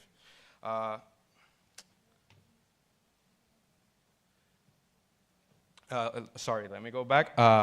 You can see here a lot of logos. We started this initiative being students. This This symposium is brought to you by the IEEE Power and Energy Society student branch along with the professional section. But this is one of the examples of what we do when we're supposed to do it. Why? Because no one tells us to do these kinds of things, but we do it because we believe that it can make a change for our community for the better. So we include here the logo of the University of Puerto Rico and Mayagüez, but also logos of professors that are here represented, and I'm very happy to see them. Professor Dr. Marcel Castro, Professor Dr. Leonardo Rama, Professor Eduardo Ortiz, which was earlier here, and Professor Agustin Irizarry, which have been, and Dr. Fabio Andrade as well, which have been the most strongly advisors of this project. You see the logo of the University of Puerto Rico and Rio Piedras, which is not here. Why? Because this project has brought collaboration in between campuses of the University of Puerto Rico. Why? Because as a fun fact for everyone here we don't teach architecture. Architecture is taught in San Juan. We're in Mayagüez, so there's no way to get in contact here in Mayagüez with architects. So if we wanted to build a structure that was good looking, we needed to reach out to architects, and that's why we did it. But a focus on that, it's driven by a student effort. So it wasn't a professional architect, it was an architect, a student architect that right now graduated and even graduated master's recently. So it's been a learning process, and I want to give a background for you to understand why we do it. Obviously, we know context here in Puerto Rico, Hurricane Maria. The average days without electricity for families here was 100 days. Between 3,000 to 5,000 deaths were recorded after the hurricane. And the last reconnection was around August 2018. That's about 1 year. And we know, actually being in communities and hearing the statements of the community, that a lot of communities literally were maybe a year and more. So just imagine the context here. And also put that into consideration, considering that about 40% of the population here in Puerto Rico lives below the federal poverty line, which is also a social burden into what to do and what to be able to do. So we, maybe some of you are aware of the law that was passed here in Puerto Rico in 2019, which was which states the goals that Puerto Rico wants to achieve 100% renewable energy by 2050. It states 40% renewables by 2025. I'm gonna give an update right now. 60% by 2040 and 100% by 2050. That's an update on the latest information publicly available on the progress that we're doing. 2019, renewables were 2.3%, and in 2021, the last available data, I researched to see if there was more recent, but there wasn't any publicly in this platform, the Energy Information Administration. 3% by 2021. Let's say today, 4%. And that counts only the centralized renewable energy capacity. Observations. Why are we here? Why do we do this? No one told us to do this. There's actually not a class in the University of Puerto Rico here that is like a solar energy 101. So if we actually wanted to learn about how to connect a solar system, we needed to look for ourselves before taking the class. There's a class that actually covers the topic, but in a section. It's not like the whole course on it. So having electricity represents the difference between life and death. Why? Because a lot of people are dependent on oxygen machines, sleep apnea machines, and different kinds of medical equipment that only operate if they have electricity. Just imagine being in Jayuya, which is in the center of the island, in the highest peak of the island, and having no help after a hurricane, and you don't know what to do. Maybe, and you're connected to the power grid, just imagine that you could die in the next 30 seconds. So that's why this hits more hard.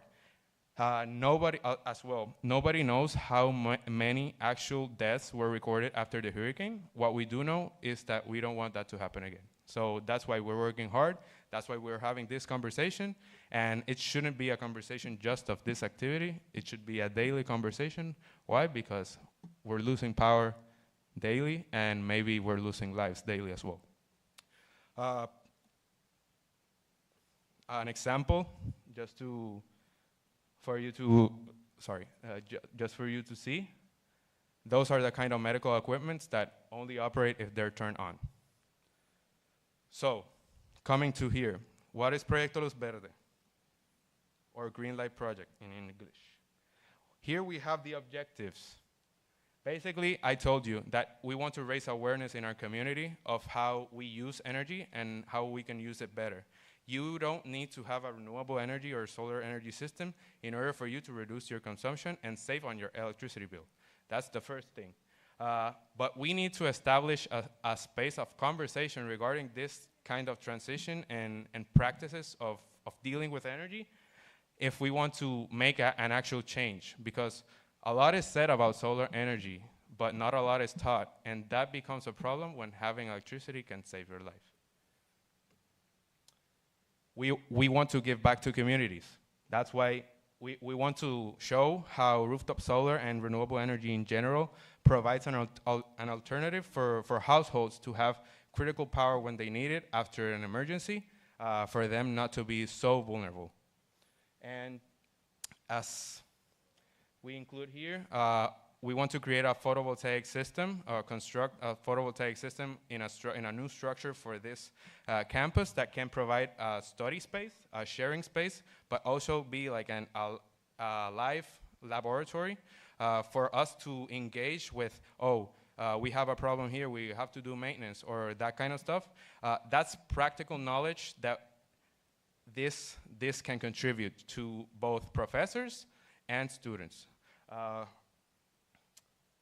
What do we want to do with this? If we want a system, we need to provide power for loads.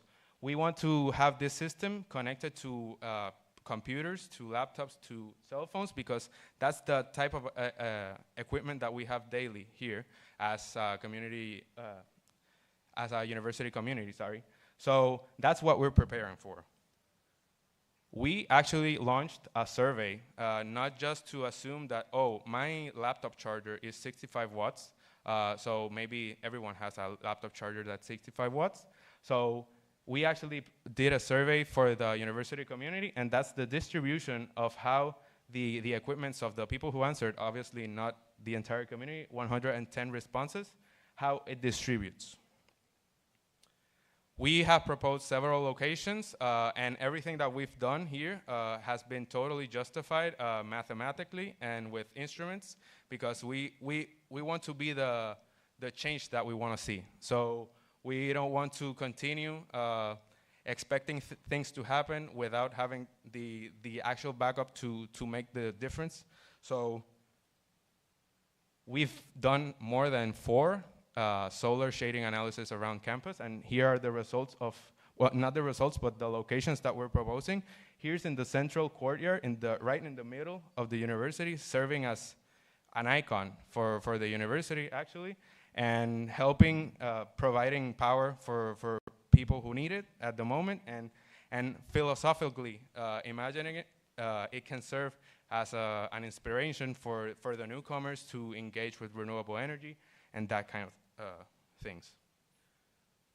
This is a picture of right now. I took this picture of the space that we're considering, and we actually have already some gazebos, but you can see that there's not enough space for everyone, and they're just with seats and roofs, so they're not electrically powered. So that's how we also see an opportunity. Other locations include these.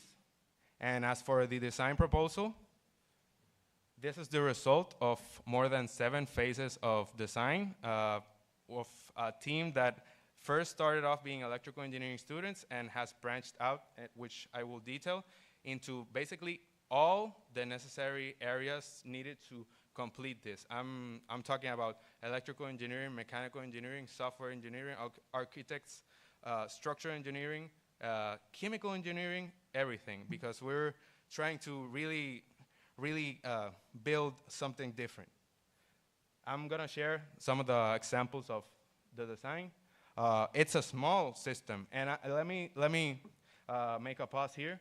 I will be sharing some of the experiences that we've had with this project, but one of the questions that I will never forget is that when we actually presented this project internationally, I was asked, you're presenting 4 solar panels. How do you make this innovation in 2021, which was when I got this asked?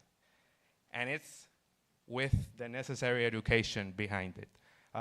Also, I've had experiences going to conferences, and this question of how are we going to actually power everything 100% with renewables, and everyone has opinions, everyone has some arguments, but I've seen that maybe at the end of the questions, it's pretty an open answer or an open expectation of we're hoping for the best. We're trying to prepare for the best here and providing everything for it to be a success. Here, I'm gonna scroll because I have, that's part of it. Also, you can see the logo. I said earlier this morning that everything here is intentional. You can see a light with the dog paw. You saw Jane earlier this morning. So it's our university mascot, so we're trying to make it personal for the University of Puerto Rico and Mayagüez. Right? Highlighting this, obviously the system will consider batteries, so it's to also provide light at night. All right, so part of the achievements. I want to mention that Melody is here, and she has been part of this project since the start, and she was part of that first conversation when we sat in a table, like a round table, and we were thinking of what are we gonna do? We're getting funds, and what use are we gonna make of them? And that's where this idea started. Obviously, being here, the personal history of facing hurricanes, I'm not the only one who is inspired by Maria to become an electrical engineer. So I would say most of the people that are coming right now in power systems, for example, are focused in renewables. So we had a common interest in the table, and we started thinking of ideas, and we first draw 4 columns and a roof and some solar panels, and we said that didn't look really cool. So that's why we reached out to architects, for example. But why do I mention this? In 2019, I wouldn't imagine that I would be standing here today presenting this and talking for 4 years about this project. For example, in 2021, this is the experience that I was asked, how is this project innovation? We actually participated in a global competition hosted by the IEEE Power and Energy Society Humanitarian Activities Committee, and this project came out on top. This was our first signal to say, oh, if we really put an effort to this, we can make it happen. This was in 2021. Later that year, we submitted a proposal for EPRI, Electric Power Research Institute, and we were the only team in Puerto Rico to win the proposal. So second signal that we weren't crazy in what we wanted to do, right? And highlighting solar PV system for gazebo as an educational tool for communities. Now, Proyecto Luz Verde, as its description. And most recently, in 2022, I had the opportunity, and that's why I've met some of the people that are here, and I'm very thankful that you're here. I had the opportunity to present Proyecto Luz Verde in Washington, D.C., and publish a paper in IEEE. So if you take a picture of that QR code, you can access this paper if you want. But this is another signal of telling us we're not so crazy after all on what we're trying to provide, right? So, right now, Proyecto Luz Verde, I have to say that consists of voluntary students. No one is being paid here. We're, as I say, we're here for the love of the art.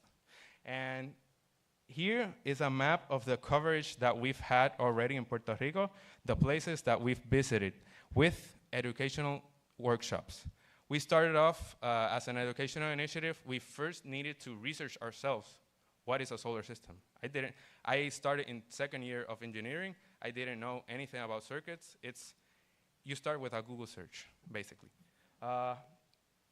But 4 years on, right now we've covered six out of 78 municipalities, highlighting the first one in Culebra, which I have the wonderful Dulce here. And we've gone to Mayagüez, to Maricao, to San Juan, to Guaynabo, to Calley, and to Culebra.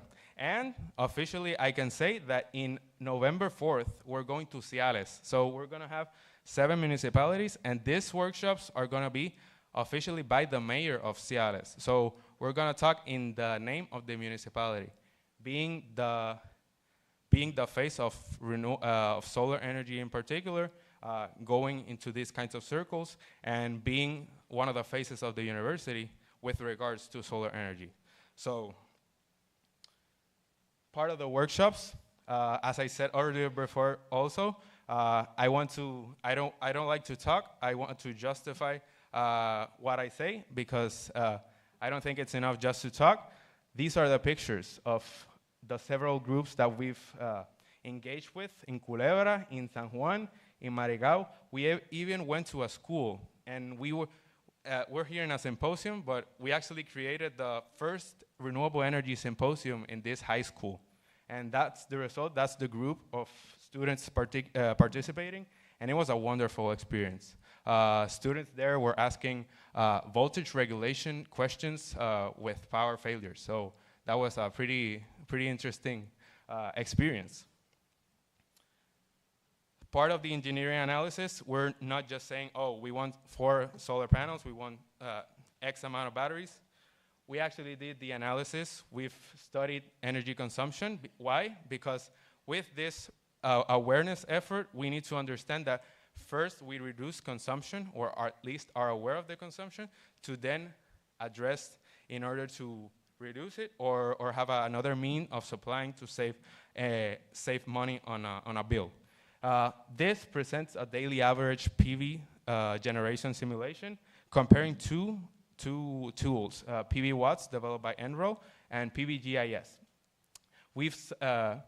I'm including this just for you to see the amount of details and work behind just a 4 solar panel system that maybe it's not that appealing, but to show that you need to, this project is also to tackle misconceptions on solar energy regarding the fact that most of the people outside of this room, or in general, think that renewables and solar energy is a matter of putting a solar panel on your roof and connecting it to a plug and you have power.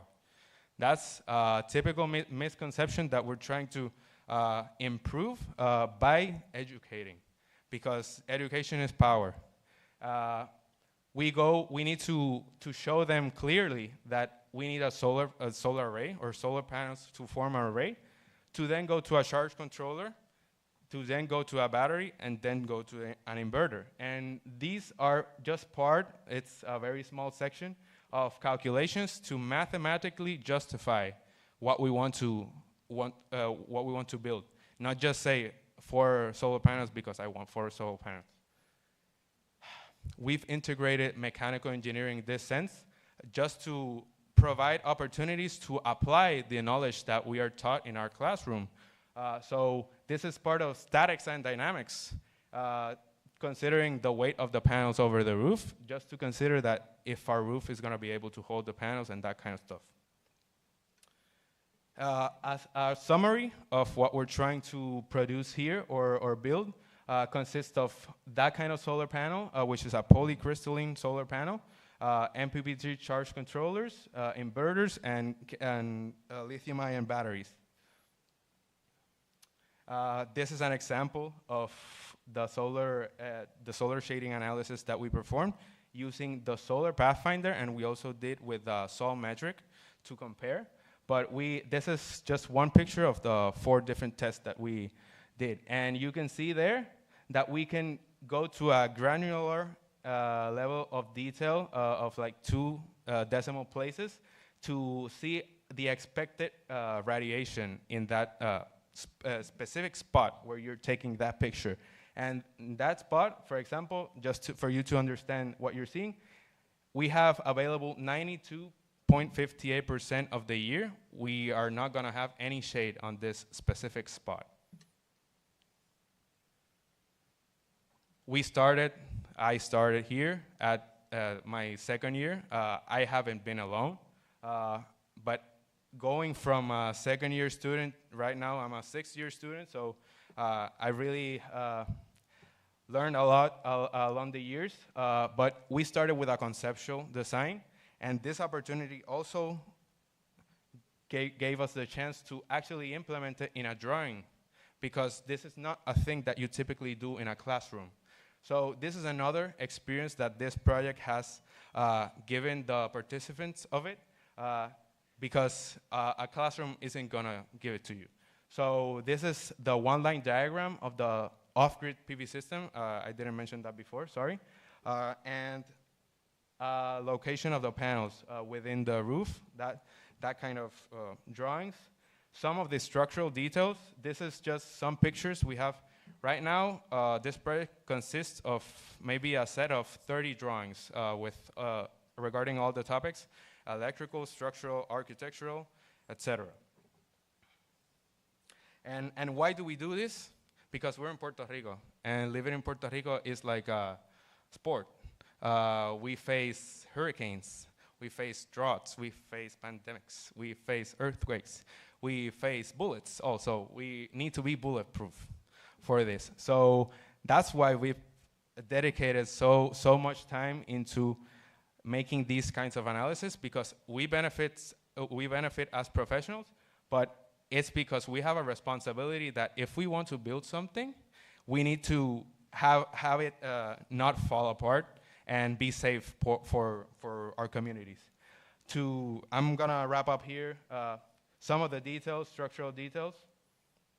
I want to acknowledge we've had some collaboration of industry, which are, for example, I gave a pitch to a battery manufacturer, and he donated the whole battery system for the gazebo, which helps us a lot because we first were considering lead-acid batteries, and then we got lithium-ion batteries for free, the equivalent to $5,000 in batteries.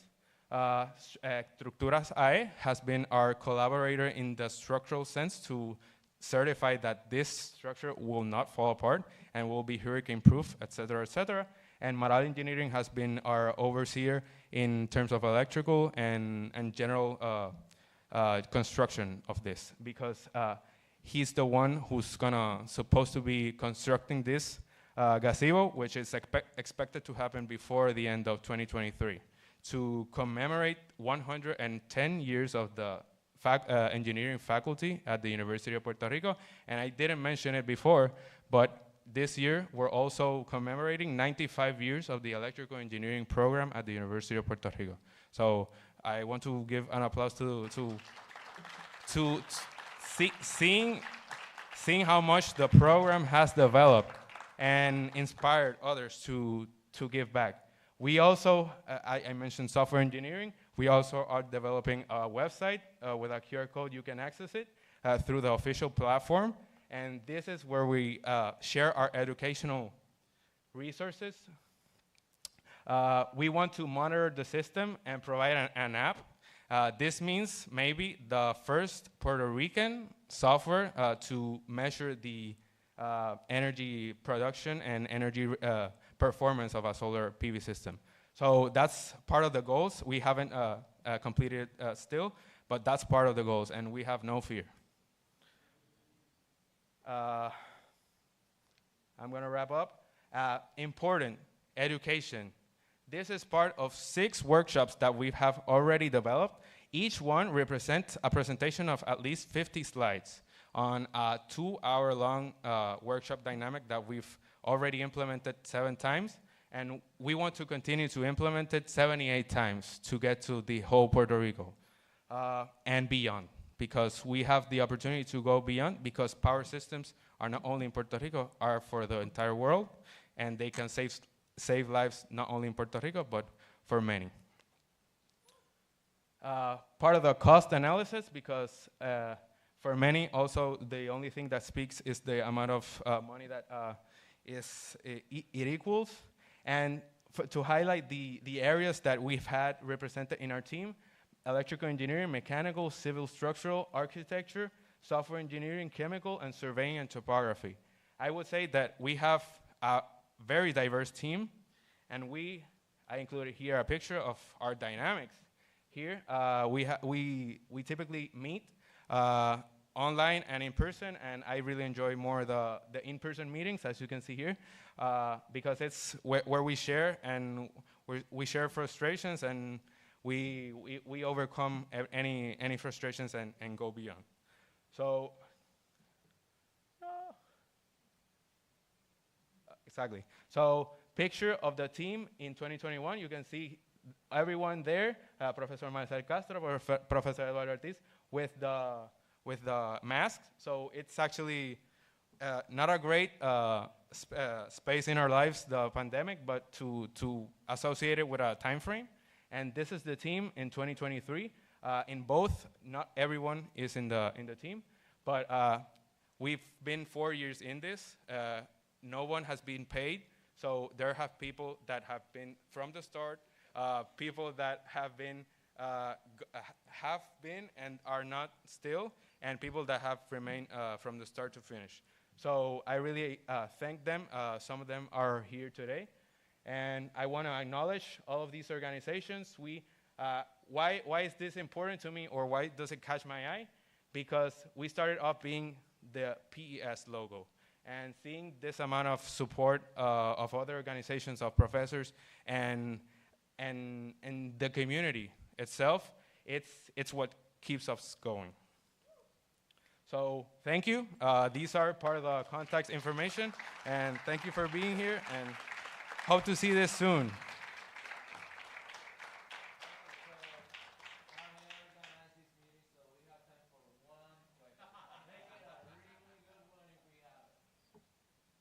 I'm ready.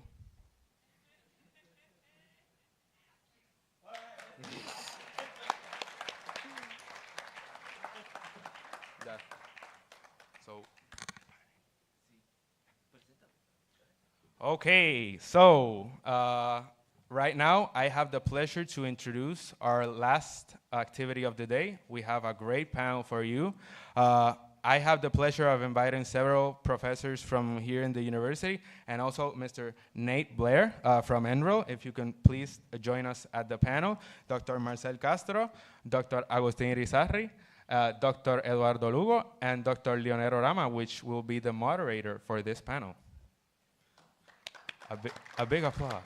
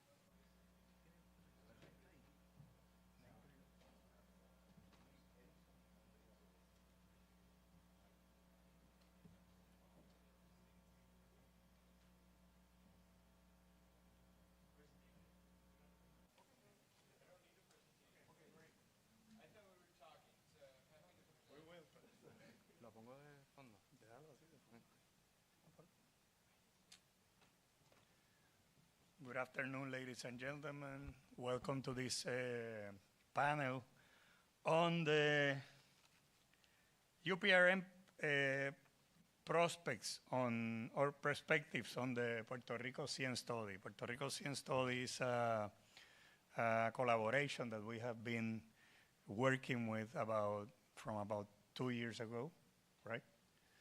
There's a lot of constituents. Among them, the national laboratories, FEMA, DOE, and the University of Puerto Rico, and there's also collaborators. They hear from collaborators from the public perspective also, not the government, but constituents that give them or give us feedback on what is the way to get to 100% renewables in 2050. So we will be showing some of the aspects that we have been studied in the study, and we'll show some other aspects that's still under development, because we are still talking every 2 weeks about this project. The project is in the phase of developing the final report, and we have been contributing with the national labs to this report. We'll start with Nathan Blair, which is one of the collaborators of the project. Nathan is with the NREL, right? That's correct. With NREL, and it's been doing models and mathematical models of various aspects of the project. Again, the idea of the project is to get to 100% renewables in 2050. So there's a lot of studies that have been made. So we will going to cover just a little bit of that whole study. Next.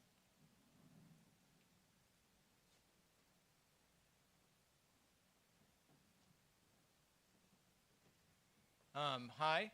First of all, I'm happy to be here. I think it was about this time in 2021 that I volunteered to be part of PR100, actually. So I was excited to see what we could do at NREL and across the labs to try to provide some information that helps with the transition. So I'm the technical lead for PR100. I'm not quite sure what that means. It seems to change every day as to what that means. I stepped out just a moment ago to share some of our latest findings with the Department of Energy team back in Washington, D.C. They are actively involved. I think you know Mari, and Augustine was here this morning. And we have a lot of active participants across 6 national laboratories, as well as the team from UPRM. And I think I've worked on a lot of analysis that looks at projections into the future. And I would say back in 2008, I was the chief analyst on a study that looked at how do we get to 20% wind by 2030 in the US. And the world continues to evolve such that now we talk about things like 100% clean energy by 2050. In 2008, the wind industry pushed back pretty hard. They said 20%, that's insane. That's way too high, right? So I think this evolution of thinking that we have had as a country and that Puerto Rico has had is really exciting, right? So we would have never talked about this back then. So, and I think that we have done a lot of work to create data, to create scenarios. We have worked a lot with UPRM and all the other stakeholders. I think that and I'll stop here in a second, but one of the things that I would have walked into this study with was to say, let's develop a set of scenarios around getting to 100% sure, but let's look at various costs and a bunch of uncertainties and various things about loads. And it became very clear very quickly when we were talking with UPRM and the other stakeholders that the real question is, how much rooftop PV and storage should there be in the system, and what are the implications if there is a rooftop PV and storage on every rooftop, which is one of the things we've looked at, and what is the implications if there's just rooftop deployment as it is going today, as it goes into the future if it was to go to 2050. And so those are our key three scenarios, kind of a lower level of rooftop, a medium level, and a high level. And then the rest of the grid, so the grid is still there in all those cases, and the rest of it switches from bunker oil and bunker fuel and natural gas today to solar and wind and biogas and, biofuels in 2050. And so that's what you're going to see when you look at that from a perspective of looking into the future. And I will just add one caveat. All of the scenario analyses that I've ever done since starting at NREL 21 years ago are wrong. So when you go out to something like 2050, there are so many things that can happen. So since we did that first wind study, fracking was developed, and the cost of natural gas went through the floor. I don't know if you guys were on the peak oil bandwagon back in the day, but we were talking about that a lot at NREL, and that suddenly changed. When we first built the capacity expansion model at NREL, we didn't include PV, actually, because my boss at the time was like, well, we'll get to it eventually, but it's so damn expensive it won't come on in the model anyway. Right, so that was 2002. So we were talking about big concentrating solar mirrors out in the desert, and we were going to make tons of power from that. That was our plan up until about 2009, when the Chinese came along and decided to invest bajillions of dollars into making solar panels, and suddenly they're cheaper than most things, which has been a boon to all of us. So, so those scenarios, when we looked at them, are no longer correct. So the point of this analysis is to help make decisions. And we have in this room some of the decision makers, and it's great to see the future decision makers that are at the school also in the room thinking about these things. There will need to be analysis after analysis all the way till 2050 to figure out what's the best thing to do today in that year. But I think that what we hope that we've done is informed the various parties in the energy system. In our report, which I am going to write more of tomorrow on the plane back, but will come out in December, is that we have informed the decision making in a way that's helpful, that's useful, that shows potential roadblocks, that shows potential issues, and that can help people try to make a plan for today and for tomorrow. All right, thank you.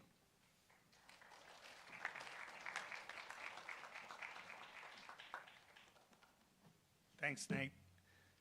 We'll continue with Marcel Castro. He's going to show us some good pictures of what we have been discussed with the NREL and other laboratories. Gracias.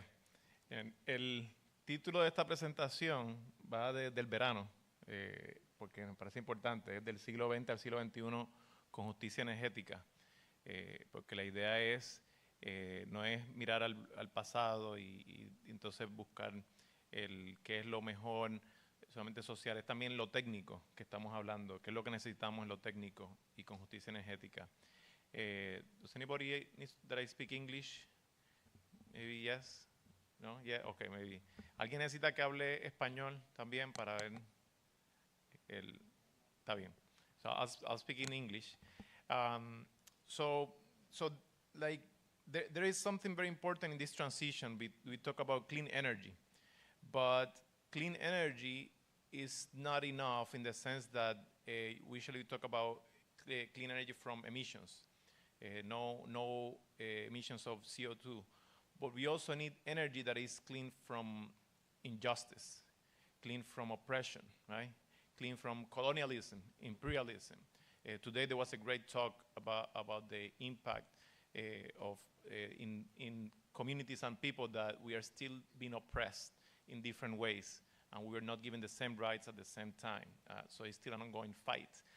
So this is part of our motivation for this work.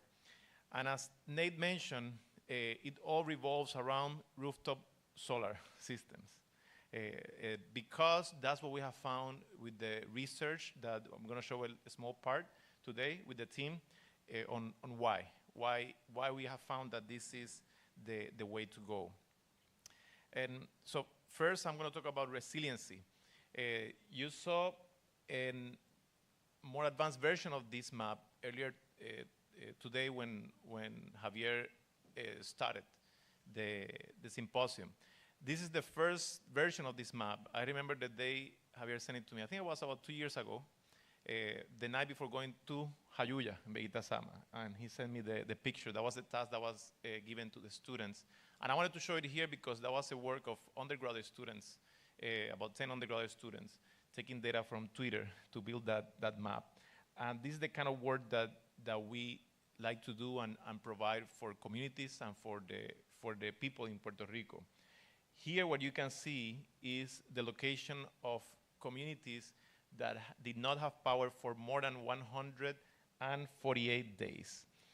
So the gray areas that you see, that doesn't mean that they had power immediately, but they had power, or everybody had power in those areas in less than 150 days, pretty much. And so what you see in red, especially dark red, is a very critical, because we're talking about communities that spend 200 days plus without power, even 300 days. And this is a lack of resiliency. And this is how we should measure resilience, and we talk about resiliency metrics. For example, if you look at this graph, is how it's clients without power. First, nobody had power, so everybody is in the same boat. But then people start recovering power, so only those without power are showing the graph. And you can see how it extends more than 300 days. So how to measure resiliency? Well, we want to measure the total length of a power outage. That's the best resiliency metrics that we have found. And it just also happened to measure energy justice from the resiliency perspective, because then you acknowledge those a group of, for example, 62,000 clients that were without power more than 200 days. It's less than 5%. The DOE stopped doing the situation reports, but it took 4.5 months to restore 200%. And then one last thing we are trying to do, very brief from my part. What would happen if those last, let's say, 200,000 clients that I'm going to show here, the last 200,000 clients had solar system in the roof with batteries. Then instead of, you see the whole length of the power outage, 329 days, it would be about, let me see if I put, 160 days. Is decreased about half, and with only 200,000 systems. And this is the kind of analysis that we want to look, and we're gonna go now through other analysis, for example, the mental health impact of power blackouts, but I wanted to first established this part of resiliency. So now is Eduardo.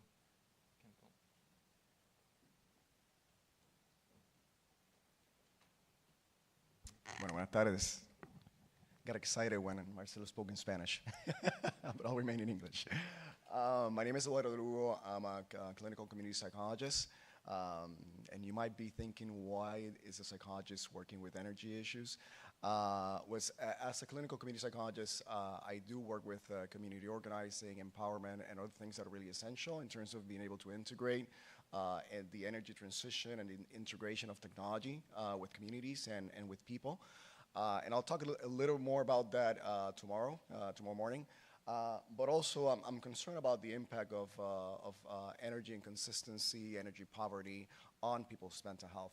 And although I'm going to be brief, I want to be able to frame the discussion of mental health, not only related specifically to energy, but just to highlight that for the past 7-8 years in Puerto Rico, we have faced multiple crises that have to do with natural disasters, that have to do with the lack of preparation to face those disasters and to the inadequate response of the government. Also, in addition to that, we have COVID-19, we had earthquakes. I don't want to activate any traumas in people, but I know it's been a lot for the past 7 years. So when I talk about mental health in the context of energy, it's not only energy that actually affects mental health, but it's just a multiplicity of different events that have actually impacted the quality of life of people in Puerto Rico. And in addition to that, I have to say that we face a fiscal situation in Puerto Rico that has increased poverty and that has increased inequality that has to be taken into consideration when we talk about energy and energy costs. So when I integrated into the PR100 team, one of the questions that we had is, what is the impact of energy inconsistency, energy poverty on people's mental health? And the first thing we did is we started doing a little search to see what's been done around the world. And it might come to us, well, it's not a surprise that there's nothing in Puerto Rico. There hasn't been a study to actually, until now, there hasn't been a study to understand the impact on mental health. But there's very few studies around the world that actually establish the link between energy inconsistency, blackouts, and mental health. There's one significant study that was done by Lynn after Hurricane Sandy in New York. And the results, I think, are very significant, not only to understand the relationship, but also to be able to put it into context into what we in Puerto Rico have faced. In that study, results actually showed that after the second day of being without electricity, the visits to emergency rooms actually started going up for mental health issues. By the fourth day, we had a peak of visits because of mental health issues to emergency rooms. So I'm saying 2 and 4 days, and you just listen to Marcel, the amount of days that we have faced without energy after hurricanes. After Hurricane Maria, but also after Hurricane Fiona, which was only a Category 1. And in addition to that, you have to think about the inconsistency of our energy system in Puerto Rico, that daily people are facing blackouts, and I'll show you some data about that. We had no data to be able to establish that relationship, but I know that if you go to social media, you can see, I had a slide that I was going to give to Marcel at the end. We can see through memes and through people's reactions in social media, the frustration, the depression, the anxiety that it actually causes to have so many blackouts. It is related to many different things. It's related to quality of life. I mean, you want to come home from work, you're tired, you want to turn on the TV, you want to do something to relax, and there's no electricity. Well, that has an impact. Maybe it's not going to impact you in a way that you're going to have a diagnosable mental health problems, but it definitely impacts your quality of life. And I think that we need to start talking not only about mental health, but also about quality of life. In addition to that, you can see people's narratives about appliances that actually get damaged and that they lose, and they don't get reimbursed financially. So that has an impact on their on poverty in a way. I've known families that they've had fires in their houses because there are energy inconsistencies within their houses. So there's a multiplicity of factors that are related to this, that are related to mental health and are related to quality of life. So we set out to build a questionnaire to be able to understand a little bit about a couple things. First, we wanted to know about the satisfaction of people with the current electric service. We also wanted to know a little bit about people who had solar energy in their houses, what was their experience with it, and for those who didn't have solar energy, what are some of the limitations for them to be able to have them. We're not going to present that data today, but that's going to be available. And then obviously we wanted to know about the impact on mental health. So we had these are the inclusion criteria for the study. You had to be 21 years or older, resident of Puerto Rico. You had to be an owner or be renting a house or an apartment. We ended up with a sample of 791 people, most of them females. We have a deep problem in questionnaires with men answering questionnaires. We have no idea why. And it was average 47 years old. 15% of the participants had El Plan de la Reforma, so that tells you a little bit about the financial composition of the sample. This is the questionnaire. We went through different stages. First of all, we developed the questions. Then it went through a panel of experts, both energy experts and also mental health experts. And then after that, we did a pilot study to be able to refine the questions and see what was the interaction of people with the questionnaire. This questionnaire, we did it through a convenience sample. So we used an online questionnaire that was posted on social media. We also collaborated with many different community organizations, and those community organizations helped us be able to promote the questionnaire. And after a month, we had 791 participants in the study. So briefly, what are some of the results? First of all, 65% of people said that they were not satisfied with the service, with the electric service. 79% of the participants were unsatisfied or very unsatisfied with their electric bill. 60% were paying more than $100 monthly for their electricity. 26% were paying an average of more than $200 in their bill. 29% of the participants reported 3 or more blackouts during the week with an approximate average duration of 3 hours. And 93% of people experienced some sort of mental health problem due to the frequency of the blackouts in Puerto Rico. We also asked people that actually had a mental health diagnosis, what was the impact of the frequent blackouts on their symptoms. 92% of them said that every time they had a blackout, their symptoms tend to worsen. So there's definitely an impact on people that actually have a diagnosis. And that's very significant because we also, and I try to tie things up a little bit, there's also a problem in Puerto Rico in terms of access to services. So if symptoms are getting worse, people don't have access to services, we have a very deep problem in terms of mental health. And finally, we asked people in general, what were some of the emotions that they felt every time there was a blackout? Some of them were anxiety, desperation, anger, frustration, sadness. Okay, so this definitely having an impact on quality of life. There are more results on this about this questionnaire. Another question that I forgot to report was that about 73% of people thought that the service is worse off now with the current with Luma than it was before. So that's a little bit about the quality of service and how people are actually engaging with the electric service. Thank you.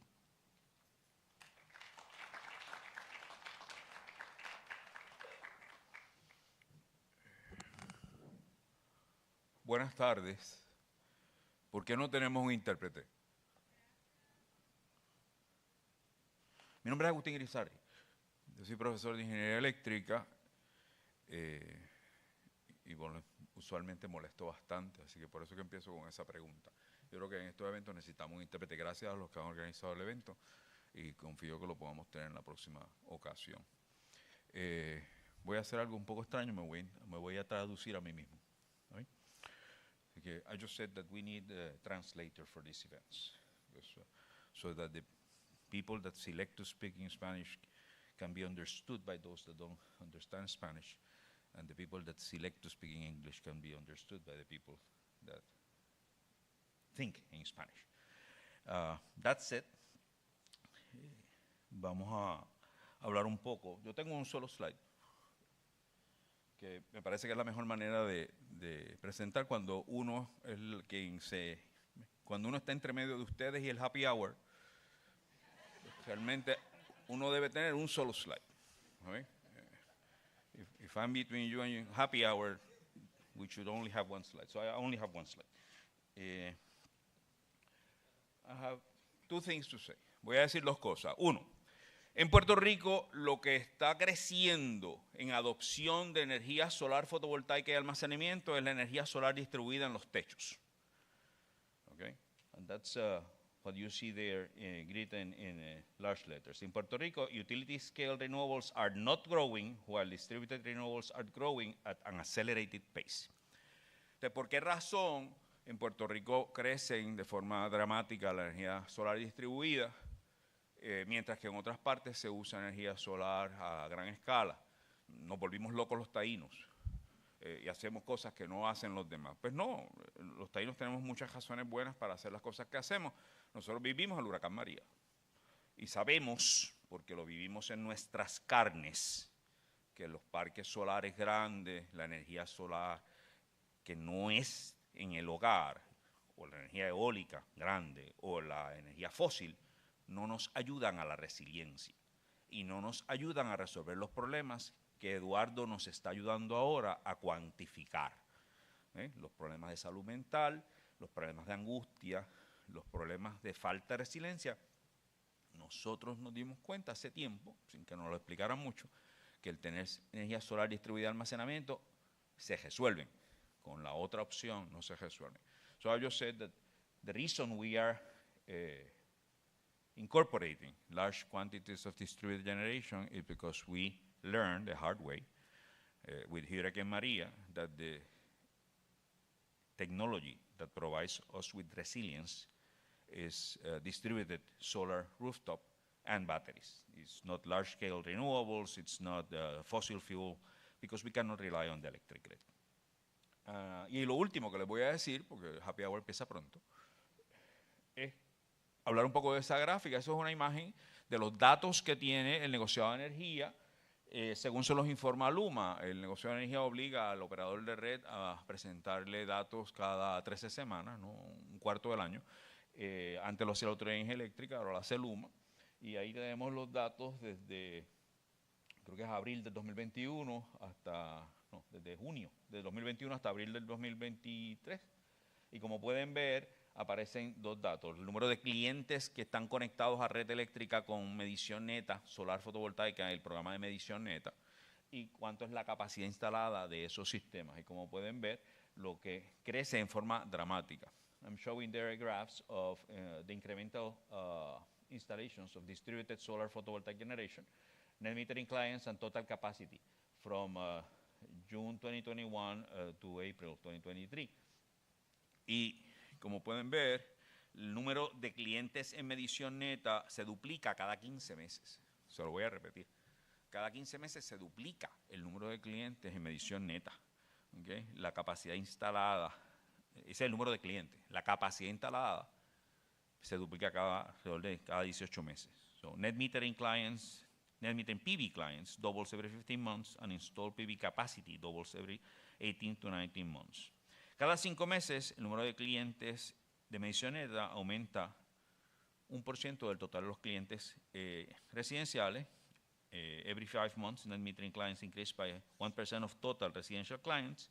Y también está creciendo, porque en Puerto Rico ya nadie instala sistemas solar fotovoltaicos si no le pone baterías. Esencialmente, tú le hablas con los instaladores y dicen, nadie quiere un sistema solar sin tener baterías. Antes de María era lo opuesto. Prácticamente nadie ponía baterías. Así que la cantidad de almacenamiento eléctrico se ha duplicado desde 401 megavatios a 807 megavatios en 14 meses, en los últimos 14 meses. Así que esa tendencia es persistente. So distributed electric storage has doubled in the last 14 months, and this is a persistent trend. So les mentí, hay una gráfica ahí que no la puse yo, la puso Marcel, pero bueno, la voy a enseñar. Esa gráfica lo que muestra cómo la energía solar distribuida sigue creciendo, mientras que los sistemas solares fotovoltaicos a escala grande se quedan estancados, no han crecido más. So as I said, I lied to you because they are two graphs, and this one is Marcel's doing, and that shows that distributed generation is growing while the large-scale solar photovoltaics is flat. And gracias por la invitación.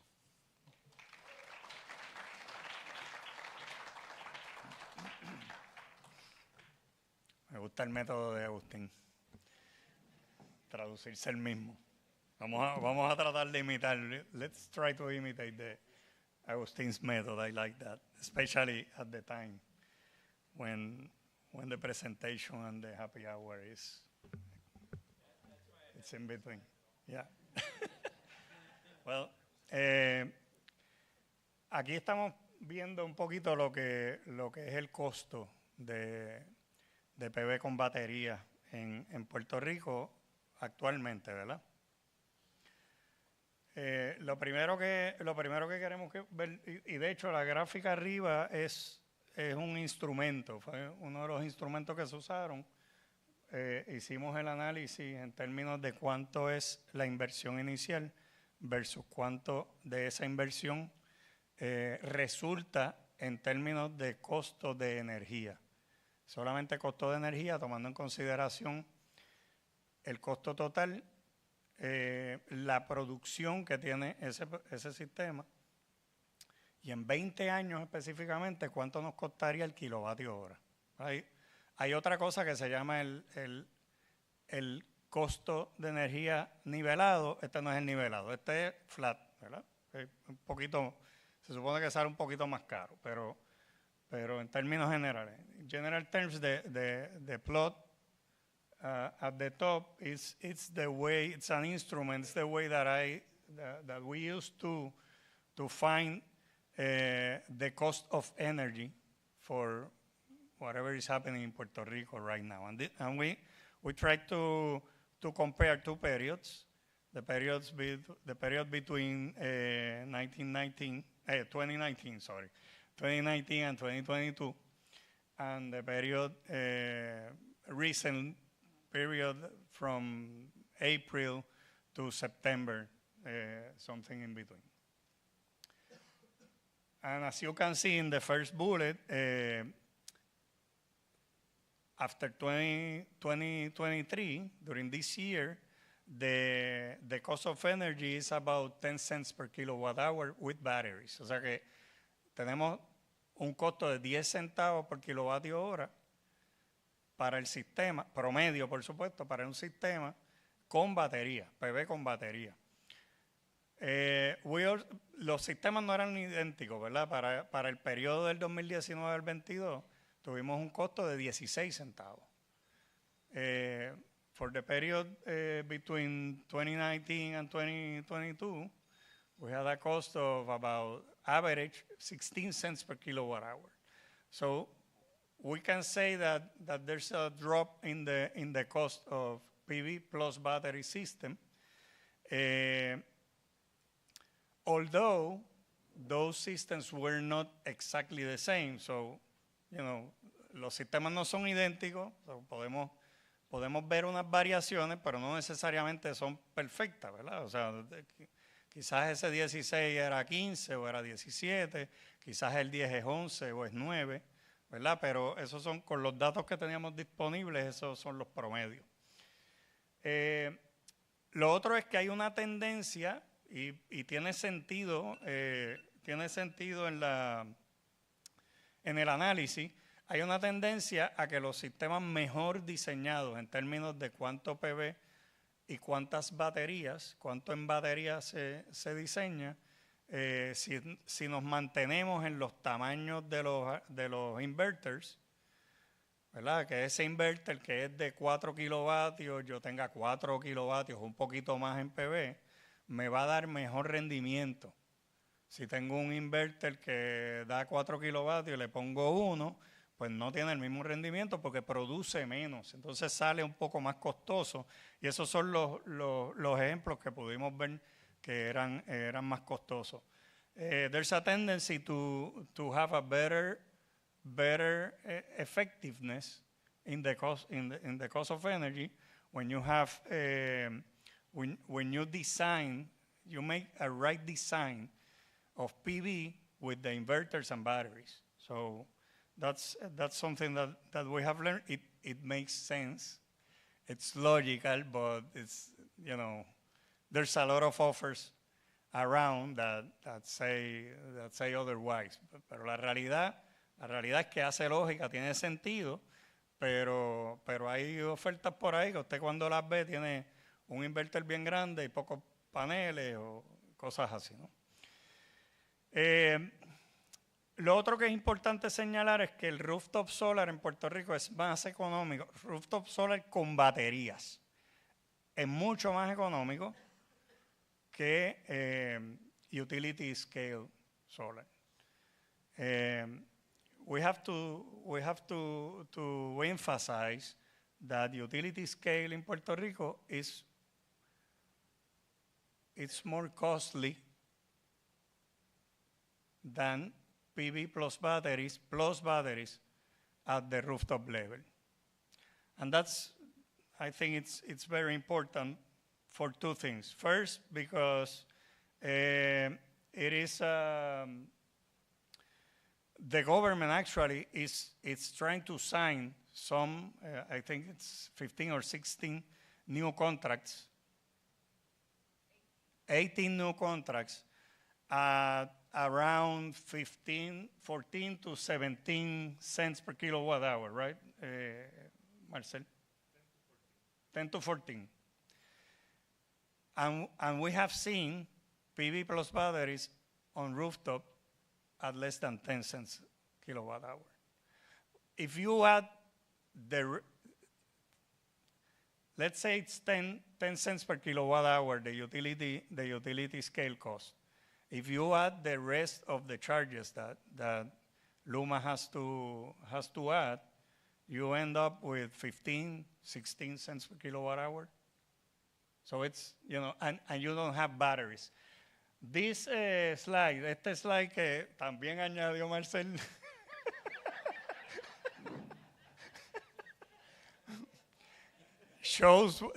presenta lo que mencionó Agustín anteriormente, ¿verdad? Que cuando viene el huracán y estamos en recovery,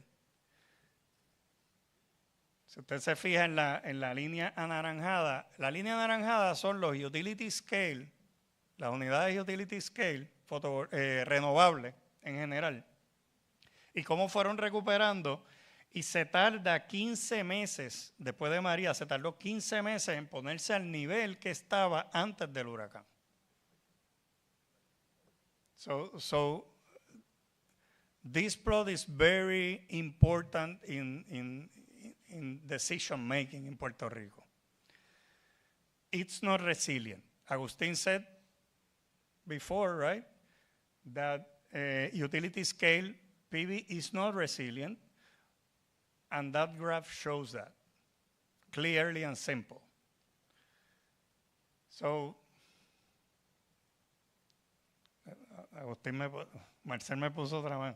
That's the 15 months, the 15 months of you know, the length of time during the recovery that the utility scale were trying to recover and to get to the whole plot. This is the Trench 1 solar farms, 11 sites in 8 municipalities that it's Marcel, ¿estos son los actuales o los que vienen? Los nuevos. Trench 1 son los nuevos. Y eso es lo que queda. Based on that graph, those are the places in Puerto Rico where the Trench 1 solar farms are supposed to be beginning construction. Y como dijo el secretario auxiliar de Energía, Auxiliary Secretary of Energy at la Fortaleza, those contracts will be between 14 cents per kilowatt hour or beyond that. So it's not even 10 to 14. So, you know, the way we see it is rooftop solar with batteries has been more economically, in Puerto Rico at least, and as we can see also, it gives resilience to the people in Puerto Rico when we have emergencies, like Hurricane Maria or whatever other emergency. We are done, right? Marcel tiene algo más. Marcel tiene 58 slides, así que...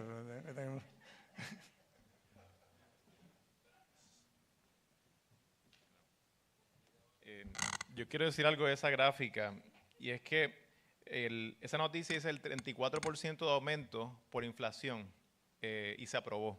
There was an approved 34% increase in the contract PPA. But for example, for the salaries of the people of Puerto Rico, including the university, they have not increased since 2008 when I started working here. Only one time, 4%. So there is a disparity on the treatment on two issues.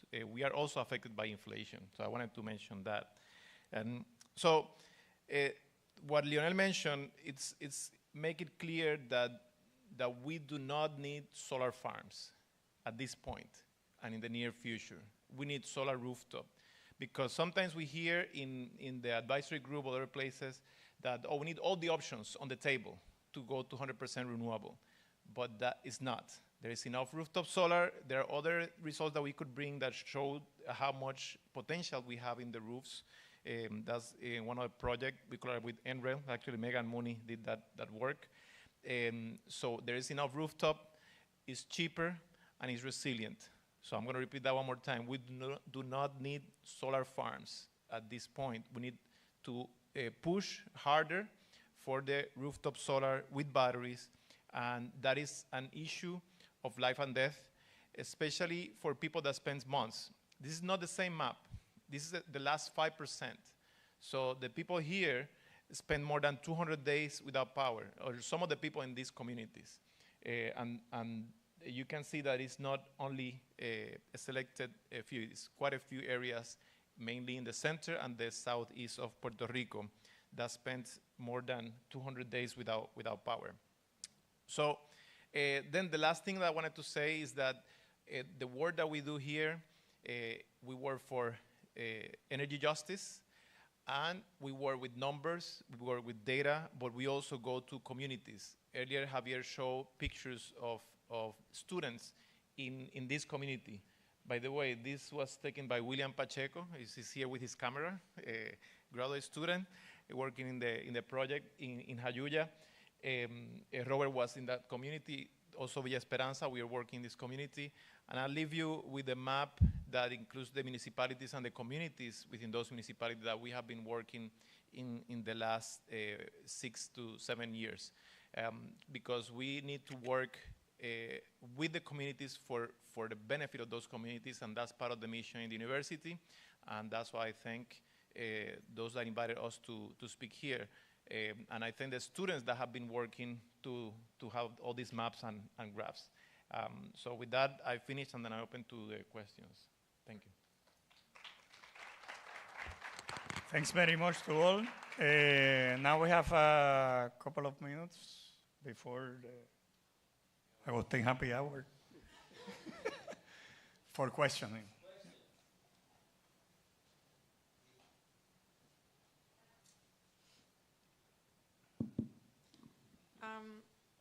Hello to all. I actually have a few, some comments, some questions. First, I want to congratulate you. I really appreciate the comprehensive approach to this panel, especially the mental health and making sure that social impact is included and not just the technical information. So thank you for that. Just on the topic of clean energy, so just to make a comment about, I know that there's a lot that we're grappling with in a very urgent manner, and I don't know how much of it is going to be within your scope of work, But if there can be in the future, near future, collaboration with other experts that could also include information on how this is going to impact in the long term the environment, the environmental aspect of it, right? The environmental impact, because not only do we want ethically sourced raw materials, but we also want to know how much of it is going to impact the environment and the ecosystems of the areas where this is going to be mined out of, right? So that said, in the topic of solar farms and rooftops, it's very interesting. I didn't know that calculation has already been done, and so I'm happy to hear that. And I'm wondering, how is the communication with the Department of Energy? Because it seems to be in their objectives from what the Secretary expressed the last time she was here a month or so ago, that it is, according to her, needed to have solar farms. So apparently she hasn't gotten the memo in terms of cost effectiveness. So that would be great if that communication can be open. And also in terms of predatory practices from companies, I'm not sure if those are being also included in the analysis, or how that's, I don't know if that goes into social impact or if that goes into cost impact, but there's definitely some predatory practices that are making it or adding limitations for people to be able to go into solar or invest in solar energy. And finally, including energy efficiency education for that cultural transformation, that consumption transformation, right? That consumption culture.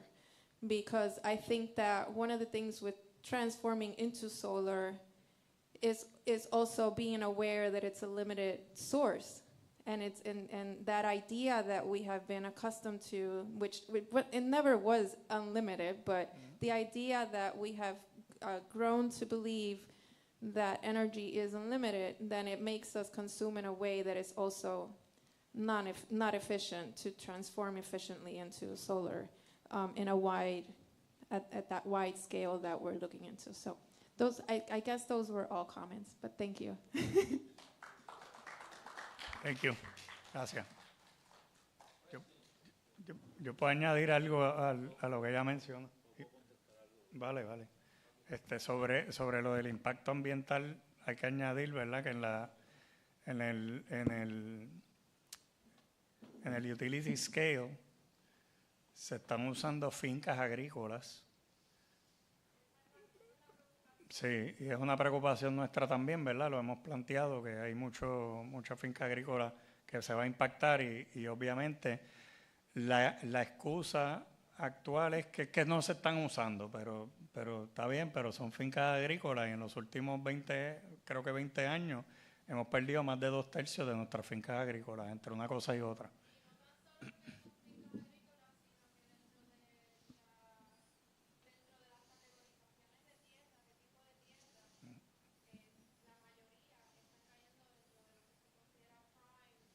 Es correcto, sí.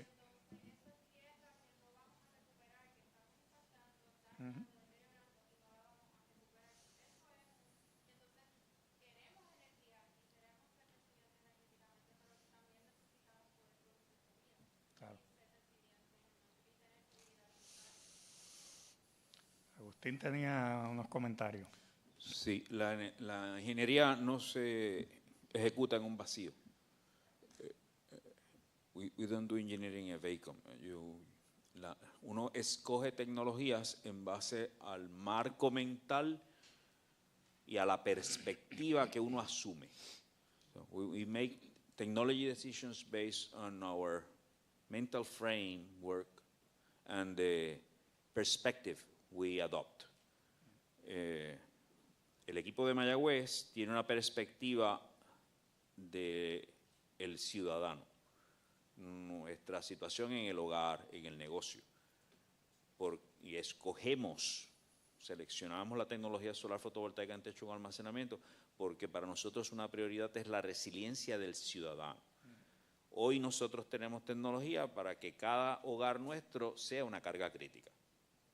Yo puedo atender esa carga crítica con una fracción de energía solar fotovoltaica. La perspectiva de otros colegas, mi impresión es que la perspectiva de los laboratorios nacionales es una perspectiva desde el utility, desde la compañía eléctrica. So I'm saying that the Mayagüez group always work with the perspective from the citizen. For us, a critical load is a residence. A critical load is a business. So we select technology based on that perspective, or that priority. My impression of the perspective of the PR100 from the national labs is a utility perspective. And you will see a conflict there. Okay? We have a discrepancy. We are not in agreement. And we will continue to work together until we solve that discrepancy or find a way of, agree. Right? Y eso hay que hablarlo. Esas cosas hay que discutirlas, porque al final todo lo que montemos en Puerto Rico lo vamos a montar nosotros y lo vamos a pagar nosotros también. El dinero, tú gastas $1 en combustible para correr un generador, pues $1 que no gastaste en un hospital, en una escuela.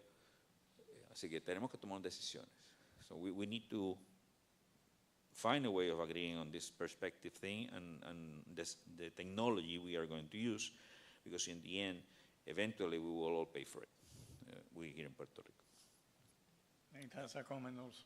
Yes. Yeah, I was just going to say, I don't know that our perspective is a utility perspective. I'm hoping that the scenarios that we have created with different levels of rooftop PV, different technologies, different levels of load, different levels of a range of scenarios, that the future reality is captured within that range, right? And so that as things continue to evolve, that we aren't picking a particular pathway, but we are providing a range of impacts across all of these different scenarios. So, I mean, we have a scenario that looks at every rooftop having PV and storage, right? So that's definitely the minimum amount of utility scale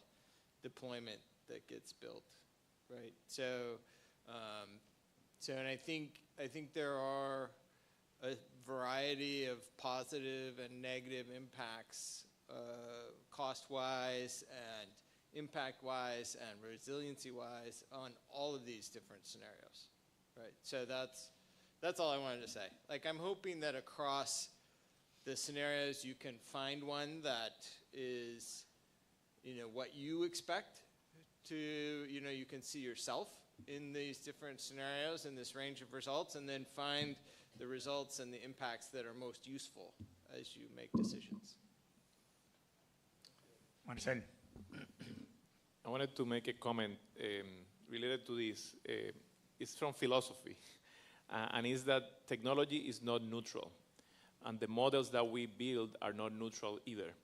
And so from the analysis that we do of different models, one problem that we have discussed is the granularity of those models. So if we don't have a model that can capture granularity, then when you go to decision making, you cannot take in consideration the community level, the customer level, and that's a challenge. And it makes sense that most models that are already built and are easier to adapt come from big utilities or maybe interconnected systems. And it's harder to adapt to the context of Puerto Rico or the U.S. Virgin Islands, which Matt was presenting earlier. It's hard. But it's needed. For example, if some resiliency analysis is at the transmission level, then we miss all the distribution destruction that created and the restoration of that And so this is something that we still need to struggle with to then find the best way to make decisions and to give the best groundwork for the decision makers and the people that are the ultimate decision makers, what is the best. And this is the last part, it is a responsibility, and this is maybe a hard work for the next 2 months, to establish what are the limits of our models, what are the limits of our study. Nate mentioned very well in the beginning, like the projection, right? If you're doing projection, you're gonna fail pretty much every time, but it still is useful.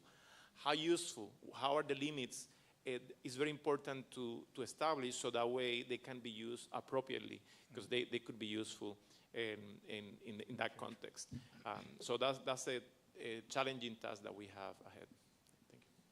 Thank you. Tengo dos preguntas, two more questions. Al rector va a tener que darle un turno para que haga un par de preguntas. Así que. Me gustó el estilo de Agustín, así que voy a hacer lo mismo. Pregunta.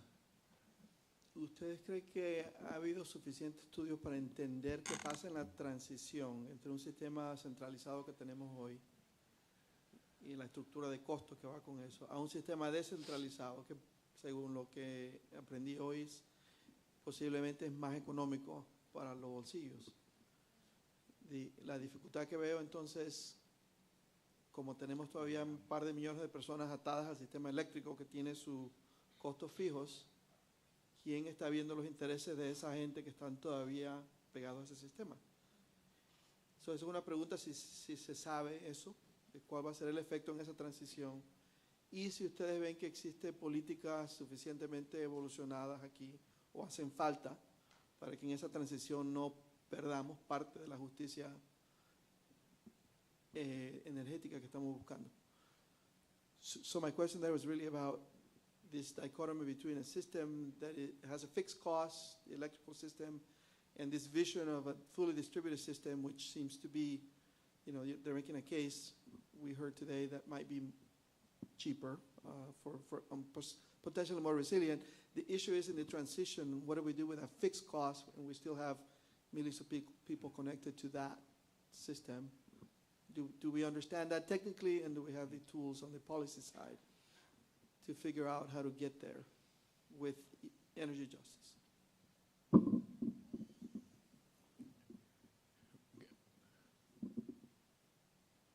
En Puerto Rico, la cantidad de sistemas solares fotovoltaicos de almacenamiento está creciendo por acción ciudadana.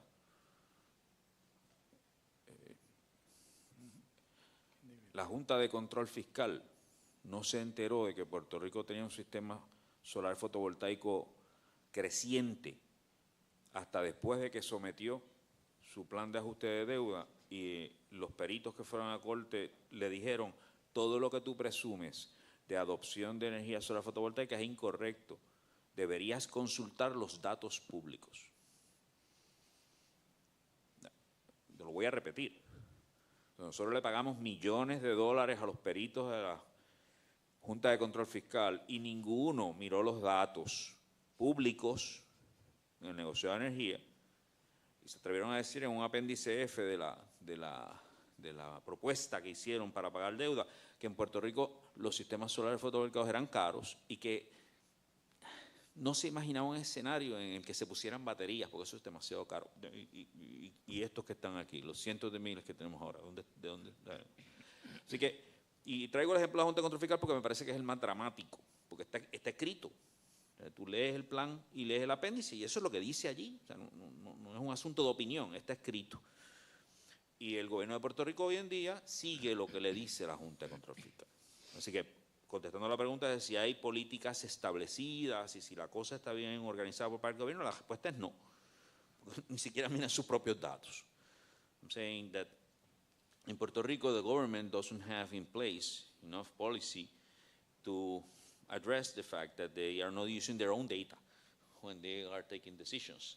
The Fiscal Oversight Board submitted an adjustment plan where it essentially assumed that Puerto Rico will never be using photovoltaic systems, and they even said that storage was too expensive to be considered.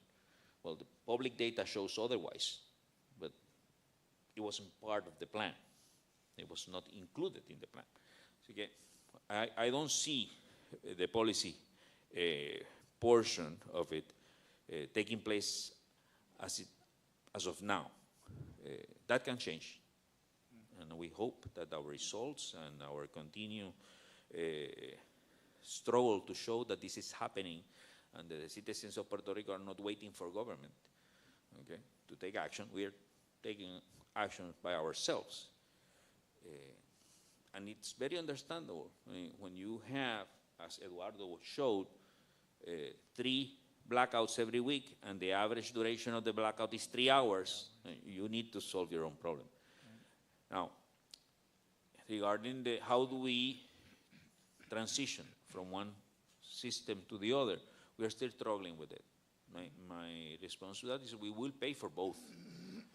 And we will pay for both. We will pay more or we will pay less for the transition. If we agree that there is a transition and that we will have the transition and we organize that transition, we'll probably pay less. If we do not organize the transition and the citizens go one way and the government assumes a different thing, then it will cost more. That's my analysis without having a model or a simulator to produce numbers that will back up that assessment, but that's what I've seen. Yo creo que nosotros vamos a pagar por la transición. O sea, la electricidad no es gratis, el sol es gratis, pero la electricidad que sale del sol tampoco es gratis.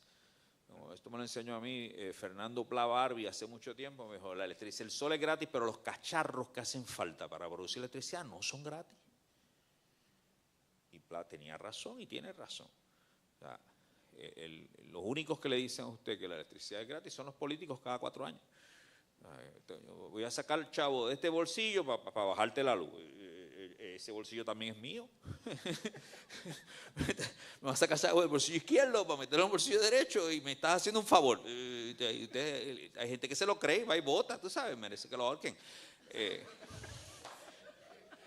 una cosa absurda.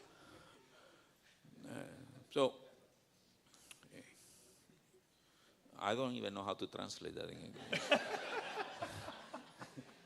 I think it's too emotional. Okay, Marcelo has a comment again. I want to mention something. Maybe if Agustin had one more slide, could have been this. Could have been this one, because he worked in this study of integration of solar rooftop to the grid, and one main result is that the cost per kilowatt hour will be about 6 to 8 cents less. If it's done with FEMA funds and it's publicly owned, then the bill could go down for everybody, not just for the ones that have the solar, but people in the apartments, for example, will have the decrease because it would be owned collectively, not individually. So that's one possibility, that's one path, that's one, and it has been brought up to the PR100. And then I wanted to mention one thing about the resiliency. So the resiliency, I think we did study enough to know that the solar rooftop with batteries is what we need if the hurricane comes.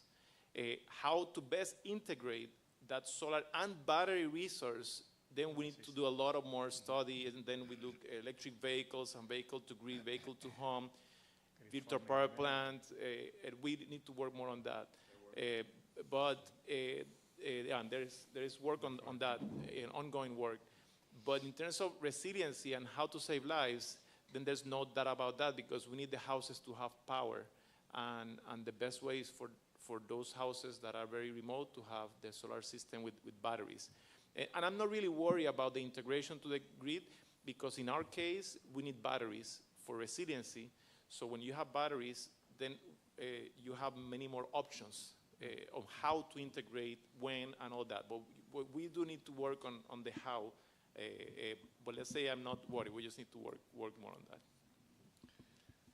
Next question. Just a short, una pregunta corta, que si pueden expandir en ¿cómo la construyo la pregunta? Porque creo que tocaste el tema que iba a preguntar, que era ¿cómo es que el área total de techo de Puerto Rico puede proveer la demanda total de energía en Puerto Rico, especialmente en sitios como la vivienda pública que no tiene espacio para poner placas, condominios, ese tipo de cosas, que es lo que escuchamos, ¿verdad? Yo vivo en un condominio, no tengo de poner por mis placas. Yo vivo en vivienda pública, no tengo de poner mis placas. Quisiera que expandieran en eso, cómo es que el área de techo en Puerto Rico provee para esos espacios y cómo entonces también se entregan las baterías a grandes escalas para proveer energía a esos espacios, porque imagino que vamos a tener que proveer baterías grandes como que para condominios, combinada con los techos, creo. ¿Se pueden expandir ahí? Sí, la respuesta a la pregunta es que nosotros mantenemos la red en nuestro análisis. En ese estudio que menciona Marcel, nuestro análisis es uno que ponemos solar fotovoltaico. En este estudio lo que hicimos fue hablar de 1 millón de sistemas solares fotovoltaicos residenciales pequeños, porque el objetivo del estudio era resiliencia. O sea, no era un sistema solar fotovoltaico para que tú prendas el aire acondicionado y lo apague tu nieto. O sea, ese no era el marco mental, ¿verdad? El marco mental no era ese. El marco mental era que yo tengo suficiente energía solar fotovoltaica de almacenamiento para que cuando venga un huracán no tengamos los muertos que hubo en María. Ese era el marco mental. Entonces, cuando pusimos en el estudio, en el análisis, en la simulación, cuando pusimos el 1 millón de sistemas solares fotovoltaicos en las residencias, después añadimos sistemas solares fotovoltaicos en estacionamientos y en comercios, en los techos de los comercios.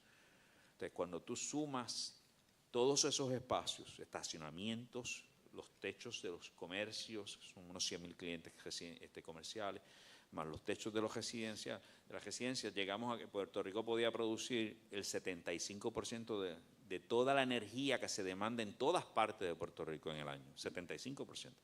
Y eso podía ocurrir sin que hubiese impacto negativo en la red, sin que tuvieran sobreviviendo cuando habían fallas en la red, cuando se salió una máquina, etc. Manteníamos la red y en la transición mantenemos la generación fósil. Vamos sacando primero la más contaminante, la más sucia, que es el carbón, y después poco a poco vamos eliminando la otra que también es sucia, que es el metano, y la vamos sustituyendo con baterías. Las baterías en este estudio que nosotros hacemos son distribuidas. O sea, no hay baterías grandes en las subestaciones, las baterías están en los condominios, pueden haber baterías, en los comercios pueden haber baterías, están distribuidas por todas partes. Entonces, ¿por qué paramos en 75% y no llegamos al 100%? Porque las herramientas computacionales que nosotros estamos usando, que son estándar de la industria, empiezan a darte unos resultados que tú no sabes si los puedes creer o no. No es que no puedas llegar al 100%, es que no lo puedo simular con las herramientas que teníamos. Hay otras herramientas que podíamos usar, seguro que sí, pero había un presupuesto también. Entonces, este estudio que nosotros hicimos costó 110,000 pesos. Siemens hizo uno similar que no dio ningún resultado y costó como 2 millones, lo pagaste tú. Me pregunta quién paga las cosas. El que está sentado en su silla lo pagó. Y tenemos que hacer el estudio para llegar al 100 con otras herramientas. Hay que mantener la red en la transición.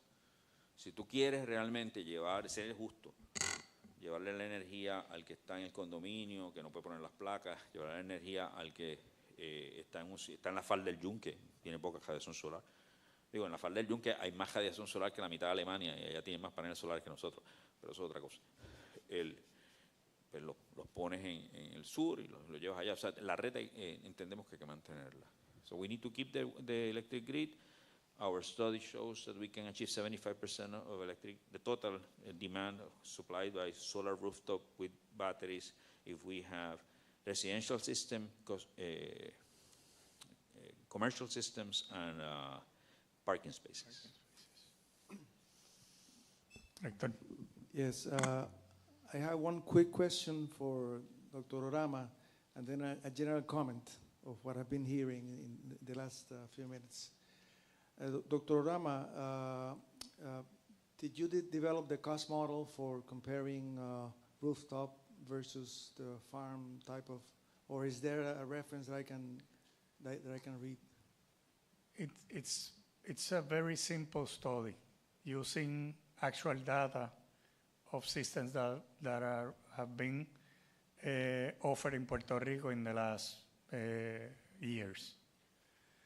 I am trying to find out new data from this new incentive that it's undergoing right now, but it's simply finding the offers and in a spreadsheet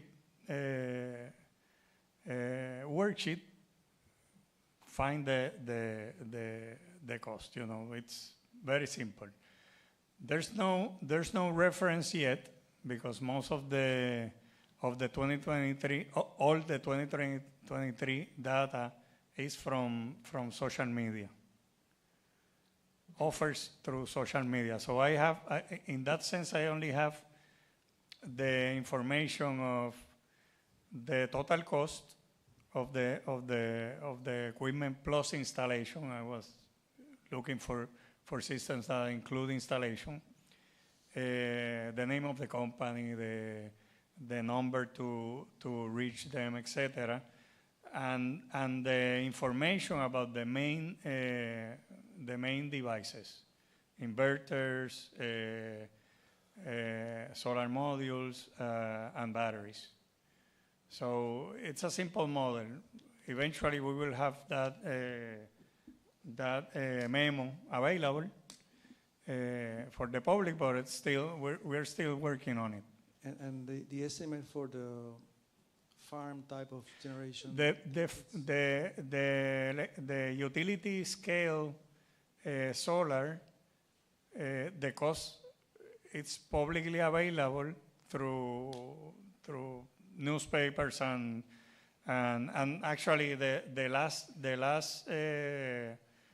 last numbers that we have were published by the government, by the governor's office, actually.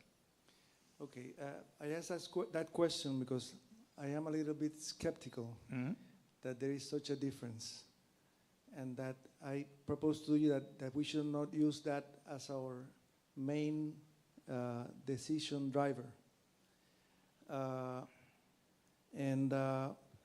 This comes a little bit from experience. I installed my own solar system, okay, and it cost me X amount of dollars, and the only reason that I decided to install that system was because I didn't want to be without power in another hurricane. That's the only reason. Yeah. I had been making the numbers for many years, and up to that point, I prefer to be connected to the utility. It's easier. If it was reliable, I would prefer to be connected to the utilities. But when Maria hit, you have power. It was a traumatic experience, really. And I said, this will never happen to me again.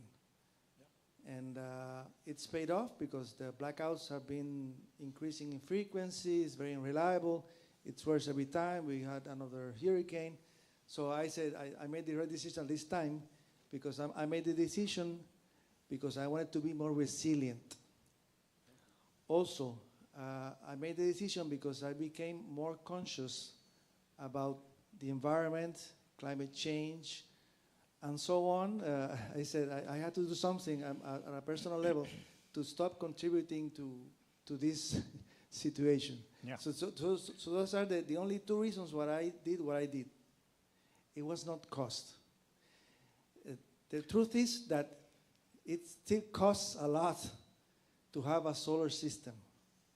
And when you have a solar system, you become your own producer with all the responsibilities that carries. Those things break down. You have to maintain them. You have to tweak them. If not, you have to pay someone to do it. Technology change. You make a presumption that you want to have something installed there for 20 years. I'm not so sure about that. Maybe in 10 years I want to have something different. Maybe something better will come. So the presumptions that we make when we develop those cost models, I think they're not realistic. So, Well, we could should I- make the decision based on the other things at this point. Could I add I something? can add something before, yeah. Go ahead. The study made from 2019 to 2021 was based on actual quotes.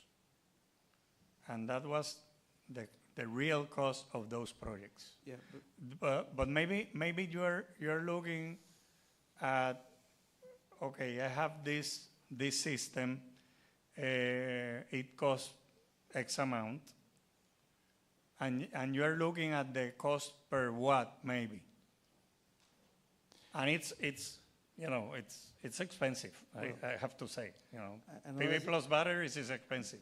Another thing is who puts the money, because you're putting 20 years worth of energy up front when you're installing a solar system. Mhm. So the question is, who puts the money up front? Is it me, the citizen, or is it some investor, some entrepreneur, or is it the government? Okay? And if it's me, if it's the consumer, I've been talking to other people that have been installing systems recently, and there are so many scams. The cost that they give you is it's something that worries me. That it's not going to be real. That if you sell it at that, is that your decision driver? It's not real. It's not real. I think there's a good conversation about the cost of rooftop versus the cost of utility scale. I think there's also a question that we see of the cost of these systems on the mainland versus the cost of these systems in Puerto Rico. And on the mainland, a utility scale PV system now without batteries should be 2.5 to 3 cents, right? So it is several times higher here than it is there. And there are a couple of obvious reasons, one of which is financing. One of the reasons it may be cheaper for a homeowner in Puerto Rico is that they are frankly more financially reliable than the government or than the utility, which is currently bankrupt, right? So the cost of borrowing money to build a big utility scale system when you have a bankrupt utility is much higher, right? So there are a number of questions, and I think there is a line of investigation into how to reduce both the rooftop cost and the utility scale cost to what they pay, what is typically paid on the mainland.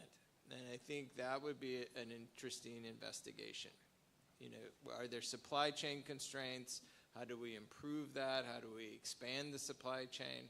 How do we get more players in the market, perhaps, on the rooftop side? How do we,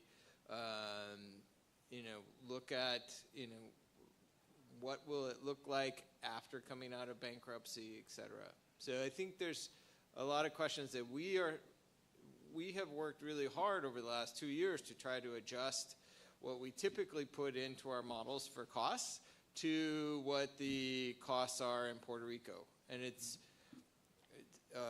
frankly, with the pandemic and supply chains globally and a war and now another war, and it is a bad time to do a cost study.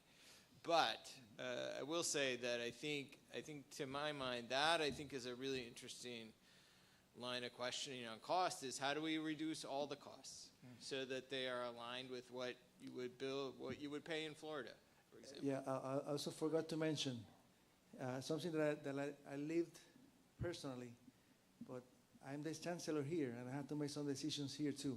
Mm-hmm.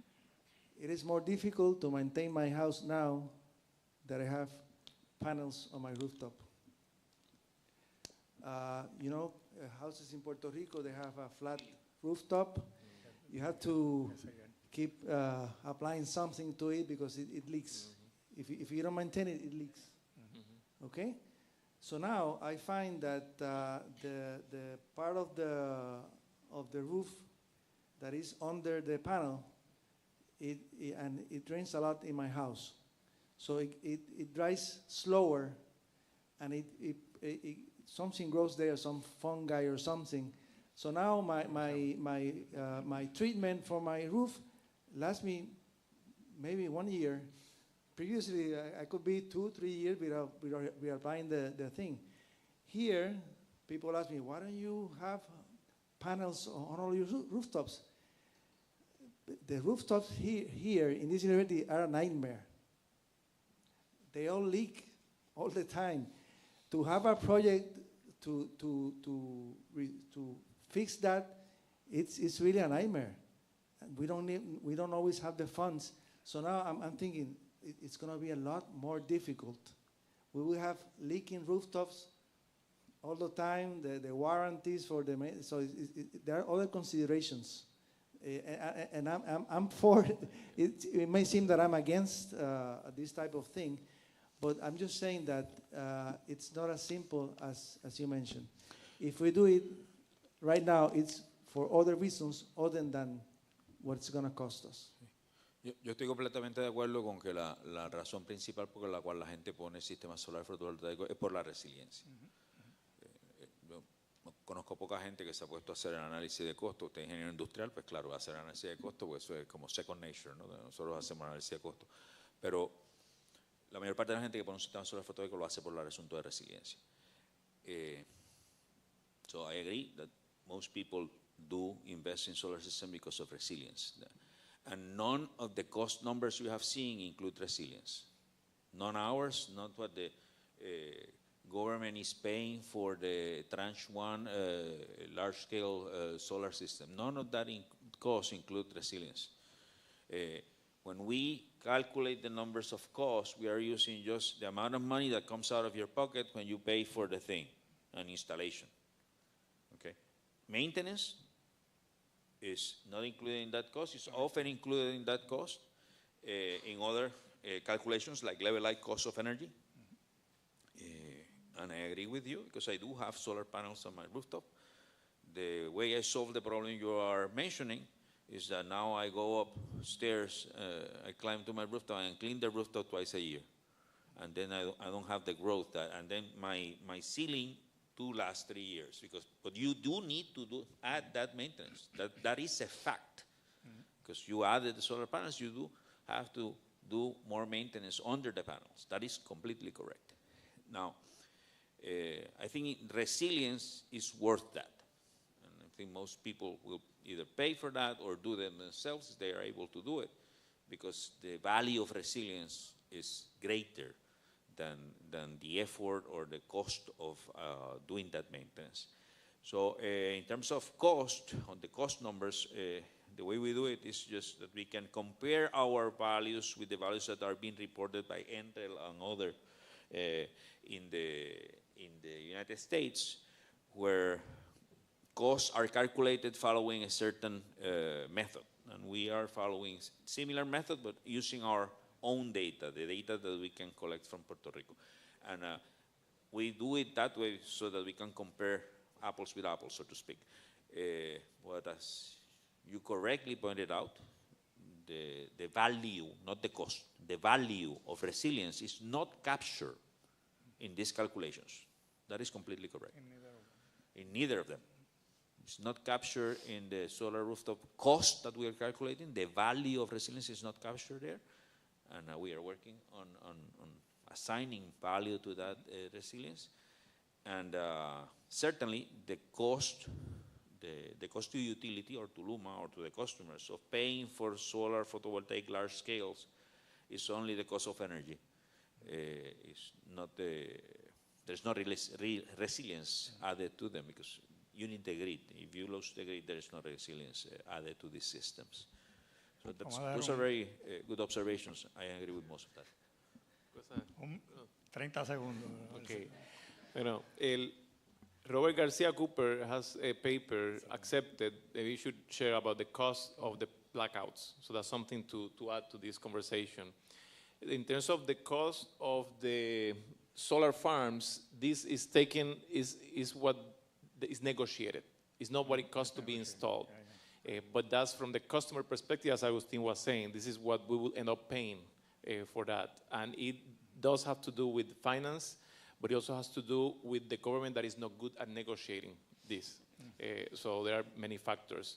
But now, I think all of us are surprised of how the cost has been going down, and it's hard to believe, but we should sit down because you need to believe that it did go down. We're talking about $3 to $4 per kilo per watt installed with lithium batteries. I didn't think that was going to be possible with lithium technology as batteries. I used those numbers a couple of years ago for lead acid batteries. Now those numbers apply to lithium batteries. And so I want you to look at those numbers because I want us to have the chancellor of the university to say, maybe in a statement that agrees with this study in cost, and with your expertise from industrial engineering, it could be useful because we do need different voices to validate it, to look at it critical, to see if there is a mistake to correct. But the numbers, we are talking about a system $3.85 of per watt with lithium batteries is something, I don't know, I tell my students, I can't believe it's that cheap. And it's there. My brother installed a system this year. If you install a system 2-3 years ago, those numbers are not up to date anymore, especially with the cost of batteries. So like Nate said, we failed in the projection. I think there is a graph with the projections of decrease in PV and batteries, and they all fail because it's always going lower than expected. And it's amazing, but we keep making the same mistake.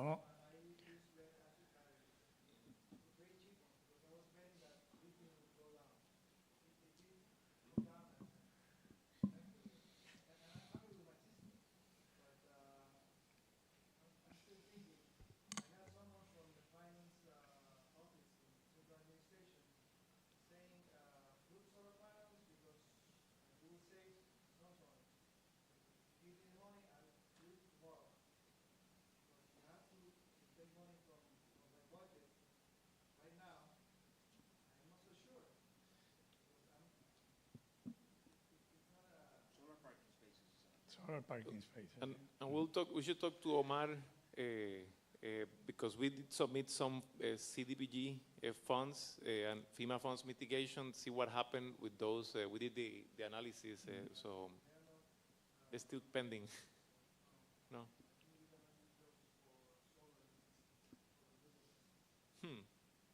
Okay. Interesting. Vamos a darle unos minutos a Robert para que hable un poquito de lo que mencionó Marcel. Yeah, I'll be very quick. 3 minutos. Yes, it is true that both approaches are not considering outage costs. Outage costs is the main motivator behind it. The reason why Hurricane Maria and any like the long-term blackout is traumatic, it's because it costs a lot. And how does that cost a lot? We have to get up, get in a car, or walk if our cars are damaged like it happened on my last hurricane. Yes, thank you. We have to go purchase food. If we can't cook, we have to purchase ice if we have a diabetic or if we have a medication that needs to be refrigerated. We have to dedicate our time, which for those who have not lived through that experience, having to purchase fuel in Puerto Rico was a nightmare, which usually led to 3 to 4 up to 5, 6 hours making a line just to purchase fuel. Now, that is a huge motivator to install PV systems. We have submitted a paper, it's called the True Cost of Electricity Service, What Reliability Metrics Do Not Communicate.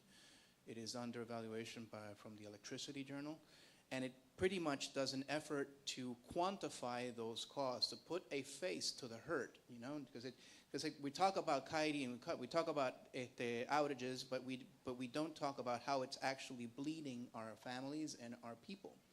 So I wanted to bring that up because yes, both analysis, both the utility scale analysis and the rooftop solar analysis does not pick up the true cost of electric service, which includes The cost of having energy, the cost of not having energy, divided by the amount of energy you consume.